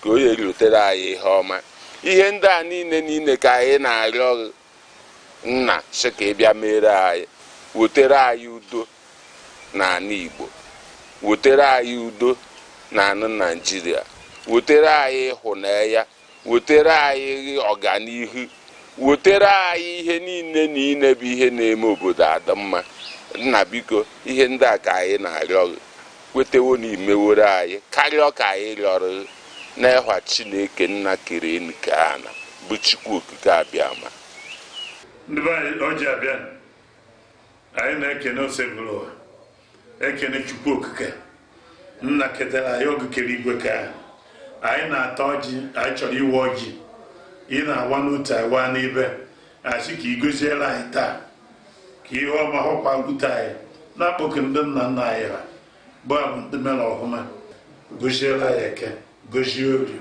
gozie Nkwọ make ndị ọbụla na-agagharị na-achọ ihe ha ga-eri mee ọhụma na ndị sokwa ụzọ ọtọ ndị kwụkwara ụzọ na-eje n'ụzọ kwụrụ ọtọ soro ka iwu Chukwu ji wee dị Chukwu na isi ka anyị wụọ gị a tata nde udo na ọgụ na aga m n'ihu ka ọ dịrị anyị mma ndewo anyị na-ewepụta ile ọjị na-egosi ụmụnna anyị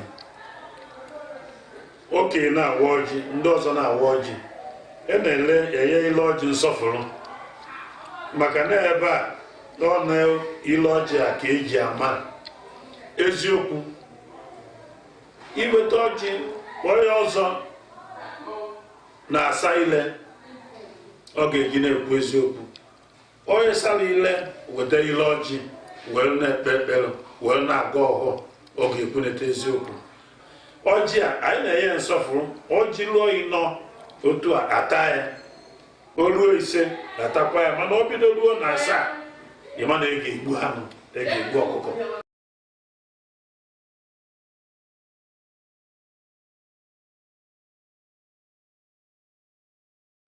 igwe maka na ọ magoro okwu izizi igwe nwanụ jeke elu ya aka abịa zọrọ igwe gị igwe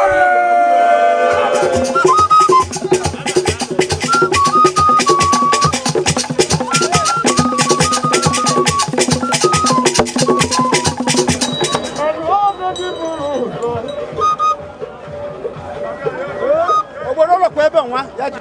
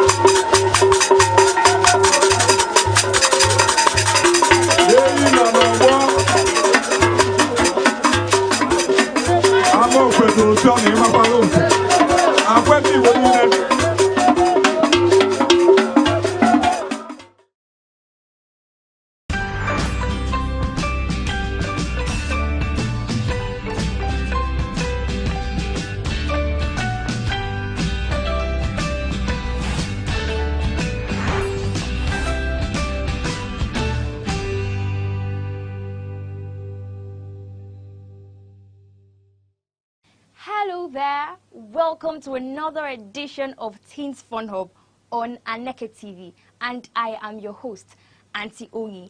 Here at Teens Fun Hub, we laugh, we learn, we interact, we have some fun, and we talk about everything that matters most to you. I'm sure you enjoyed the last edition of Teens Fun Hub. We are here again with super exciting segments to keep you entertained. Now, whatever you're doing, I would love you to keep it down and join us on today's edition. Remember to follow us on our social media handles on Instagram, Facebook, X, TikTok, and YouTube at Aneke TV. Stay tuned. Coming up next is the Entertainment Gist by Princess. Thank you, Auntie Oyi, for having me on the show today. Hi, viewer. My name is Annie Princess, your gist mate. Today on Entertainment Gist, I will be telling you about two celebrities. Let's start with Ugochi and her new song, Achalugo.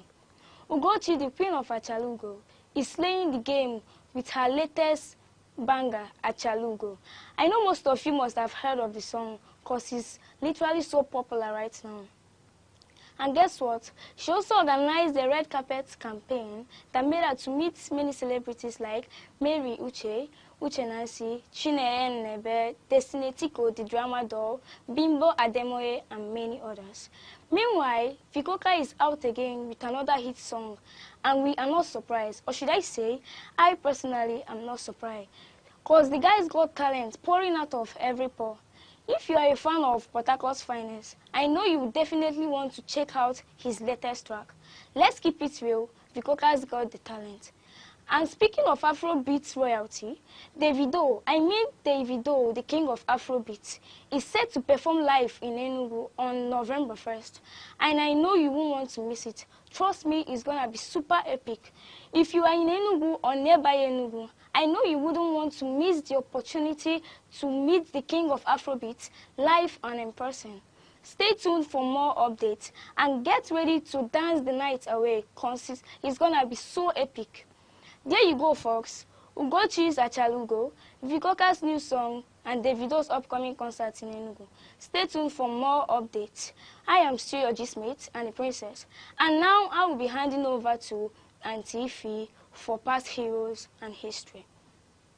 Hi viewer, my name is Ugwi Forma. I hope you enjoyed the information I gave you concerning Margaret Ekpo on my last week's segment. And on today's segment, I'm going to talk about Chief Anthony Enahoro. Chief Anthony Enahoro was a renowned Nigerian nationalist, politician, pro-democracy activist, and journalist, born on July 22nd in 1923. He was the eldest of the 12 children to Anastasius Okotako Enahoro and Fidelia Inibokun. Early life and education. Enahoro attended Government School Urumi, Government School Owo, and King's College, Lagos, where he became a student leader and led anti-colonial protests. At 21, he became the editor of Nnamdi Azikiwe's newspaper, Southern Nigerian Defender. Career. Enahoro's career spanned journalism, politics, and activism. He was the editor of Southern Nigerian Defender, Daily Comet, and Morning Star.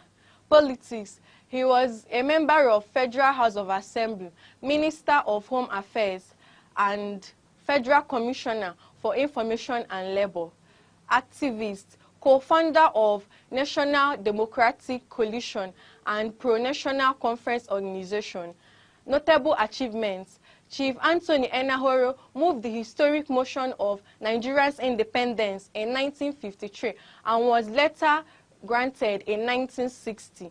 He was conferred with the title Adolo Urumi, meaning someone who brings progress and development, and received many awards including Grand Officer of the Order of Merit, Grand Star of the Order of the Nation, First Class Officer of the Order of Two Nows, and Commander of the Order of Federal Republic in Nigeria.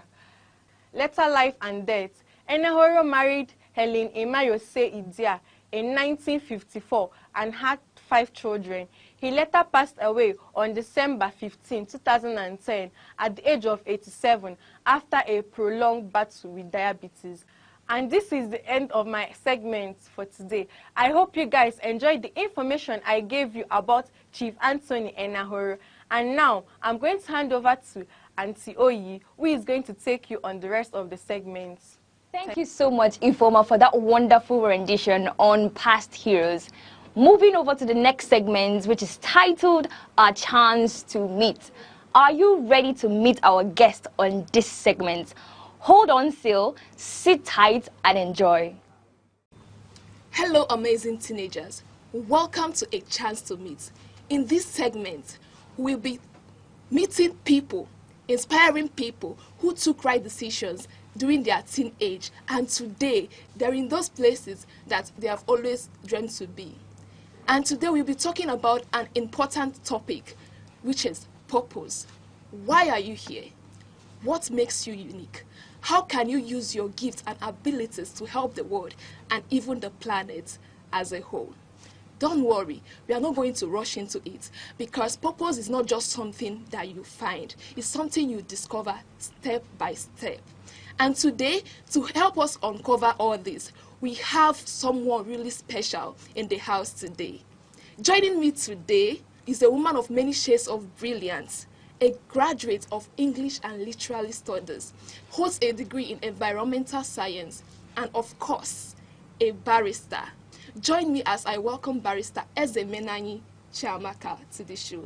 Thank you so much. It's such an honor to have Thank you, you ma. for It's such an having honor me. to have you. So, ma, today we are discussing on a topic, a very important topic, which is purpose. This is a big word that we hear every day with teenagers. Every day we hear purpose, find your purpose, have you found your purpose?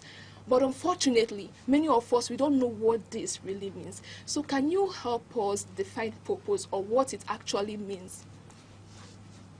Purpose, when the first time someone says, what's the purpose for you being here? It means, what's the reason for you being here? Why are you here? So purpose simply means why. Why are you in this world? Why are you born? Why did God make you? You know, what's your reason for being in this life? That's just the short meaning of purpose. That's the short meaning of purpose, because we serve a God who doesn't do things in vain. God has a reason for every single thing that he does. You understand? So you are born in this world for a reason, for a purpose. So when you hear purpose, that's just the sum. Why were you made? Why did God make you? Okay, so ma, you mean that purpose is the intent in which God created, like what God had in mind, Yes. why creating us? Yes, more like your assignment for being in this world. Okay. Yeah. So that's so powerful, ma. Yesterday, while I was taking my bath, I remembered something that happened when I was in JSS3. So in JSS3, I saw my classmates, they were displaying talents. Many could draw, many could sing, many could dance. In fact, the first day I tried dancing in school, it was such a disaster. I can't forget it. And I really felt bad, because I thought that I couldn't do anything. So is there really a difference between purpose and talent? Talent there is a difference, do you understand? But I would say that talent helps your purpose. Talent is a gift that God has given you to push your purpose faster, or to come to that designed reason why he has made you. For instance, an athlete, for instance, someone, what's the name of this popular athlete? Bolt. You know him, Bolt. So he has a talent of running, and he probably discovered it when he was small.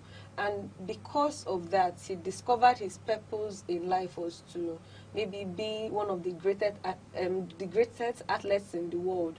So he could have as well chosen to be a basketballer. He could have as well chosen to play badminton or anything. But because he found a talent in running, he decided to shape his purpose to his talent. So he could have as well been any athlete. He could have as well been any other athlete that is not a marathon racer, but he chose to run because of his talent. So I would say talent is that gift that helps your purpose. Find your purpose. Yeah. Okay, that's really good. So I had an opportunity to meet a girl when I was studying about purpose. So I reached out to people older than me. So I had an opportunity to meet a girl at her late teenage. She is 19, and I was asking her, have you really found your purpose? How did you find it and all that? And she told me she has not yet found her purpose, and she feels so bad about that. Do you understand? So is there a particular age that, like, is there a particular age that if you don't find your purpose at that age, then it's over for you? There is no age to finding your purpose. It is good that we find our purpose early, but there are people who don't even discover their purpose until their 40s, until they're in their 40s, until they're in their 50s. You know Jack Ma. Jack Ma is a famous Chinese billionaire that found, I think, Alibaba. He found Alibaba. So he discovered his purpose I think he was in his 50s when he discovered that retail site, and he became a billionaire actually. Before then, he had been poor, he had been struggling, and he has been struggling so much in, trying to get on in life, but he still discovered. So I don't think there is a particular age to discovering your purpose in life. There is no particular age to that. So yes. Any age is okay? Yes, any age is okay, but I would still encourage everybody to find their purpose early. To find the fact that there are people who God has made that exception to find their purpose at old age doesn't mean you don't start discovering your purpose in life now. There's a saying that goes, so I would say read books now as a young person. There are so many books you can read to discover your purpose. There is this book by Miles Monroe.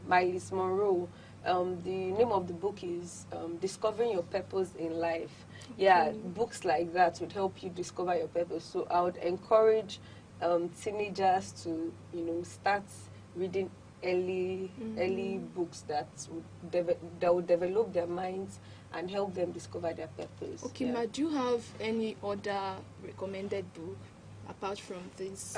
Gifted Hands. Okay. Gifted Hands is also by Ben Castle. That's also a good book. Okay. We read all those books when we were in secondary And it really school. helped you? Yes, books help a lot. It expands your mind. We're in the time of social media, and we're in the time of short attention span. That's why you have all these shorts, because people don't have the patience. They don't have the time. So we are at an attention deficit. People don't want to actually pay attention to everything. That's why I would say the society is deteriorating, because when we were younger, everybody was looking for their purpose. In my secondary school, everybody was trying to, I remember I tried so many things. People were discovering their talents. I remember trying so many things. I remember singing. That's why I was smiling when you were like that. You tried to dance, because I remember trying to sing then, because everybody thought maybe, in my school, everybody thought singing was your talent. Everybody thought, okay, when you sing. So I tried singing, but I could never really, singing was not my thing. I kept on trying different things until I discovered what my talent was. And by discovering my talent, I started to develop my purpose. And purpose is something that is continuous. Okay. Do you understand? Purpose is not something that, for instance, I always wanted to be a lawyer, and to the glory of God, I am a lawyer. I have solved that part of my purpose. There's still a purpose that God wants me to achieve as a lawyer. There is a reason why God, and I want to say something very important. Your purpose must be aligned to God, because you didn't make yourself. Why did God make you? You did catechism. Are you a Catholic? We say God made me to serve Him in this world, to love Him with my whole heart. So there is, if your purpose has to be aligned with God, if your purpose, I would say that if your purpose is not furthering the kingdom of God, if your purpose is not adding value to this world, then there is a problem with your purpose.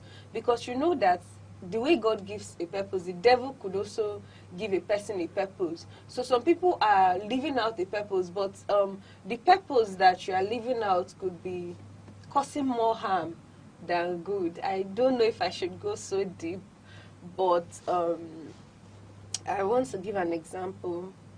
I was discussing with my spiritual director yesterday, and we were talking about contraceptives. And he was talking to me about this Pope, when they discovered contraceptives. So this Pope started to speak against it. He said, because at that point, what the world was preaching, the way they are preaching gay marriage, LGBT now, what the world was preaching then was sexual freedom. Because, you know, in the 80s, sex was not as common as this. So the world was preaching sexual freedom. I have a right to sleep with anybody I want to sleep with. It was a thing then. The way you are hearing gay marriage, and some people are protesting against it, that was the way they were protesting against free sex then. My body, my choice. So they started bringing out contraceptives. People were think tanks, people were thinking about contraceptives. Oh, how do we prevent pregnancy? How do we prevent diseases? And the Pope was saying, this thing that you are doing will do more harm than good to the world. Do you understand? Yeah. So, well, we have gotten to this stage, and you have seen that free sex is doing more harm than good to our societies. So people who made all those things, people who spearheaded all those things, they achieved an aim. But is that really their purpose in life? Was that really why God created them? When Adam and Eve disobeyed God, was that really their purpose? So if you understand what I mean, your purpose, there are different purposes. So even as a child that is born now, the devil already wants to take you away from God's purpose for you and create an alternative purpose. I just hope I'm communicating. Yeah, so I needed to point that out. So your purpose for being here, why did God make you? Very important. Yeah. Okay, that's really wonderful, Ma. That's really wonderful. At least I've known that purpose is not something you discover at once. No. It's a journey. It's continuous. It's a yes. journey. And teenagers watching out there, remember what she said. If you want to find your purpose, you have to start reading now. Reduce your scrolling time and start reading. And if you feel like you cannot read, there are various motivational speeches on YouTube. This man that discovered Apple, what was his name? I'm trying to remember his name. He has Stephen, the man that discovered Apple. Go ahead. Go ahead. So he has several YouTube motivational speeches. There are several YouTube motivational speeches that you can watch, but I would still encourage you to read. Okay, Yeah. Ma. So, Ma, teenagers out there would be wondering, how can I really find my purpose? So how can we find our purpose? There is no manual to finding your purpose. That's number one.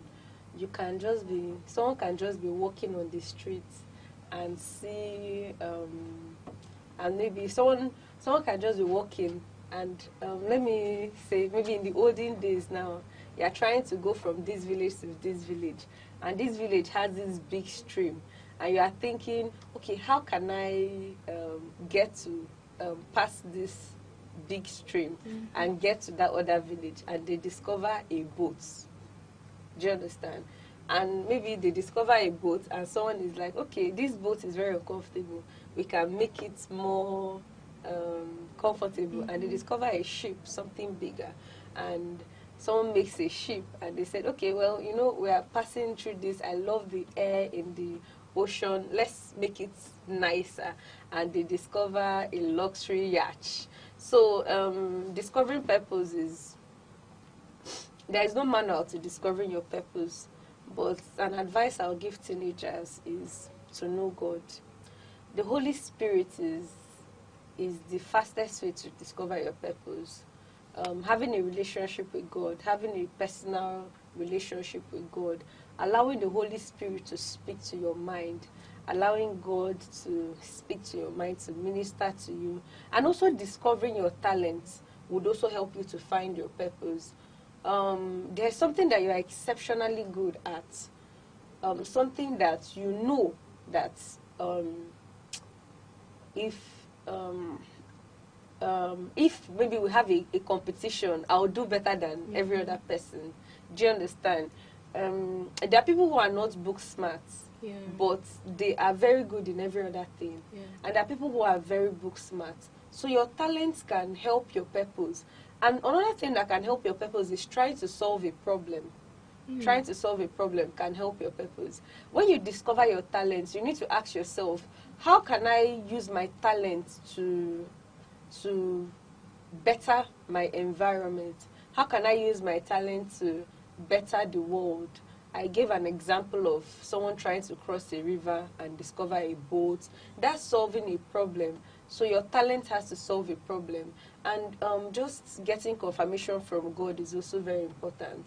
I'm a lawyer now, and every day I wake up and I'm asking myself, how can I use my profession to better the world? How can I help people with, I will just call to the bar.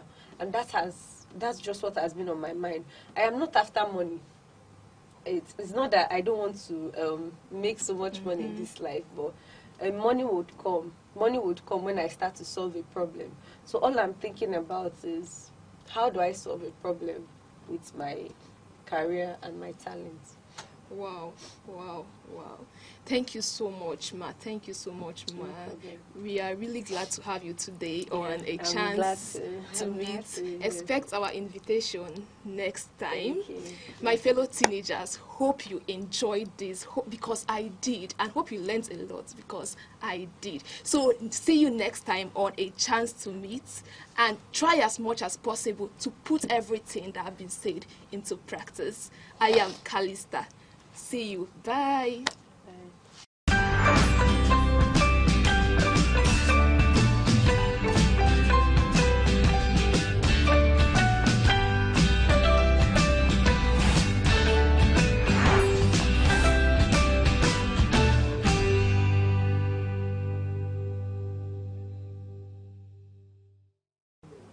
Oh, wow. That was super amazing. I'm sure your big questions about purpose was answered today. Mine were answered. I don't know about you, but I'm sure you enjoyed yourself. Coming up next is the health tips by Chinaza. Sit back and enjoy. Thank you, Auntie. Of course, I'm ready to take you guys on the health tip segment.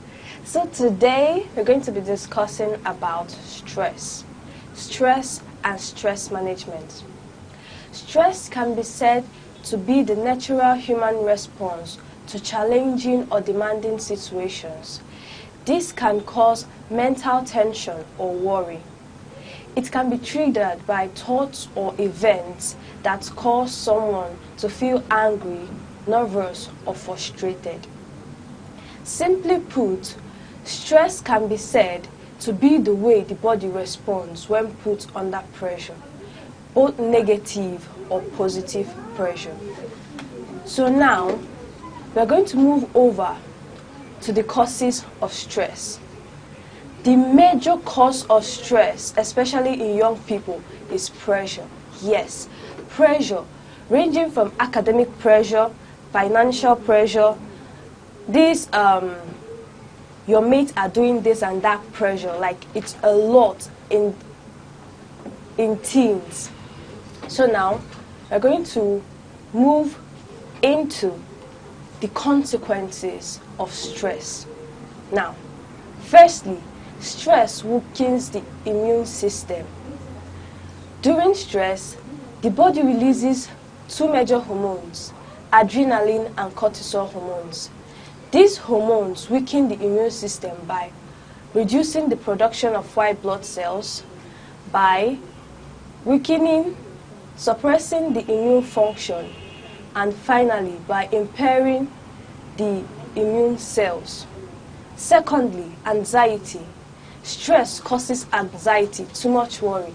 Like, if you start worrying or overthinking by the age of 16, when you're 30, what will happen? So stress causes anxiety, which is not good, especially in young people. Thirdly, depression. Most young people suffer from depression in these days. Why? Because of the stress they are put under. So stress causes depression. Now I'm going to be sharing with you tips, ways and methods to make sure you manage, control or avoid stress. First, prioritize self-time. I'm always talking about self-time because me time is very, very essential. Get enough sleep, eat healthy and relax your mind. Don't listen to all those pressure. When you prioritize your me time, it helps you to relax and get to know yourself better. Secondly, mindfulness and relaxation. Try to take time, take a pause. Think about your life, think about your purpose, think about your goals and your objectives. This will help you to relax your mind and to do what you know how to do best. And finally, spend time with people who support you, who help you, who are with you through the ups and downs of life. Spending time with these people, people that don't pressure you, it will help you to reduce your stress. It will help you to deafen the ears of the sounds of the pressure in your head. It will help you to reduce your stress and live healthy. So, in conclusion, try to live a stress-free life as it is essential for healthy living. When you live a stress-free life, you get to live a prolonged, healthy and fulfilled life. So, I advise you never to joke with yourself, because anyone that is stressing you out is joking with your mental health. So try as much as possible to live a stress-free life. So till I come your way next time, same station, I still remain Miss Chinaza. And now I'll be handing over to Antioni to take us on the rest of the show. Stay tuned. Bye. Hello, welcome to the discussion segment. We just concluded the health tips by Chinaza, and I learned how to reduce stress, because stress is a slow killer, not just hypertension. It's actually a silent killer. Sometimes you end up with migraine and all that, but if you learn to reduce the stress on yourself, I think you will live better. Thank you so much, Chinaza, for that wonderful rendition. Now we're on to the discussion segment, and today we'll be talking about something, a topic that almost all the teenagers, a topic that almost every teenager at some point in their life have actually encountered. We're talking about peer pressure. Now you will agree with me that there has actually been a time when you felt like doing something just because your friends are doing it, just because you don't want to be the boring one. Sounds familiar, right? Yes. Well, that's peer pressure, and that's what we're talking about today. We're going to talk about it. We're going to talk about how to spot them. We're going to talk about how to deal with them. Joining us on this discussion segment are beautiful and wonderful teenagers who will share their insights and experiences on how to deal with peer pressure. From my immediate left, we have... Hi viewers, Aneke Collins. Welcome to the show. Hi viewers, I'm Kalista. I'm happy to have you here. Hi viewers, I'm Chinaza. Stay tuned. All right, let's dive in. So I'll start with you, Kalista. Can you tell us about a time when you were faced with peer pressure? Okay. There are many instances, but I just want to start from my junior secondary school. So during that time, I was so troublesome. I wasn't this quiet. Am I really quiet now? No, you're not. From the look on your face. Okay. But I was more troublesome. Okay. So I had a group of friends then. We are just, I can't even... Area scatters. I don't know. We just like trouble then. We just like trouble. And you know, that was JSS3. That's the time normally in secondary school where when we feel we are now big girls because we are about to enter into the senior class, so you can't talk to us, we are now big girls. So during that period, they elected the prefect newly, and we have already made the decision that we're not going to respect any prefect. Who is this one? This is my sister's maid, so I'm not going to respect her. I'm not going to even call her senior, anything, captain or anything. I'm just, don't talk to me, you know. That was the decision, that was the plan. So I could remember one day, and during that period, we also made another terrible decision that we're not going to go to attend the morning assembly till that term ends. I and my group of friends in secondary school. So every morning, and fortunately, I was the level prefect. I was the level prefect in my class. Then when I got to the senior class, I was also a school level prefect.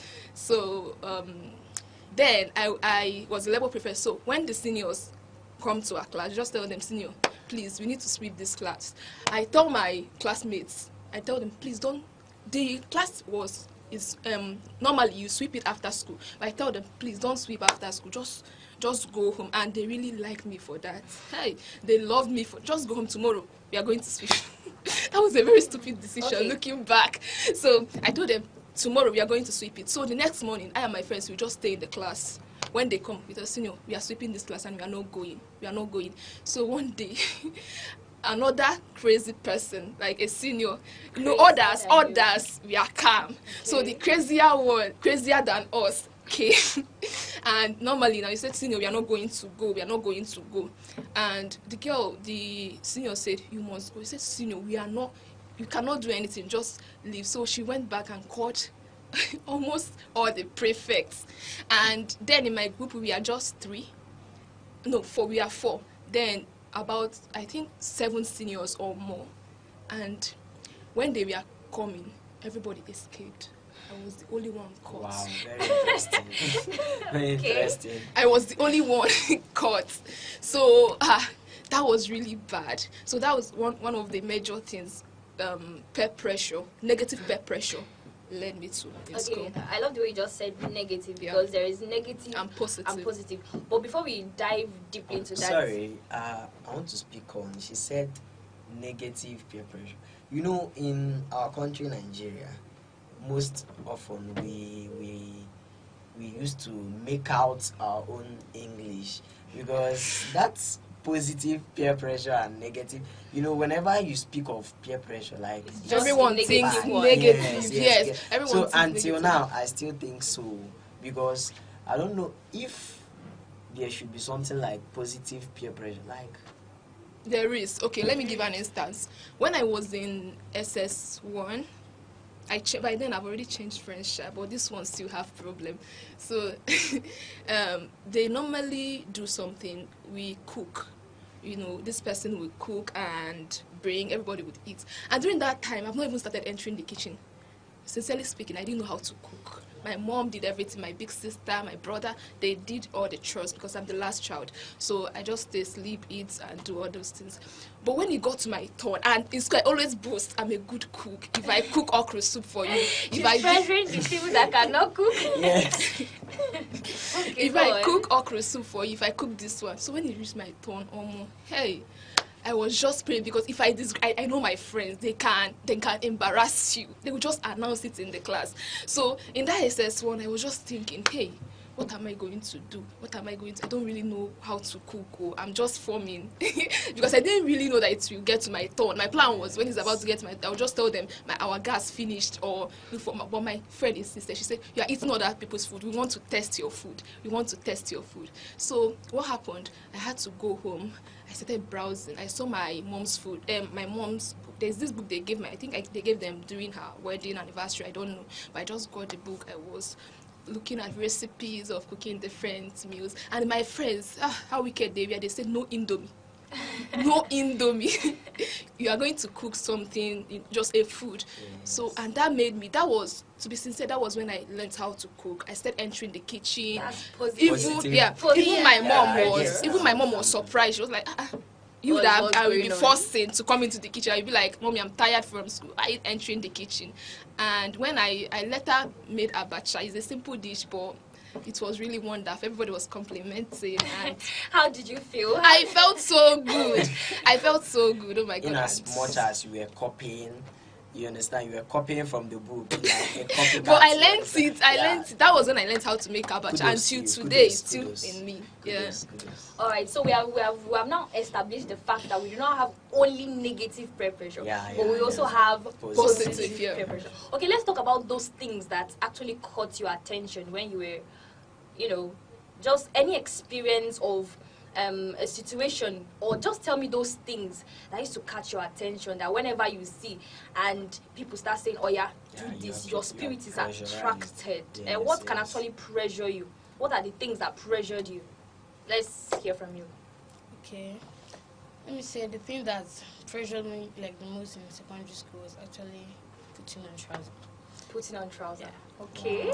Because in those days, like in my family, we don't normally put on trousers. So, and almost half of my friends they do, and I'm actually like the only one putting on skirts, long one for that matter. Okay. Very long.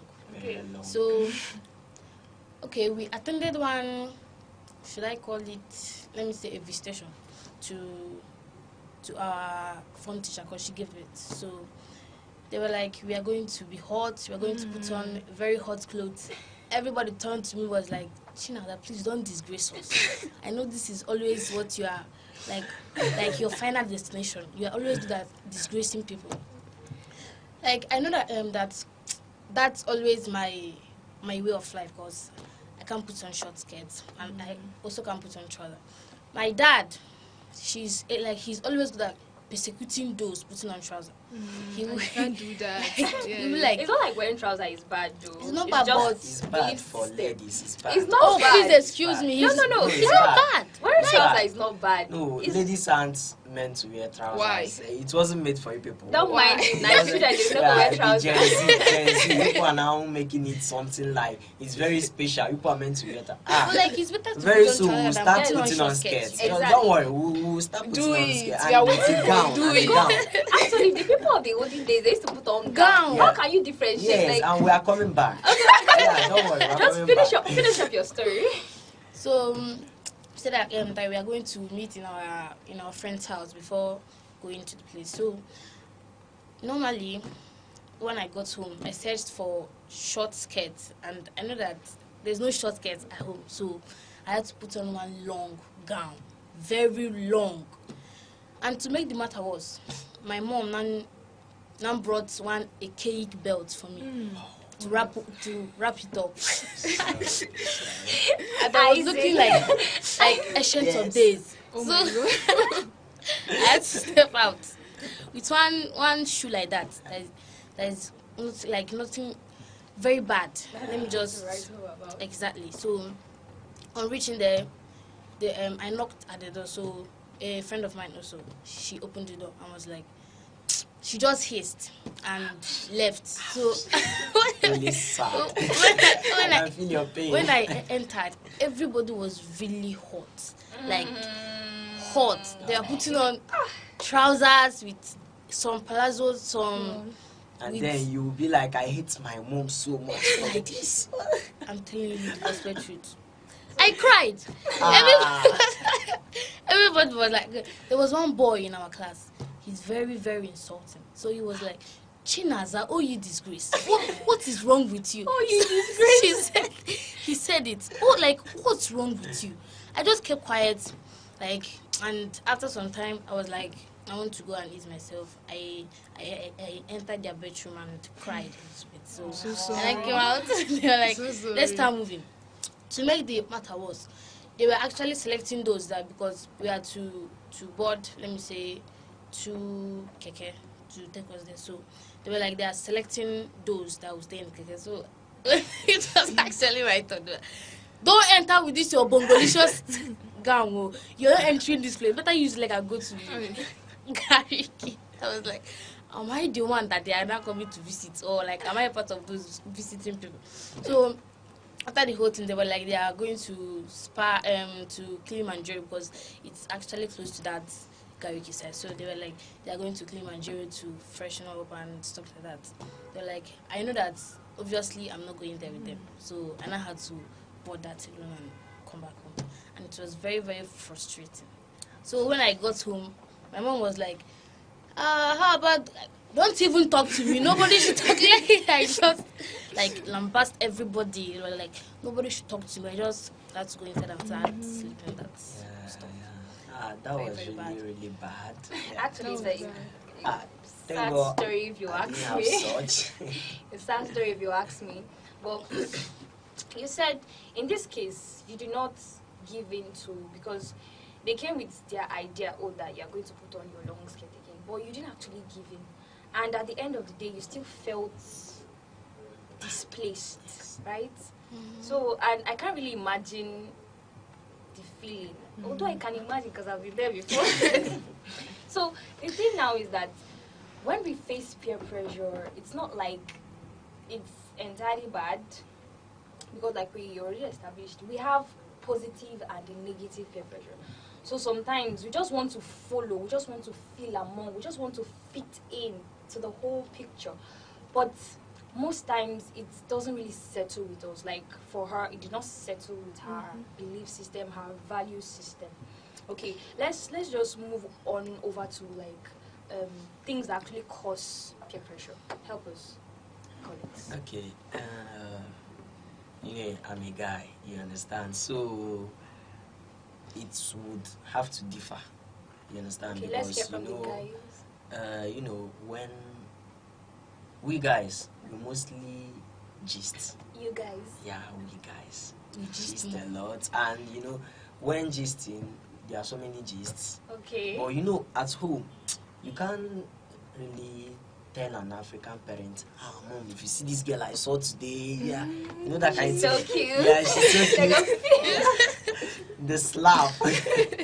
So, but when you are outside with your guys, you say anything. Yeah, you say anything. But there's this time when the story gets sweeter. You understand? Gets more interesting, and that time is the time you have to be at home, and you cannot do anything about it. Try and come back a minute after it. Your body will tell you. You understand? Okay. So that's one being said. Then secondly, drinking. We love and enjoy alcohol, but as a teenager, should we really take alcohol? But some people came out from different families. You have people that came out from family where their dad can drink, their mom. That's that chills, or that's kind of a thing. Yeah, like, and they want you to be like them so that you won't use it against them. Kind of, they don't want you to say, nah, these people, anyway, your family, you people are always drinking, stuff like that. They want you to belong. Okay. But you, like me, I came from a family where even my dad, my mom, no one drinks. You understand? So you can't just drink. Number one, if you drink and come back, the order. You understand? Your mom will be like, Onyeka, you understand that kind of thing? Yeah, so let's just leave that here for now. So, but from your story, I think you have drunk before. You have drunk Honestly, before. I'm drunk, boy. Okay, so what was going through your mind? You know that when you go home, when you get home, what was going through your mind when you carried that bottle to drink? Honestly, before I drank, I already Calculated. You planned it well. Yes, You I planned, and then my age and limit, bought yeah, so I just tried my best after drink. I was actually tipsy after drinking. Then on going home, I was like, God, everybody will find out. Look, I said the most important thing is that I will pass, make sure I greet my parents, climb the bed, and if anybody touches me, I'm not feeling fine. You understand? Can you imagine? And it was actually working when I was going. I took Tom, as you said. So on reaching home, I didn't check the time when I was making my plans. So that was where everything scattered. I came back, I think that was around after 9, that fateful day. My dad, he doesn't beat. Once you enter the house and see him with his cane, you're in very big trouble. You understand? So when I entered the house, I was like, oh my God, as a guy, I was, Dad, good evening, sir. But, this is not how this boy used to greet before. And he noticed. He was like, okay, he left me. I passed. My mom was in the kitchen. Mommy, good evening, ma. I went back into the bed and lied down. Not up to 20 minutes on my back. Needed to hear the stroke, the lashes. When I woke up, he said, "Obi kag name one in one mania. We better now go move anyhow." You understand that kind of thing? Yeah. Like it was a mess. Like that night, he even sent me out of the house. Wow, Like wow, he that told was me extreme. You understand? I left, but as my mom, you know, have pity on him.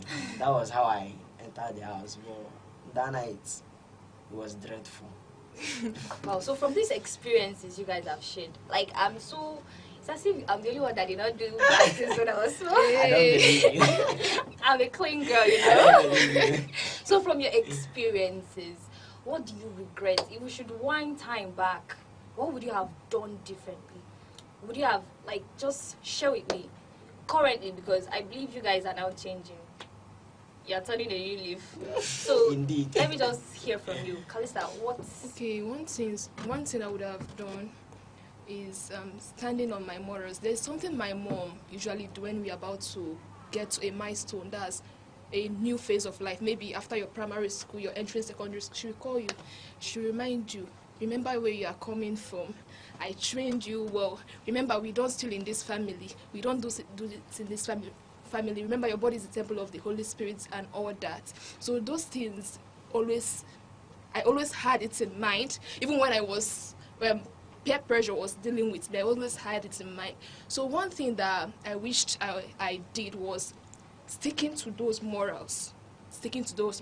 I remember one thing that happened. There was a time that my friends, they wanted to go out from school. In fact, those girls, they were boarders. I was the only day student among them. So they wanted to go out from school. They wanted to go to Apapa. And during that time, I've never been there. They wanted to go and get clothes. And they were just telling me, Kalista, come, let's go now. Come, let's go. I was remembering all those words my mom was telling me. It was just coming back to me. I said, I cannot go. I'm afraid. What if my mom? And during that period, my mom was working in that place, at that side. She had a school there. So I was just saying, hey, what if my mom sees? They were like, now, you're a big girl, stop all these things. She will not see. Even if she sees, we are going to cover you. Just come, let's go. And I fell in. And do you know what happened that day? When we are coming back, they started shooting. I don't know, the policemen and armed robbers, they were having fights in the streets. Oh my God! I started crying. Everybody was crying. The girl beside me was already praying this prayer for happy death. If you're a Catholic, you understand. I was like, hey, now please, I told you I don't want to go. And she was like, you will not die. Even if I die, you will not die. You will survive. She was, oh my God! You're a strong girl. Stop shaking. Stop shaking. Hey, everybody was just shaking. Everybody was just crying. The driver himself was not even courageous. He was making the matter worse. He was not asking us, why did you come out from school? Stupid girls. Hey! So it was a lot. It was a lot. And after that incident, oh my God, I swore never to try that again. Never to try that. Negative peer pressure can be very dangerous. Yeah. All right. Thank you so much for sharing that experience. I mean, sticking to the morals you grew up with. Thank you so much. Now we're going to join Ubu Informer on the street as she talks to the teenagers on the street and help us get their view on dealing with peer pressure. Hi viewer, my name is Ugwi Former. Welcome to Teens Fun Hub on Aneke TV. I'm on the street today to know the opinion of my fellow teenagers on the topic peer pressure. And this topic is very interesting because it has more to do with us teenagers. Like, it's connected to our behaviors and how we see things. So you can join me as I ask a few questions on this topic. Hello, please can I know your name? Okay, my name is Chiamaka. Wow, Chiamaka, I would like to know your opinion on, have you ever been on a situation where you feel peer pressure and how you handled it? Okay, so I'm going to be talking honestly because we are talking to a lot of people, people that need to know the situation on ground. Well, when I was younger, that is when I was in secondary school, I had a lot of experiences with the negative type of peer pressure where there was a lot of stereotype. I had to look in a particular way to be accepted by a particular type of people. Okay, so let us put this instance now. Okay, I needed to make my hair, and maybe I was on low cuts, and then all my friends had made their hairs, and maybe they are flaunting the hair and all of that, and then I just want to feel among. There was this need for belonging. So negative peer pressure, it really had a very, very downtime on me. Like, I didn't have the courage to speak up because I wanted it to be that it was the people that were surrounding me that would speak up for me. So how I was able to escape, because it's an escape, how I was able to escape from peer pressure was that I saw that I needed to dissociate from these people. I saw that I needed to dissociate from these people. I needed to distance myself, and as God would have it, they even had to go to other schools. So it was actually a very, very nice experience being able to get myself free from the wrong type of friends. Yeah. And joining me again on this show is a beautiful damsel. Please, ma, can I know your name? My name is Marvelous. Wow, marvelous. I want you to tell us how peer pressure can affect a teenager's attitude and behavior. Okay, so when they say peer pressure, most of the time we tend to like look at our friend group, everything. But in my case, it was actually social media. Okay, because during the time I was waiting for admission and all those stuff in school, I was always on my phone. I was always on social media, and I was seeing other girls. They were flexing with their wigs, their phones, and everything. So at some point, I sat down and I realized that actually these things are not needed by me at that point in time, at that point of my life. So I sat down and I knew that even though I could afford those things, I would not really need it, and it would be better for me to like put that money into something more useful, like my academics and other stuff. So in my case, it was social media. You have heard it all. Be yourself and say no to peer pressure. I'm going to hand over to Auntie Oyi, who is in the studio doing justice to this topic. And until next time, stay tuned to Teens Fun Hub on Aneke TV. Bye.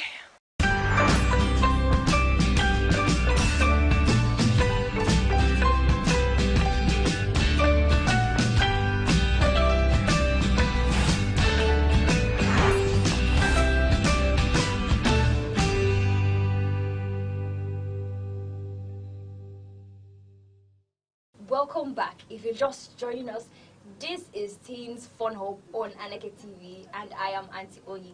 So we're discussing about peer pressure, and we have heard the teenagers' experience and review on how they handled their own peer pressure. So now back to my wonderful teenagers. I was just thinking, and I just thought about this right now. So sometimes most of the peer pressure scenarios we used to see is just those ones that we see in the movie. Drink it. Like, you just brought heavy peer pressure matters. Yes. But I think peer pressure is not always that loud. I think sometimes it can be subtle. Yes. They'll just enter you. Do you agree with me? Yes, I do. Okay, let me hear your view on that. Okay, the truth is that peer pressure is not always loud. I like using stories. Okay, I like using stories. In my secondary school, I had a friend. She's still my friend to today. At a point, she started following a group of girls, and I just knew that those group of girls, she shouldn't follow them because they were not going to the right path. There are these girls that do a whole lot of things. They go out from school. After school, they don't go home straight. They do a whole lot of things. And I called her. I remember I called her. I told her, girl, what are you doing? Look at these people. She was like, no, I'll just follow them. I will not be doing what they are doing. I'm just following them. I'm not like them. You understand? And fast forward to SS3. I remember she called me one day. She was crying on the phone. She told me, Calista, I don't know what happened though. I don't know what happened. I said, what happened? She said, do you know that I went for club yesterday. I attended a club. I can't even believe that I did that. Do you know that I was almost raped? And I said, how? She said, she was calling the names of the friends. This girl, this girl, this girl. And I said, how are they able to convince you? She said, I don't know. I just found myself doing all those things. In fact, I do worse than them now. I do worse than them now. And I had to call her the next day to come to my telling them, but you saw these things. Why were you there? Red flags. You saw. She said, I didn't see it. I just thought they were living life. I didn't know it would get this bad. I didn't know. So peer pressure is not always loud. They won't always tell you, if you follow us, you do this, you will do that. You won't even know when you start behaving like them. That's one thing about friendship.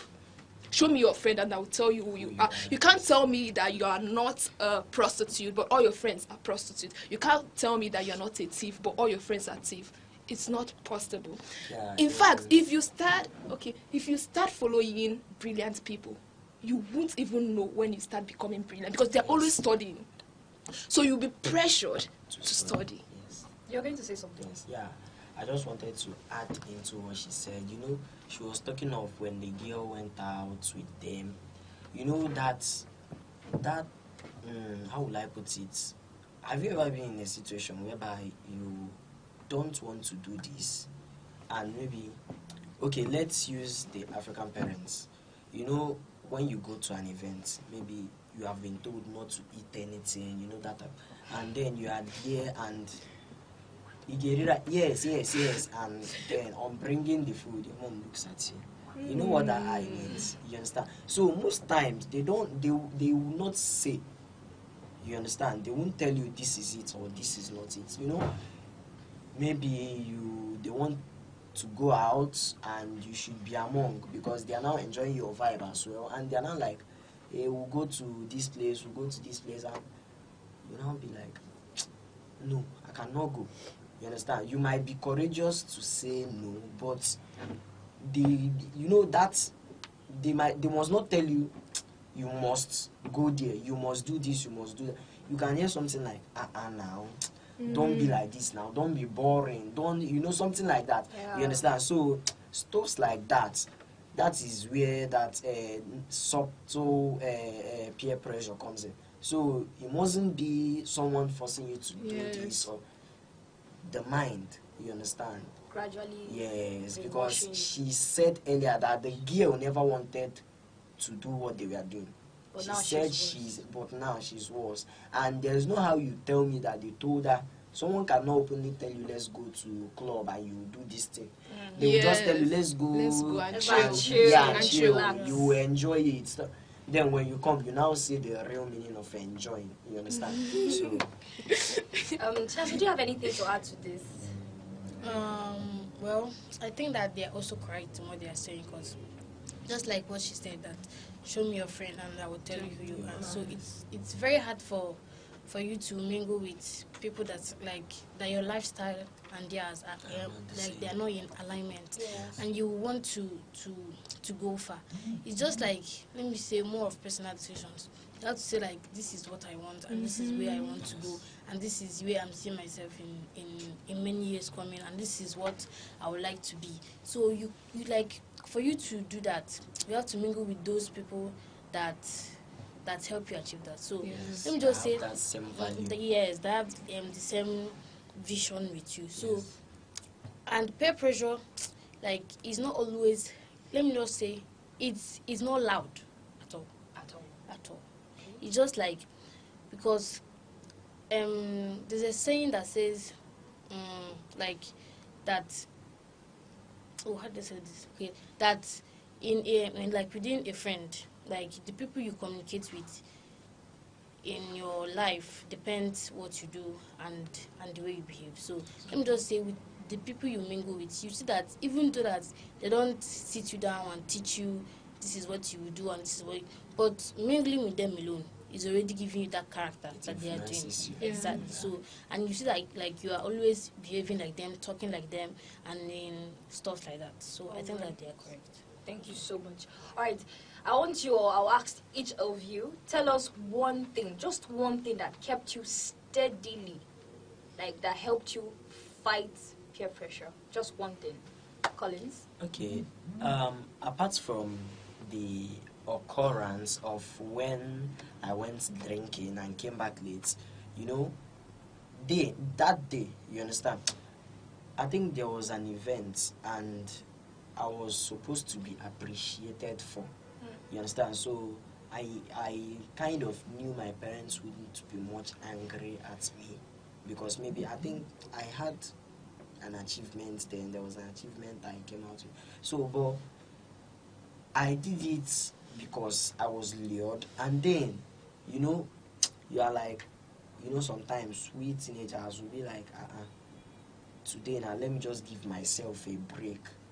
You understand? From yes, let me just see what this looks like. Let me. So that was, but that day made me realize that you must not. It's not a must for you to do that thing that they call living life, because it's actually bad. Like, it's actually killing you, not even making you to live life, because there is no living life in drinking alcohol when you know that alcohol will kill your liver or your kidney. You understand? Exactly. So I think what made me keep standing was the courage to say no and standing by it. You know, there's a difference between you are saying no, I'll not do this thing, and then maybe they will better convince you to But there's this, when you say it, you mean it and you stand by it. Nobody can make you change your mind. Sure. You understand? So alright, tell us that one thing that steadily kept you from falling for peer pressure. Okay, I think it's actually knowing your worth. That's the first thing, because people don't know their worth, so they just feel like fitting in. When you alone, like, you worth more than all of them. So okay, let me say, I had a friend of mine like that, and she has a friend that pressured her to buy abortion drug for her. She was like, yes, she had to go and buy it. So after getting the drug for her, she then came to me and was like, Chinada, look at what I did do. I don't know. I was like, well, you know, she knew you wouldn't allow her to take that. I don't know if you are getting me. Like, that's abortion pill. Okay. You yourself, you know it's bad.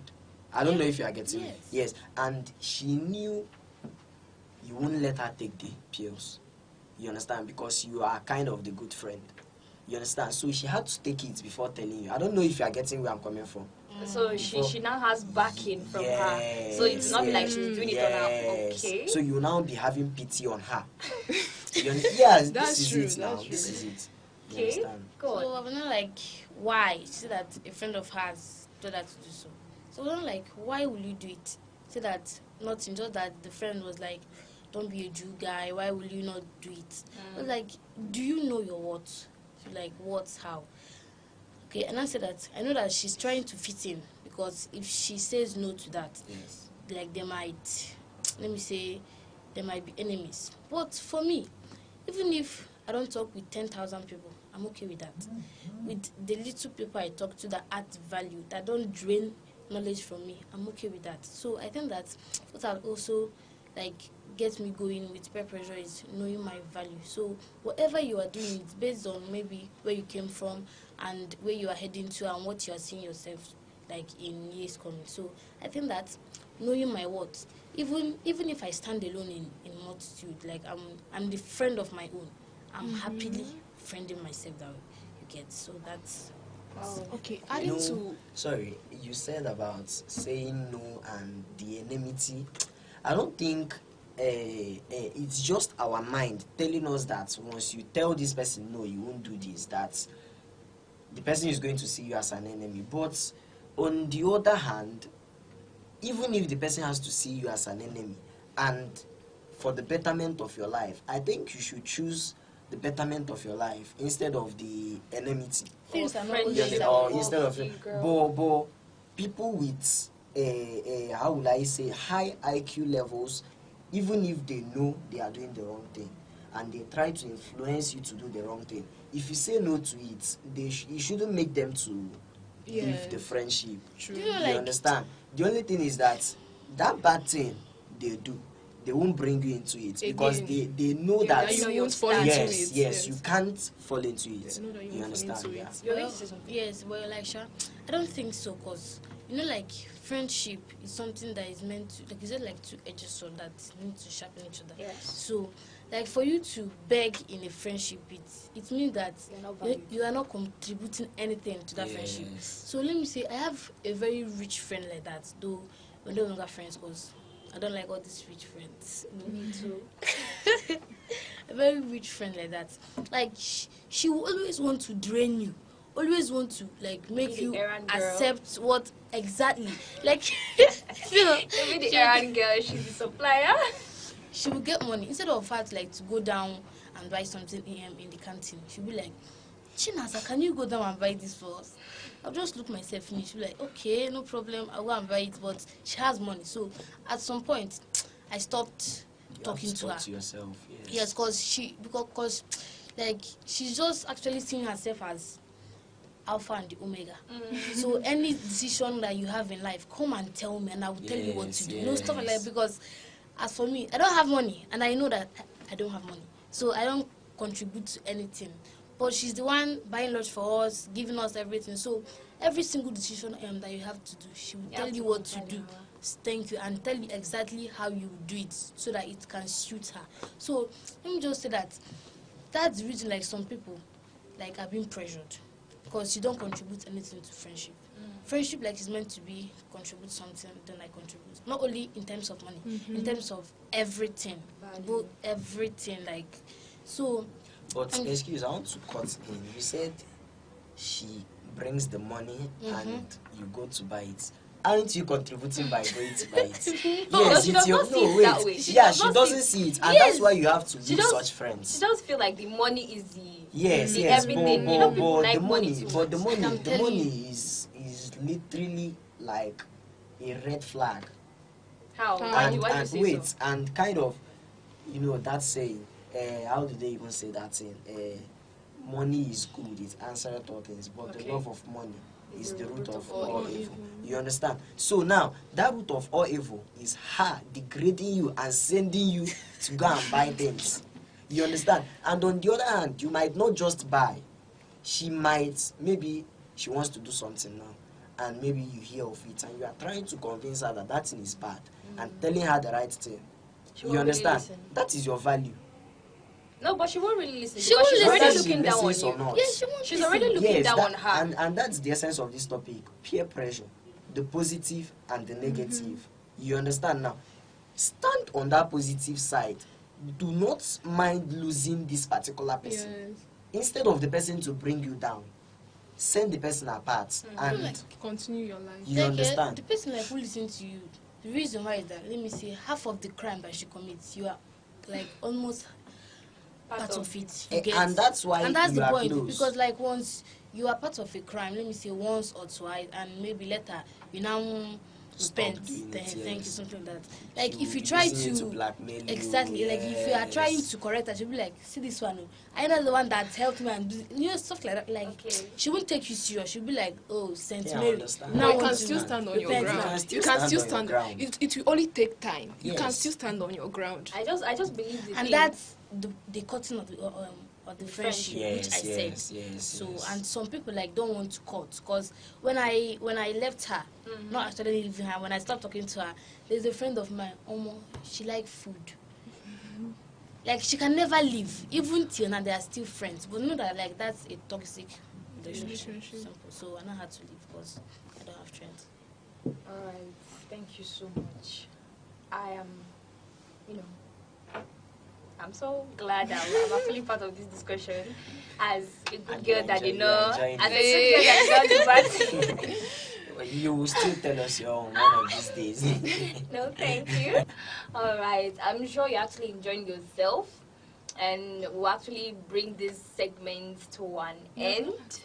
But before we do that, I would like to hear your final advice to teenagers out there who are still struggling, who might even be in a situation that they are always pressured to do the wrong thing. What is your final advice to them, Calista? Okay. My final advice is be intentional while making friends. Not everyone is my friend. You can talk to everybody, but everybody should not be your friend. And just like she said, she spoke about knowing your worth. You need to know your worth. You need to know that you have values. You need to know that you have the right to be loved and respected. So people can't joke with you. People can't play with you. You need to, one thing I notice teenagers lack is self-love. So when they enter into friendship or relationship, they love the person more. And that's what gives chance for toxic relationship and toxic friendship. So you need to learn. If you don't know, if you're not loving yourself, you need to start learning how to love yourself. It is very crucial. It is very important. When you love yourself, it will save you from a whole lot of shit. Then, being intentional with friends, as I said, personally, I take friendship very serious, because I know that my friend can build me and my friend can destroy me as well.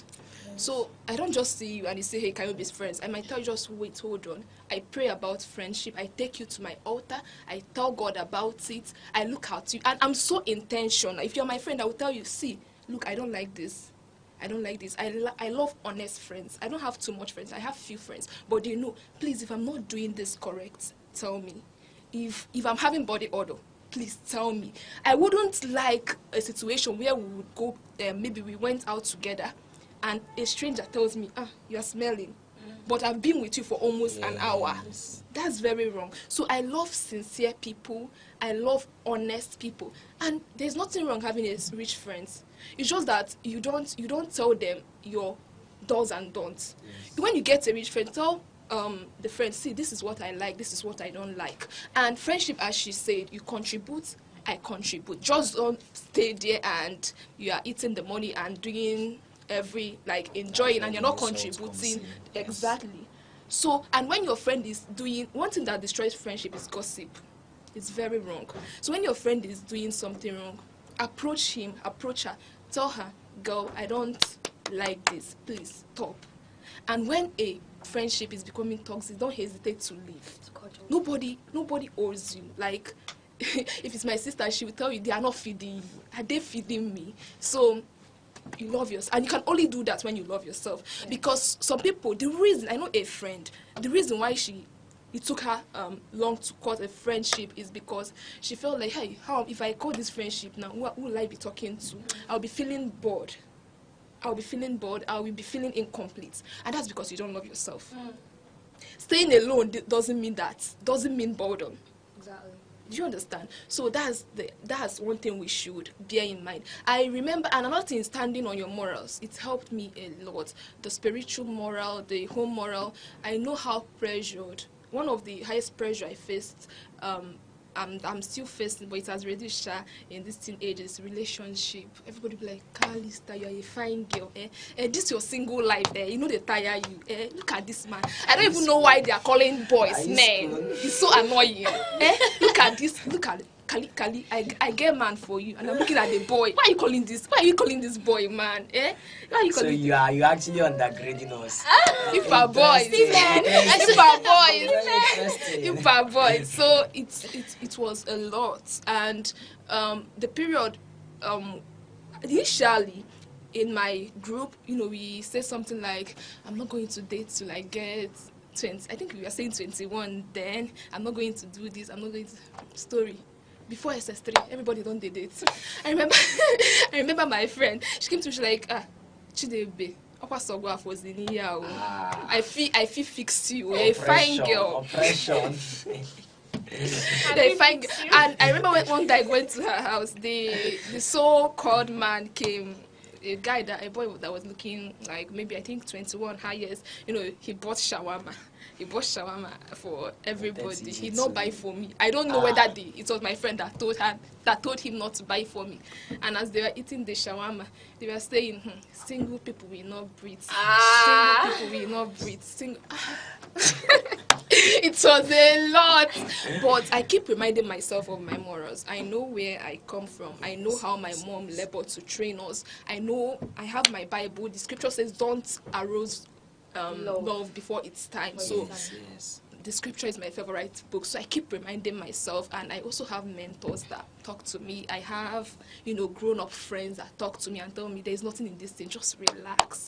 When the right time comes, you go into it and enjoy it. Because the thing that people forget is the purpose of relationship. Relationship is something that leads to marriage, but I think maybe, because I don't know why you'd be dating at 40 years. You want to marry by I want to by cut into 16? that. Okay. Most of the times it's not actually that they want to date. Mm-hmm. You see this social Still media of among 18. things. Oh my You see this social media of 18. It's really, really bad. I would have called names, but there is no need calling names of people.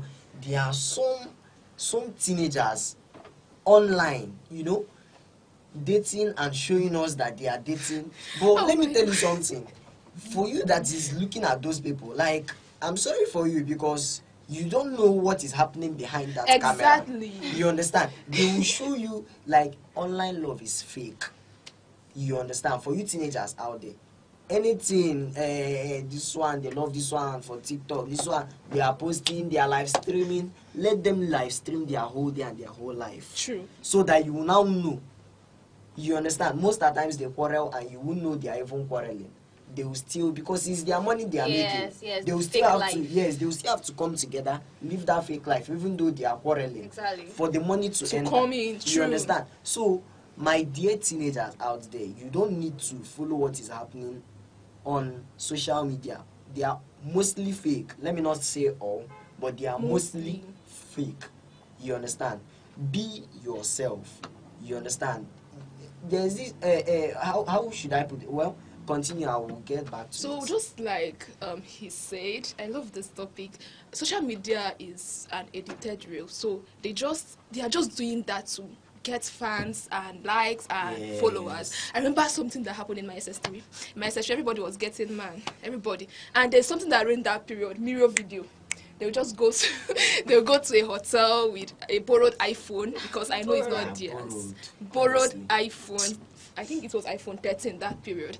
Borrowed iPhone 13, and everybody started doing it to an extent that one girl, she had to make a uniform. She's a seamstress, so she bought material, sold for herself, sold for the guy. So when I was just looking at the thing, they were doing a whole lot of things in the video, cuddling, kissing, and all that. I was like, what is this rubbish? So I went to my friend's place, and my friend and the girl, they were living in the same street. So I was not telling my friend that your friend don't get man, no, it's remaining both of us. So she told me which man. She told me that she paid the guy for that video. My God. She paid the guy for that video, and you can just imagine that. So that and many people that watched, many people that watched that video be like, oh, it's remaining me. God, where? But they don't know. Yeah, it was all fake. My God. Social media is just fake. 99%. That's the simple truth. That's the simple truth. Oh, this word keeps coming to my mind. Single people will not breathe. And I will breathe. We are breathing, my sister. We are breathing. Don't forget. We are breathing. Allow us to breathe. So the thing there is, I'm going to take this word home. We will breathe. We the singles will breathe. Then she also said something. She said, being alone is not boring. I mean, take that time and work on yourself. Exactly. Work on yourself, develop yourself, improve yourself. Collins, you still have something to say because you actually chipped into what she was saying. Okay, let's say your advice. We're actually my advice, as I said, be yourself. You understand? Peer pressure fades, but that your choice doesn't fade. Do you understand? So try as much as possible, as my colleague here, Kalista, said, you have to love yourself. You understand? That thing you are doing, you understand? Don't let someone tell you that is the wrong thing unless you are sure you are doing the wrong thing. You understand?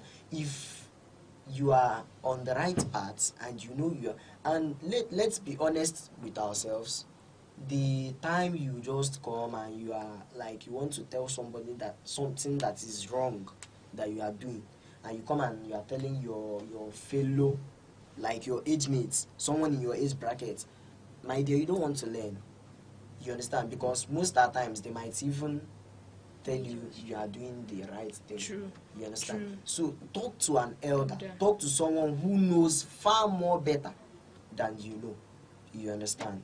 So I will have to end that here. Thank you so much, Sir Collins. All right, Chinaza, let's hear your advice, your one advice to those people still struggling with peer pressure. Okay, I think that the first thing is self-respect. As someone dealing with peer pressure, it's actually, let me say, lack of self-respect. Because you need to respect yourself first. In the sense that, you know, like they say, like because like. Have you been in a situation like, okay, where in your class, okay, someone that is very, very intelligent, and it will be very, very hard for someone that is very dumb to relate with the person. Because for you to walk up to the person, like you don't even know what to tell tell the person, because you know that you guys are not in alignment. Yes. So let me just say it depends on who you are and what you show yourself as. Yes. You now direct friends to you.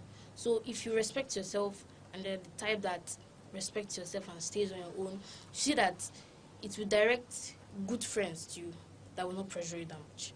And also, and when good friends have been attracted to you, you see that pressure will be very small.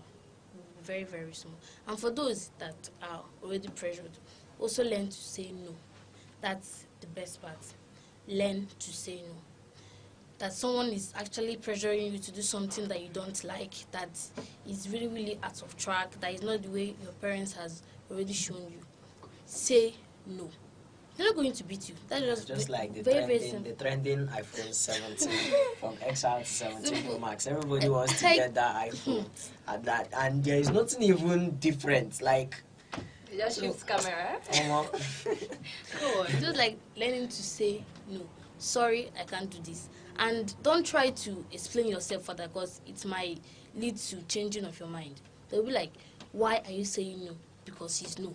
Simple. Exactly. So don't need to stress yourself trying to explain. When you argue, they can convince you. They can convince you. Just be very just mean. Like if in the Garden of Eden, why did God tell you not to eat this apple? She said, I beg, leave me. I don't touch the apple.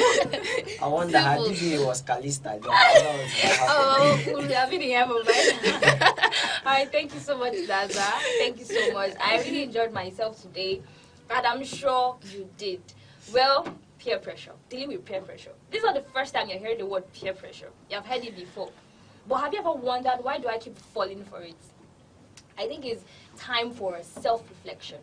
You have to, I know you listened to what they said. Think about your life. Learn to say no. You have to start somewhere. Learn to say no. Remember the morals you were groomed with. Remember your God in heaven. He has plans for you.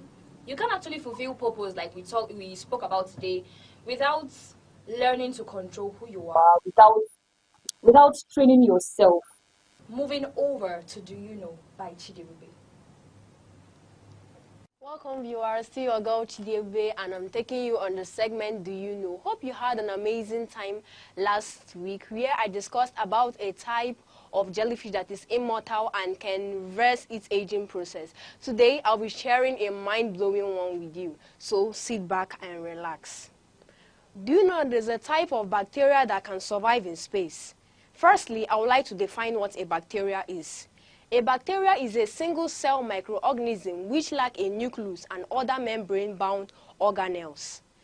This bacteria, known as Deinococcus radiorurans, is a bacteria known for its survival in space, along with spores of Bacillus subtilis.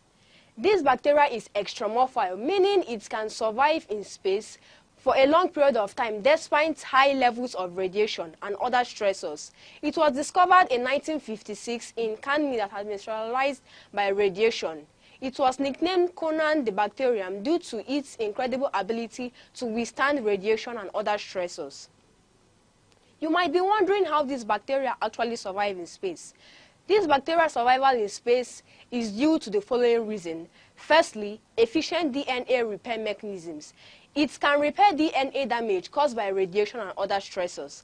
Secondly, antioxidant properties. It produces antioxidant that protects it from radiation-induced damage. Thirdly, cellular protection. Its cell membrane and walls provide protection against extreme conditions. Last but not the least, aggregate form. These bacteria can form aggregates which protect or shield the individual cells from damage. Watch out more Do You Know Forums here on Teens Fun Hub. Hope you learned a lot from this topic. And don't forget to also keep a day with me next week. Still your girl, Chidi Ebube. And now over to Antioyi to continue with the show. Thank you. I know you enjoyed yourself because I did enjoy myself. Well, I would want you to keep a date with us next Saturday as we bring you a lot of interesting topics to keep you entertained.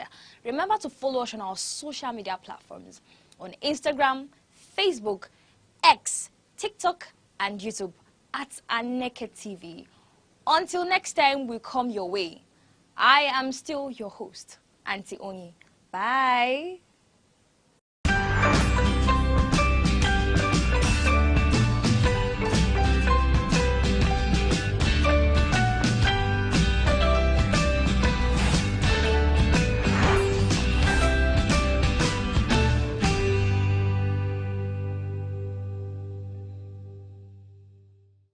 Hello, I'm Debra Wakoba. I am Chidimike Mede. I am Uche Osai. I'm Chiwendo Ifeonwankwe. My name is Obobina Samson.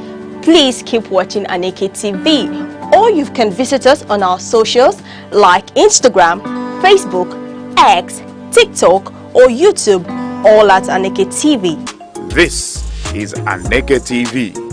We move with the world.